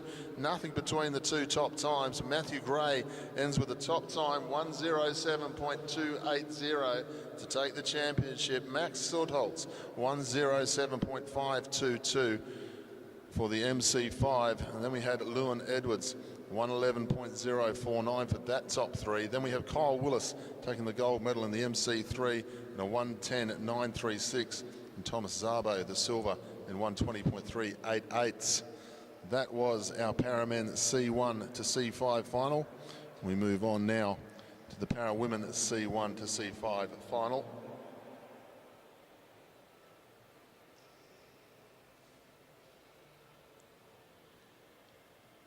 We welcome our first rider up onto the track, rider 193. Please welcome Paige Greco.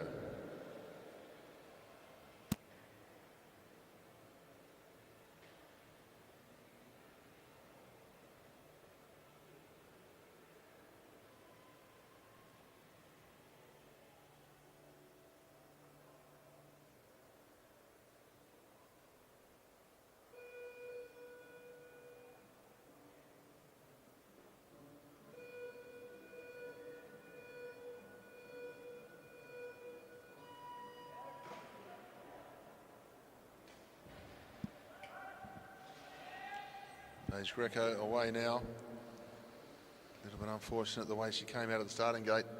Just slipped her back wheel in the start. It gives you that sensation of almost starting twice there. She's underway now.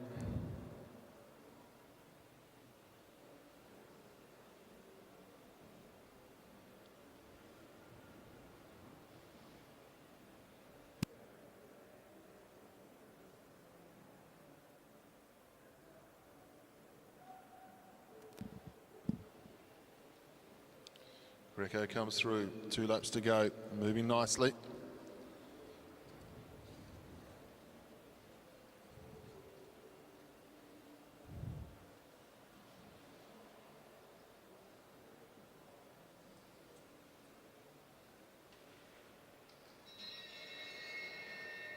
One lap to go now for Paige as she goes through. Still holding onto the pace nicely as she heads down the back straight. Paralympian champion comes into the home straight now in the Queensland Academy of Sport colours. Paige Greco is going to stop the clock. 1:21.695.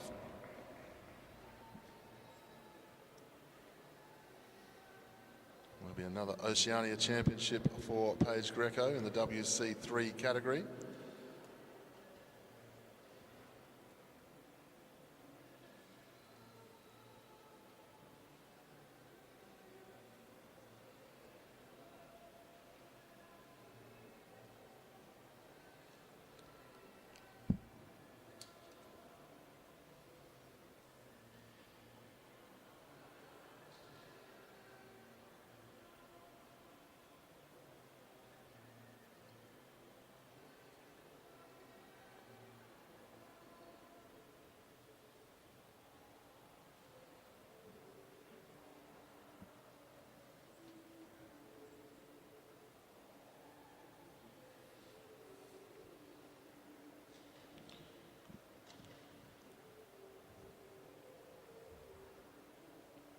We now welcome Sharon Boyd onto the track, the first of our WC4 competitors in the VIS skin suit.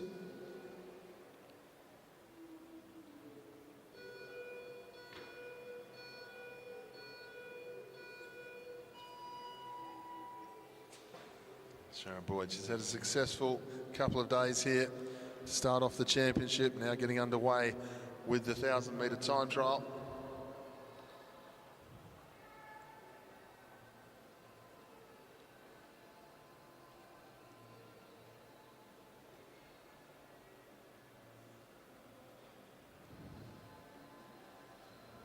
Travelling nicely, 25.007 as she goes through for the first lap here, Sharon Boyd. She's got some good competition to come up against her today as well. Siobhan Terry from New Zealand and Erin at Normoil.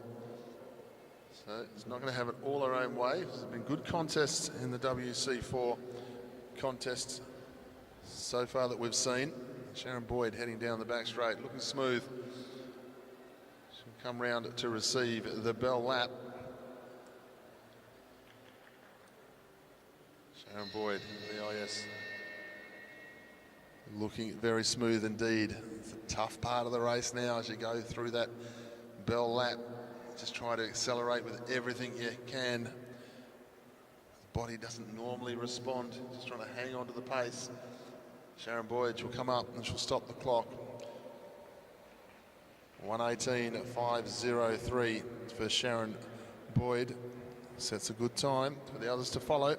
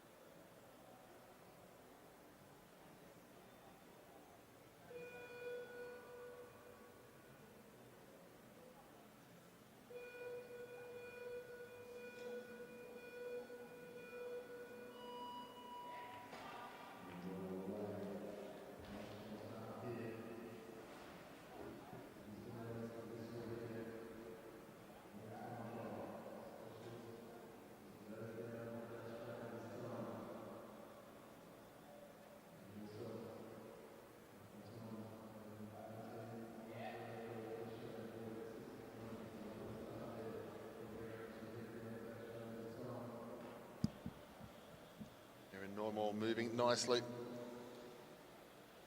Second of our competitors in the WC4 category.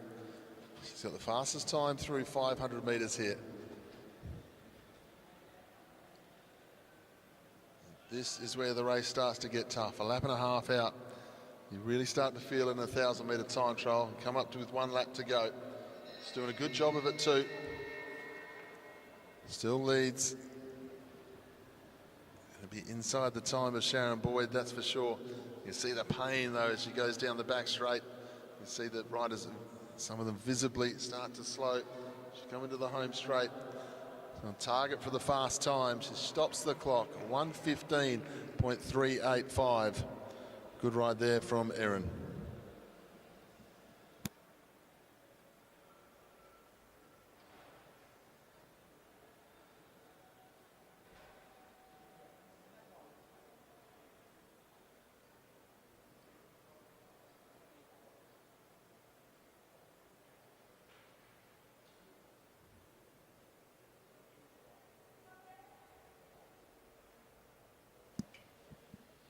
Welcome our next rider out onto the track from New Zealand. This is Siobhan Terry, our third competitor in the WC4 para category.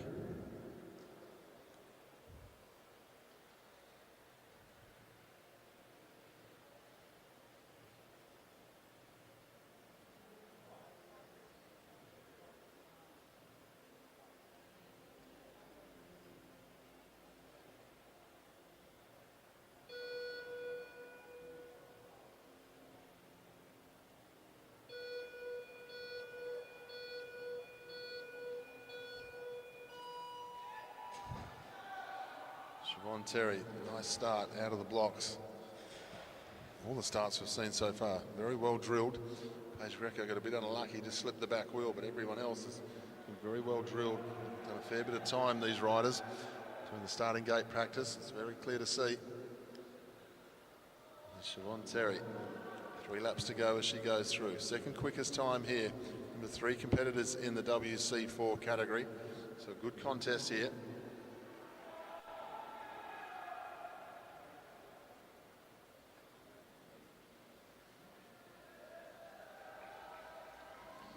Still up into the second place here, Siobhan, 40.884, moving nicely as she heads down the back straight.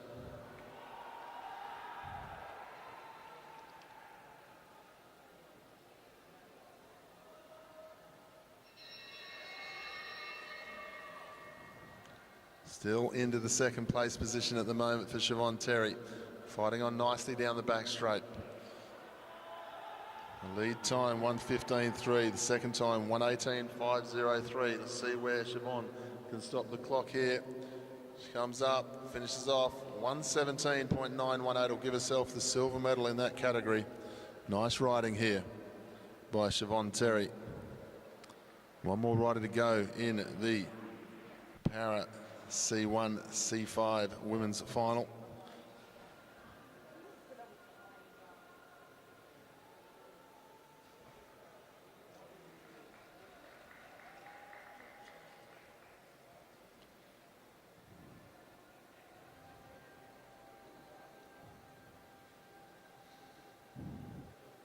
We now welcome rider 197 onto the track. This is Alana Forster, in the WC5 category.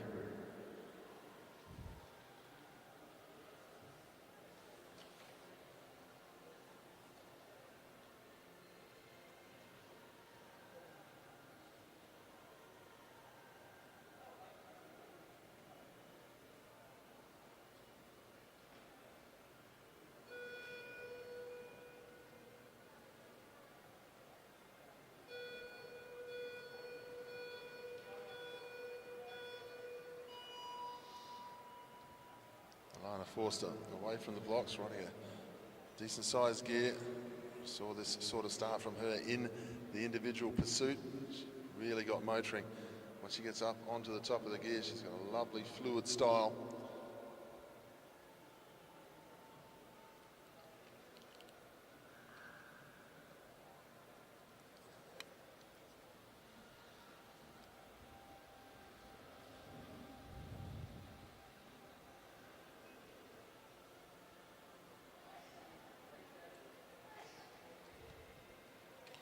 Alana Forster comes into the home straight this time. 500 metres down, 500 metres to go.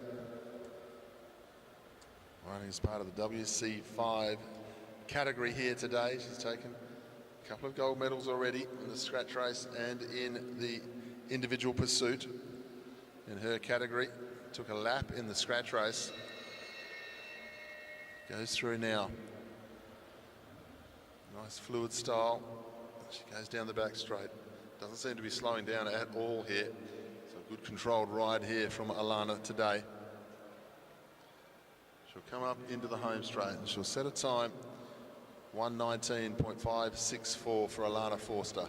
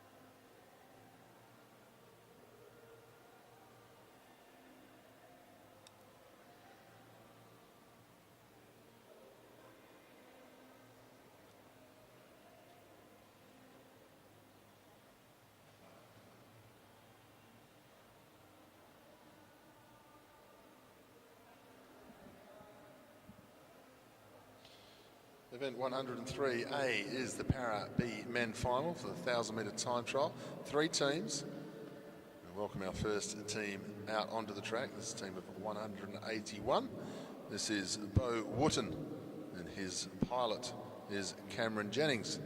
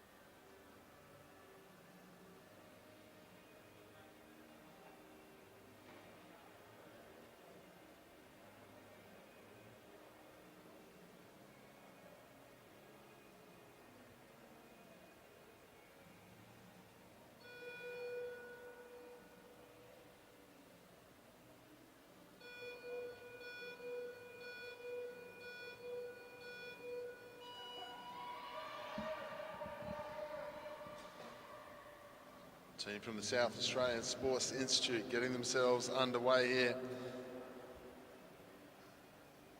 Such skill level here as they both ride in unison out of the saddle for that first half lap start to try and get the bike up to speed as quickly as they can.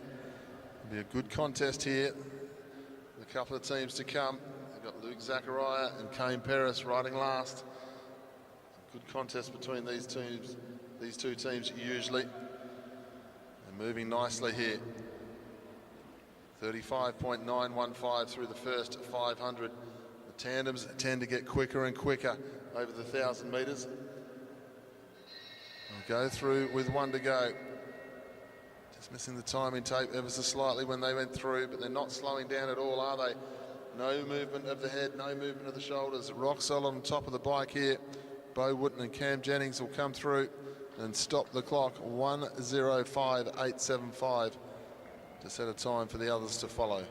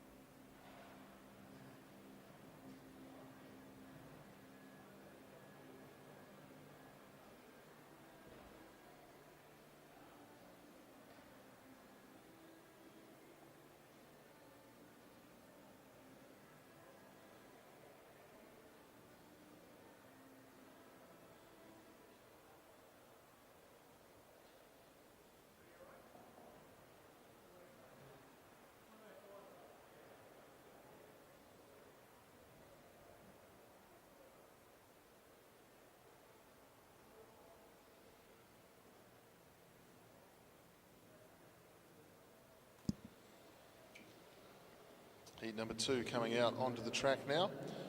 So these guys ride the individual pursuit last night. We welcome from New Zealand, Keirin Andrew, and his pilot, Nick Mulder.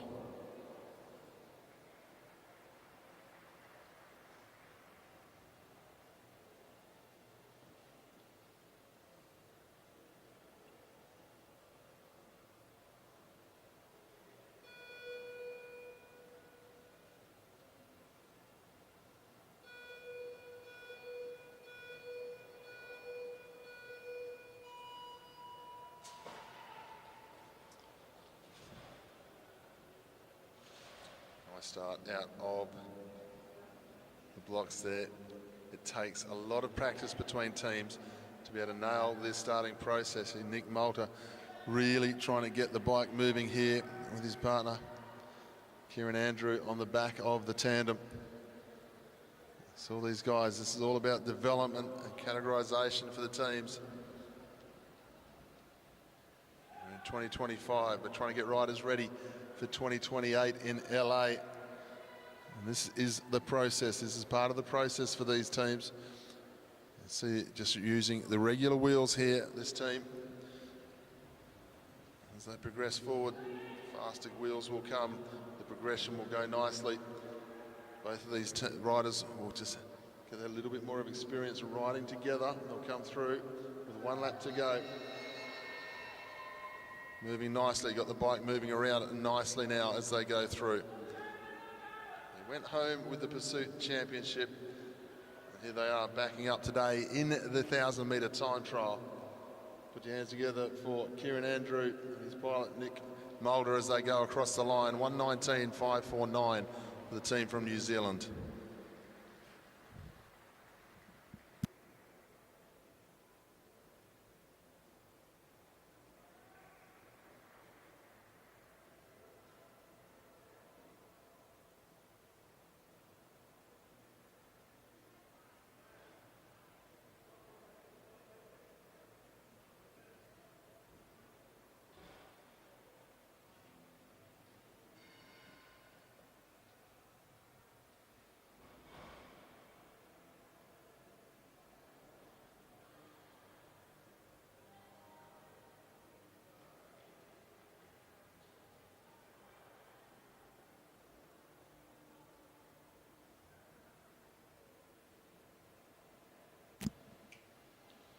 Ladies and gentlemen, we welcome our final team onto the track in this division.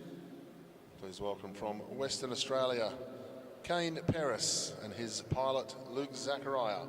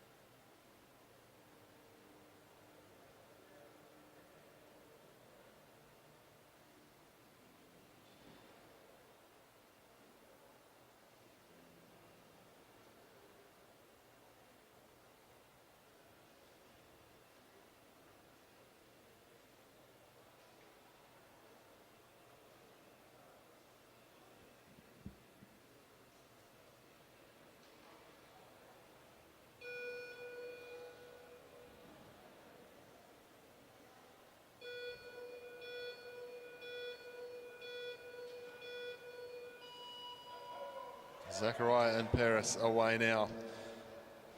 Mixed fortunes in 2024. They went to Paris, just missed out on a medal. They were also excellent at the World Championships, but unfortunately had a problem with the bike, which put paid to all of their efforts. They really deserve an international medal on the big stage, like the Olympics, the Paralympics, and also the World Championships. They'll be looking to take this only Oceania Championship here today. They are moving beautifully. 33.551 here. Times down around the 101, this pair. They worked very hard together. Luke Zachariah, the pilot, also the Pathways Development Coach in Western Australia for our junior riders in the academy. Kane Paris, his brother raced in the athletics in Paris, and he raced on the track. Great family. They'll come down and stop the clock. 1:2.898 for the Oceania Championship here this afternoon. The gold medal and the jersey coming the way of Luke Zachariah and Kane Paris.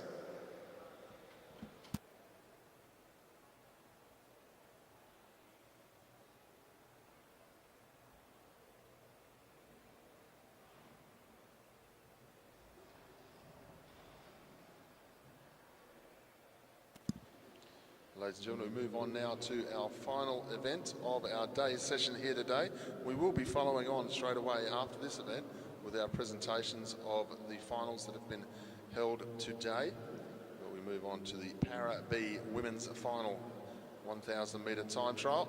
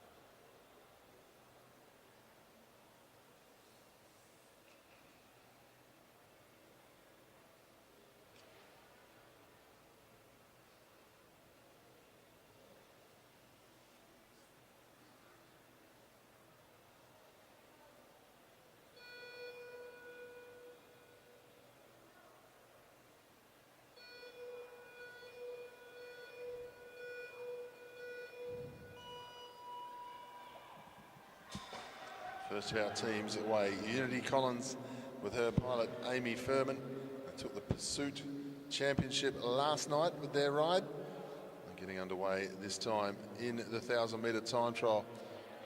Making a good go of it as well down the back straight, trying to get the bike up to speed as quickly as they can. Unity Collins being led by Amy Furman as they come through for the first lap.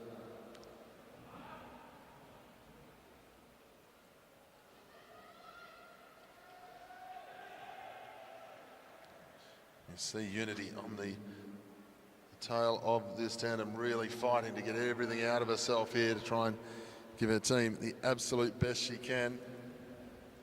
Pedaling nicely as a team as they head down the back straight. There's Amy on the tri-bars on the front of a tandem. It's no mean feat, that takes some skill level here. Amy Furman leads through with 1 lap to go. The tri-bars having a nice line at the bottom of the track. I've seen tandems already out here without the tri-bars, so it really is good bike handling here. They'll come into the home straight to set their time. Unity Collins and Amy Furman, 1:23.157, the team from New Zealand.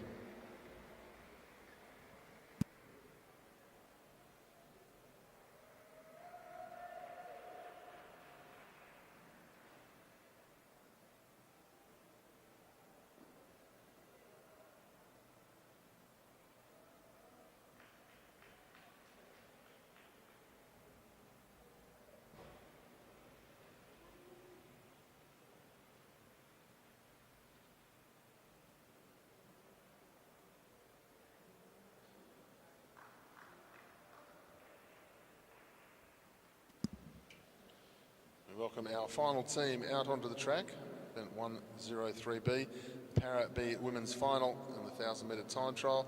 Please welcome from Western Australia, this is Tegan Reeder and her pilot Jackie Menga-Moore.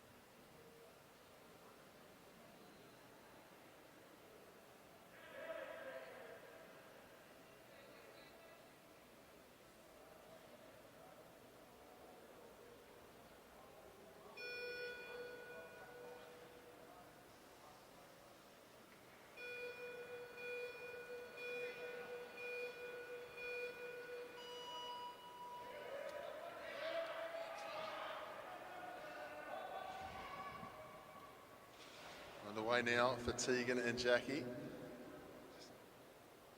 Concentrating on out of the saddle style here as they try and get the bike up to speed. They both sit down now into the tri-bars, and now they're just going to work into that gear. Still trying to get on top of it here.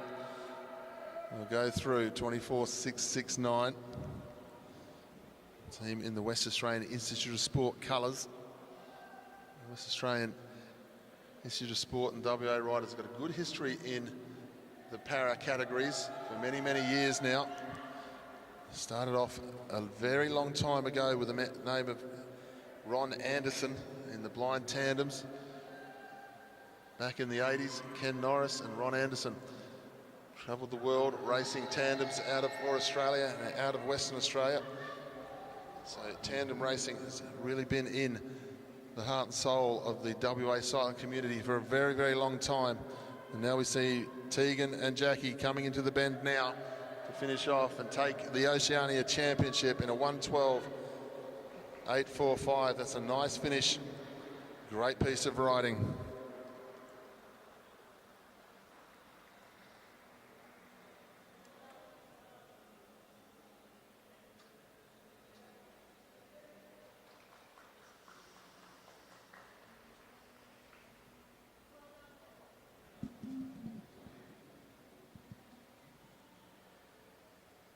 Just a call out to our track centre if we could have all para-athletes to the presentation area. That's all para-athletes, please, to the presentation area for your ceremonies.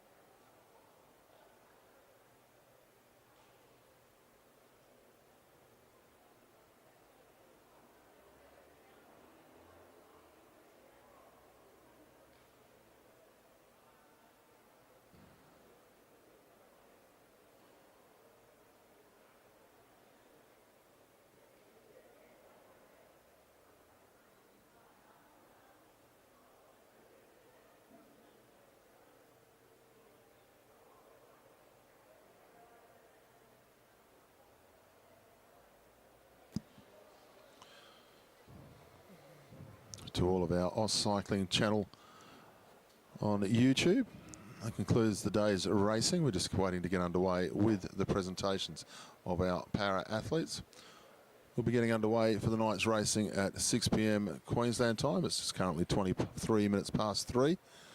So we'll be getting underway at 6 p.m. for tonight's racing. The Omnium keirin finals. We've got junior points race and Madison's to come. So a big night of racing ahead. Hope you can join us on the Oz Cycling YouTube channel. If you're in Brisbane or the Gold Coast, make your way to AMV. It's going to be great racing under lights.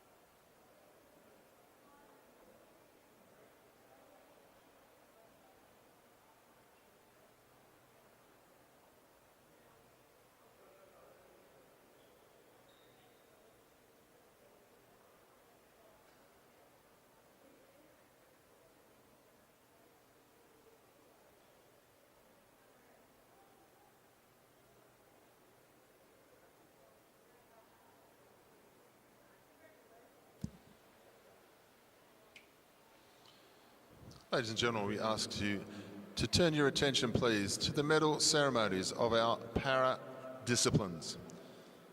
And please welcome the medalists in the Para MC5 Championship.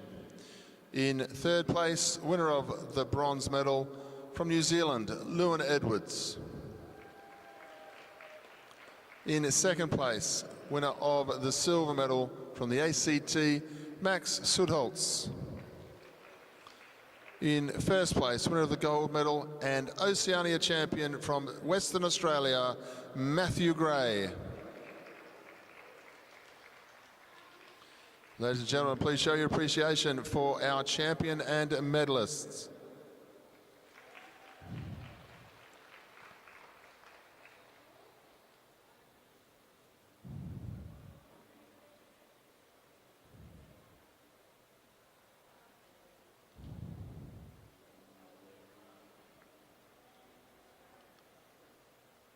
Ladies and gentlemen, the medal presentation for the Para MC3 category.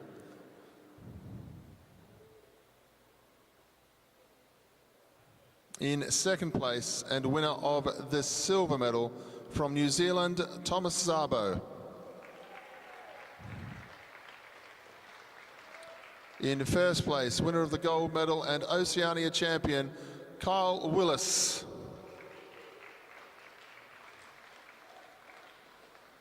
Ladies and gentlemen, once again, please show your appreciation for our champion and medalists.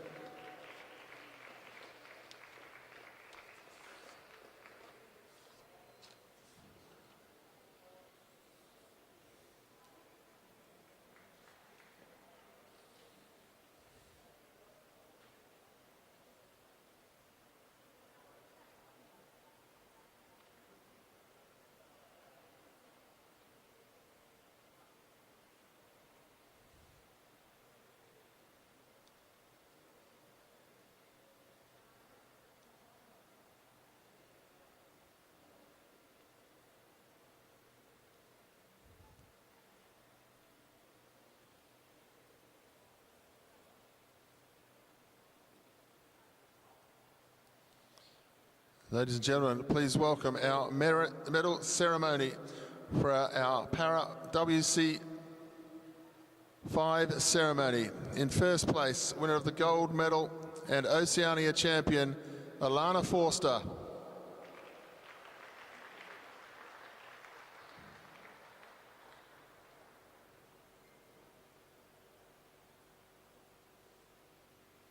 Please show your appreciation for our champion.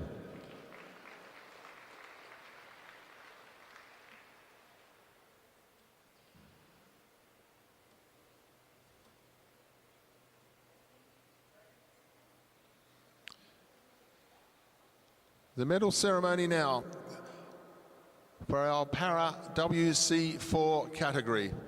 In third place, winner of the bronze medal, Sharon Boyd.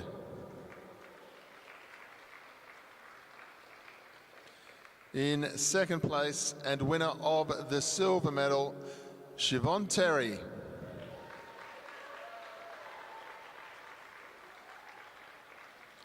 In first place, winner of the gold medal and Oceania champion, Erin Normoyle.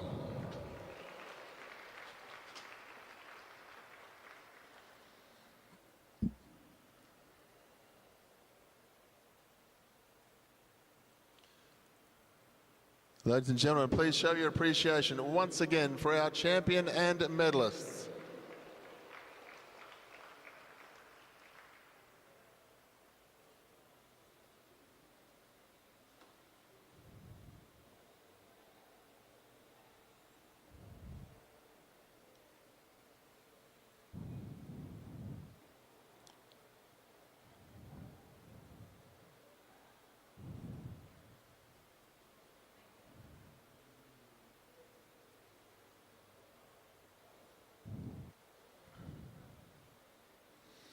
Ladies and gentlemen, the presentation for our Para WC3 champion.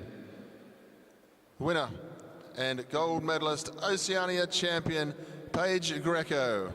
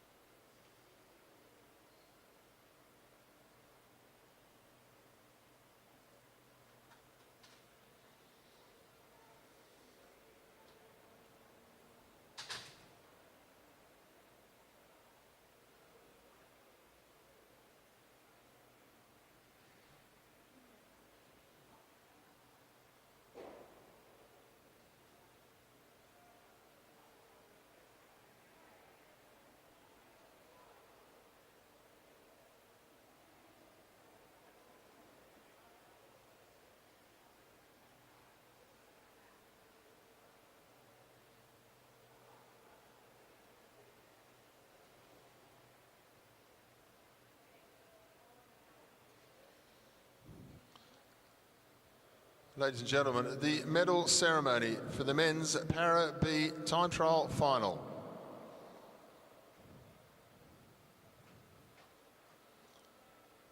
In third place, and winners of the bronze medal from New Zealand, Keirin Andrew and pilot Nick Mulder.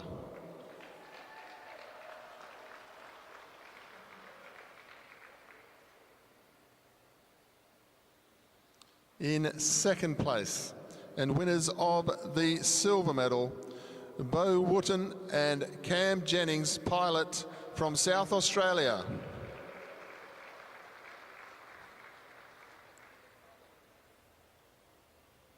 In first place, winner of the gold medal and Oceania champions, Kane Paris and Luke Zachariah, pilot, Western Australia.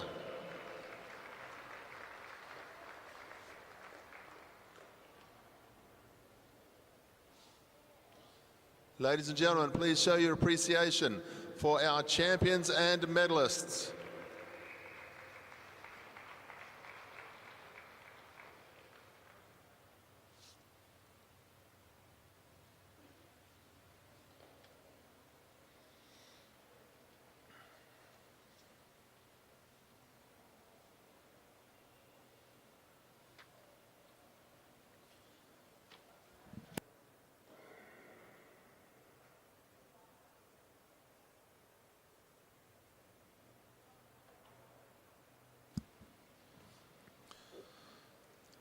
Ladies and gentlemen, the medal ceremony to our Women's B time trial final.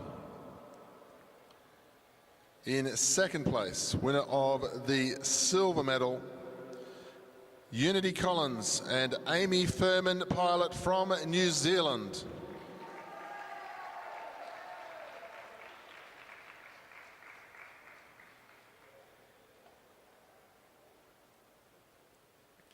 In first place, winners of the gold medal and Oceania champions, Tegan Reeder and Jackie Mangler-Moore, pilot from Western Australia.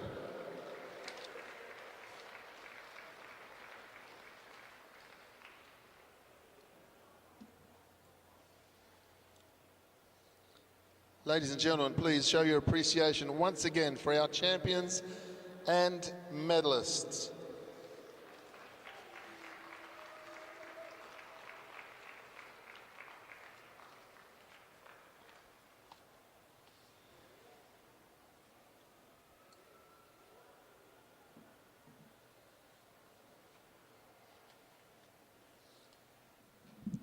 Ladies and gentlemen, that concludes the day session of day 3. We will be getting underway at 6 p.m. Brisbane time for the start of the evening session here. We wish you a safe journey home if you're going home and then coming back. For all our YouTube viewers, we welcome you back in just under 2.5 hours' time.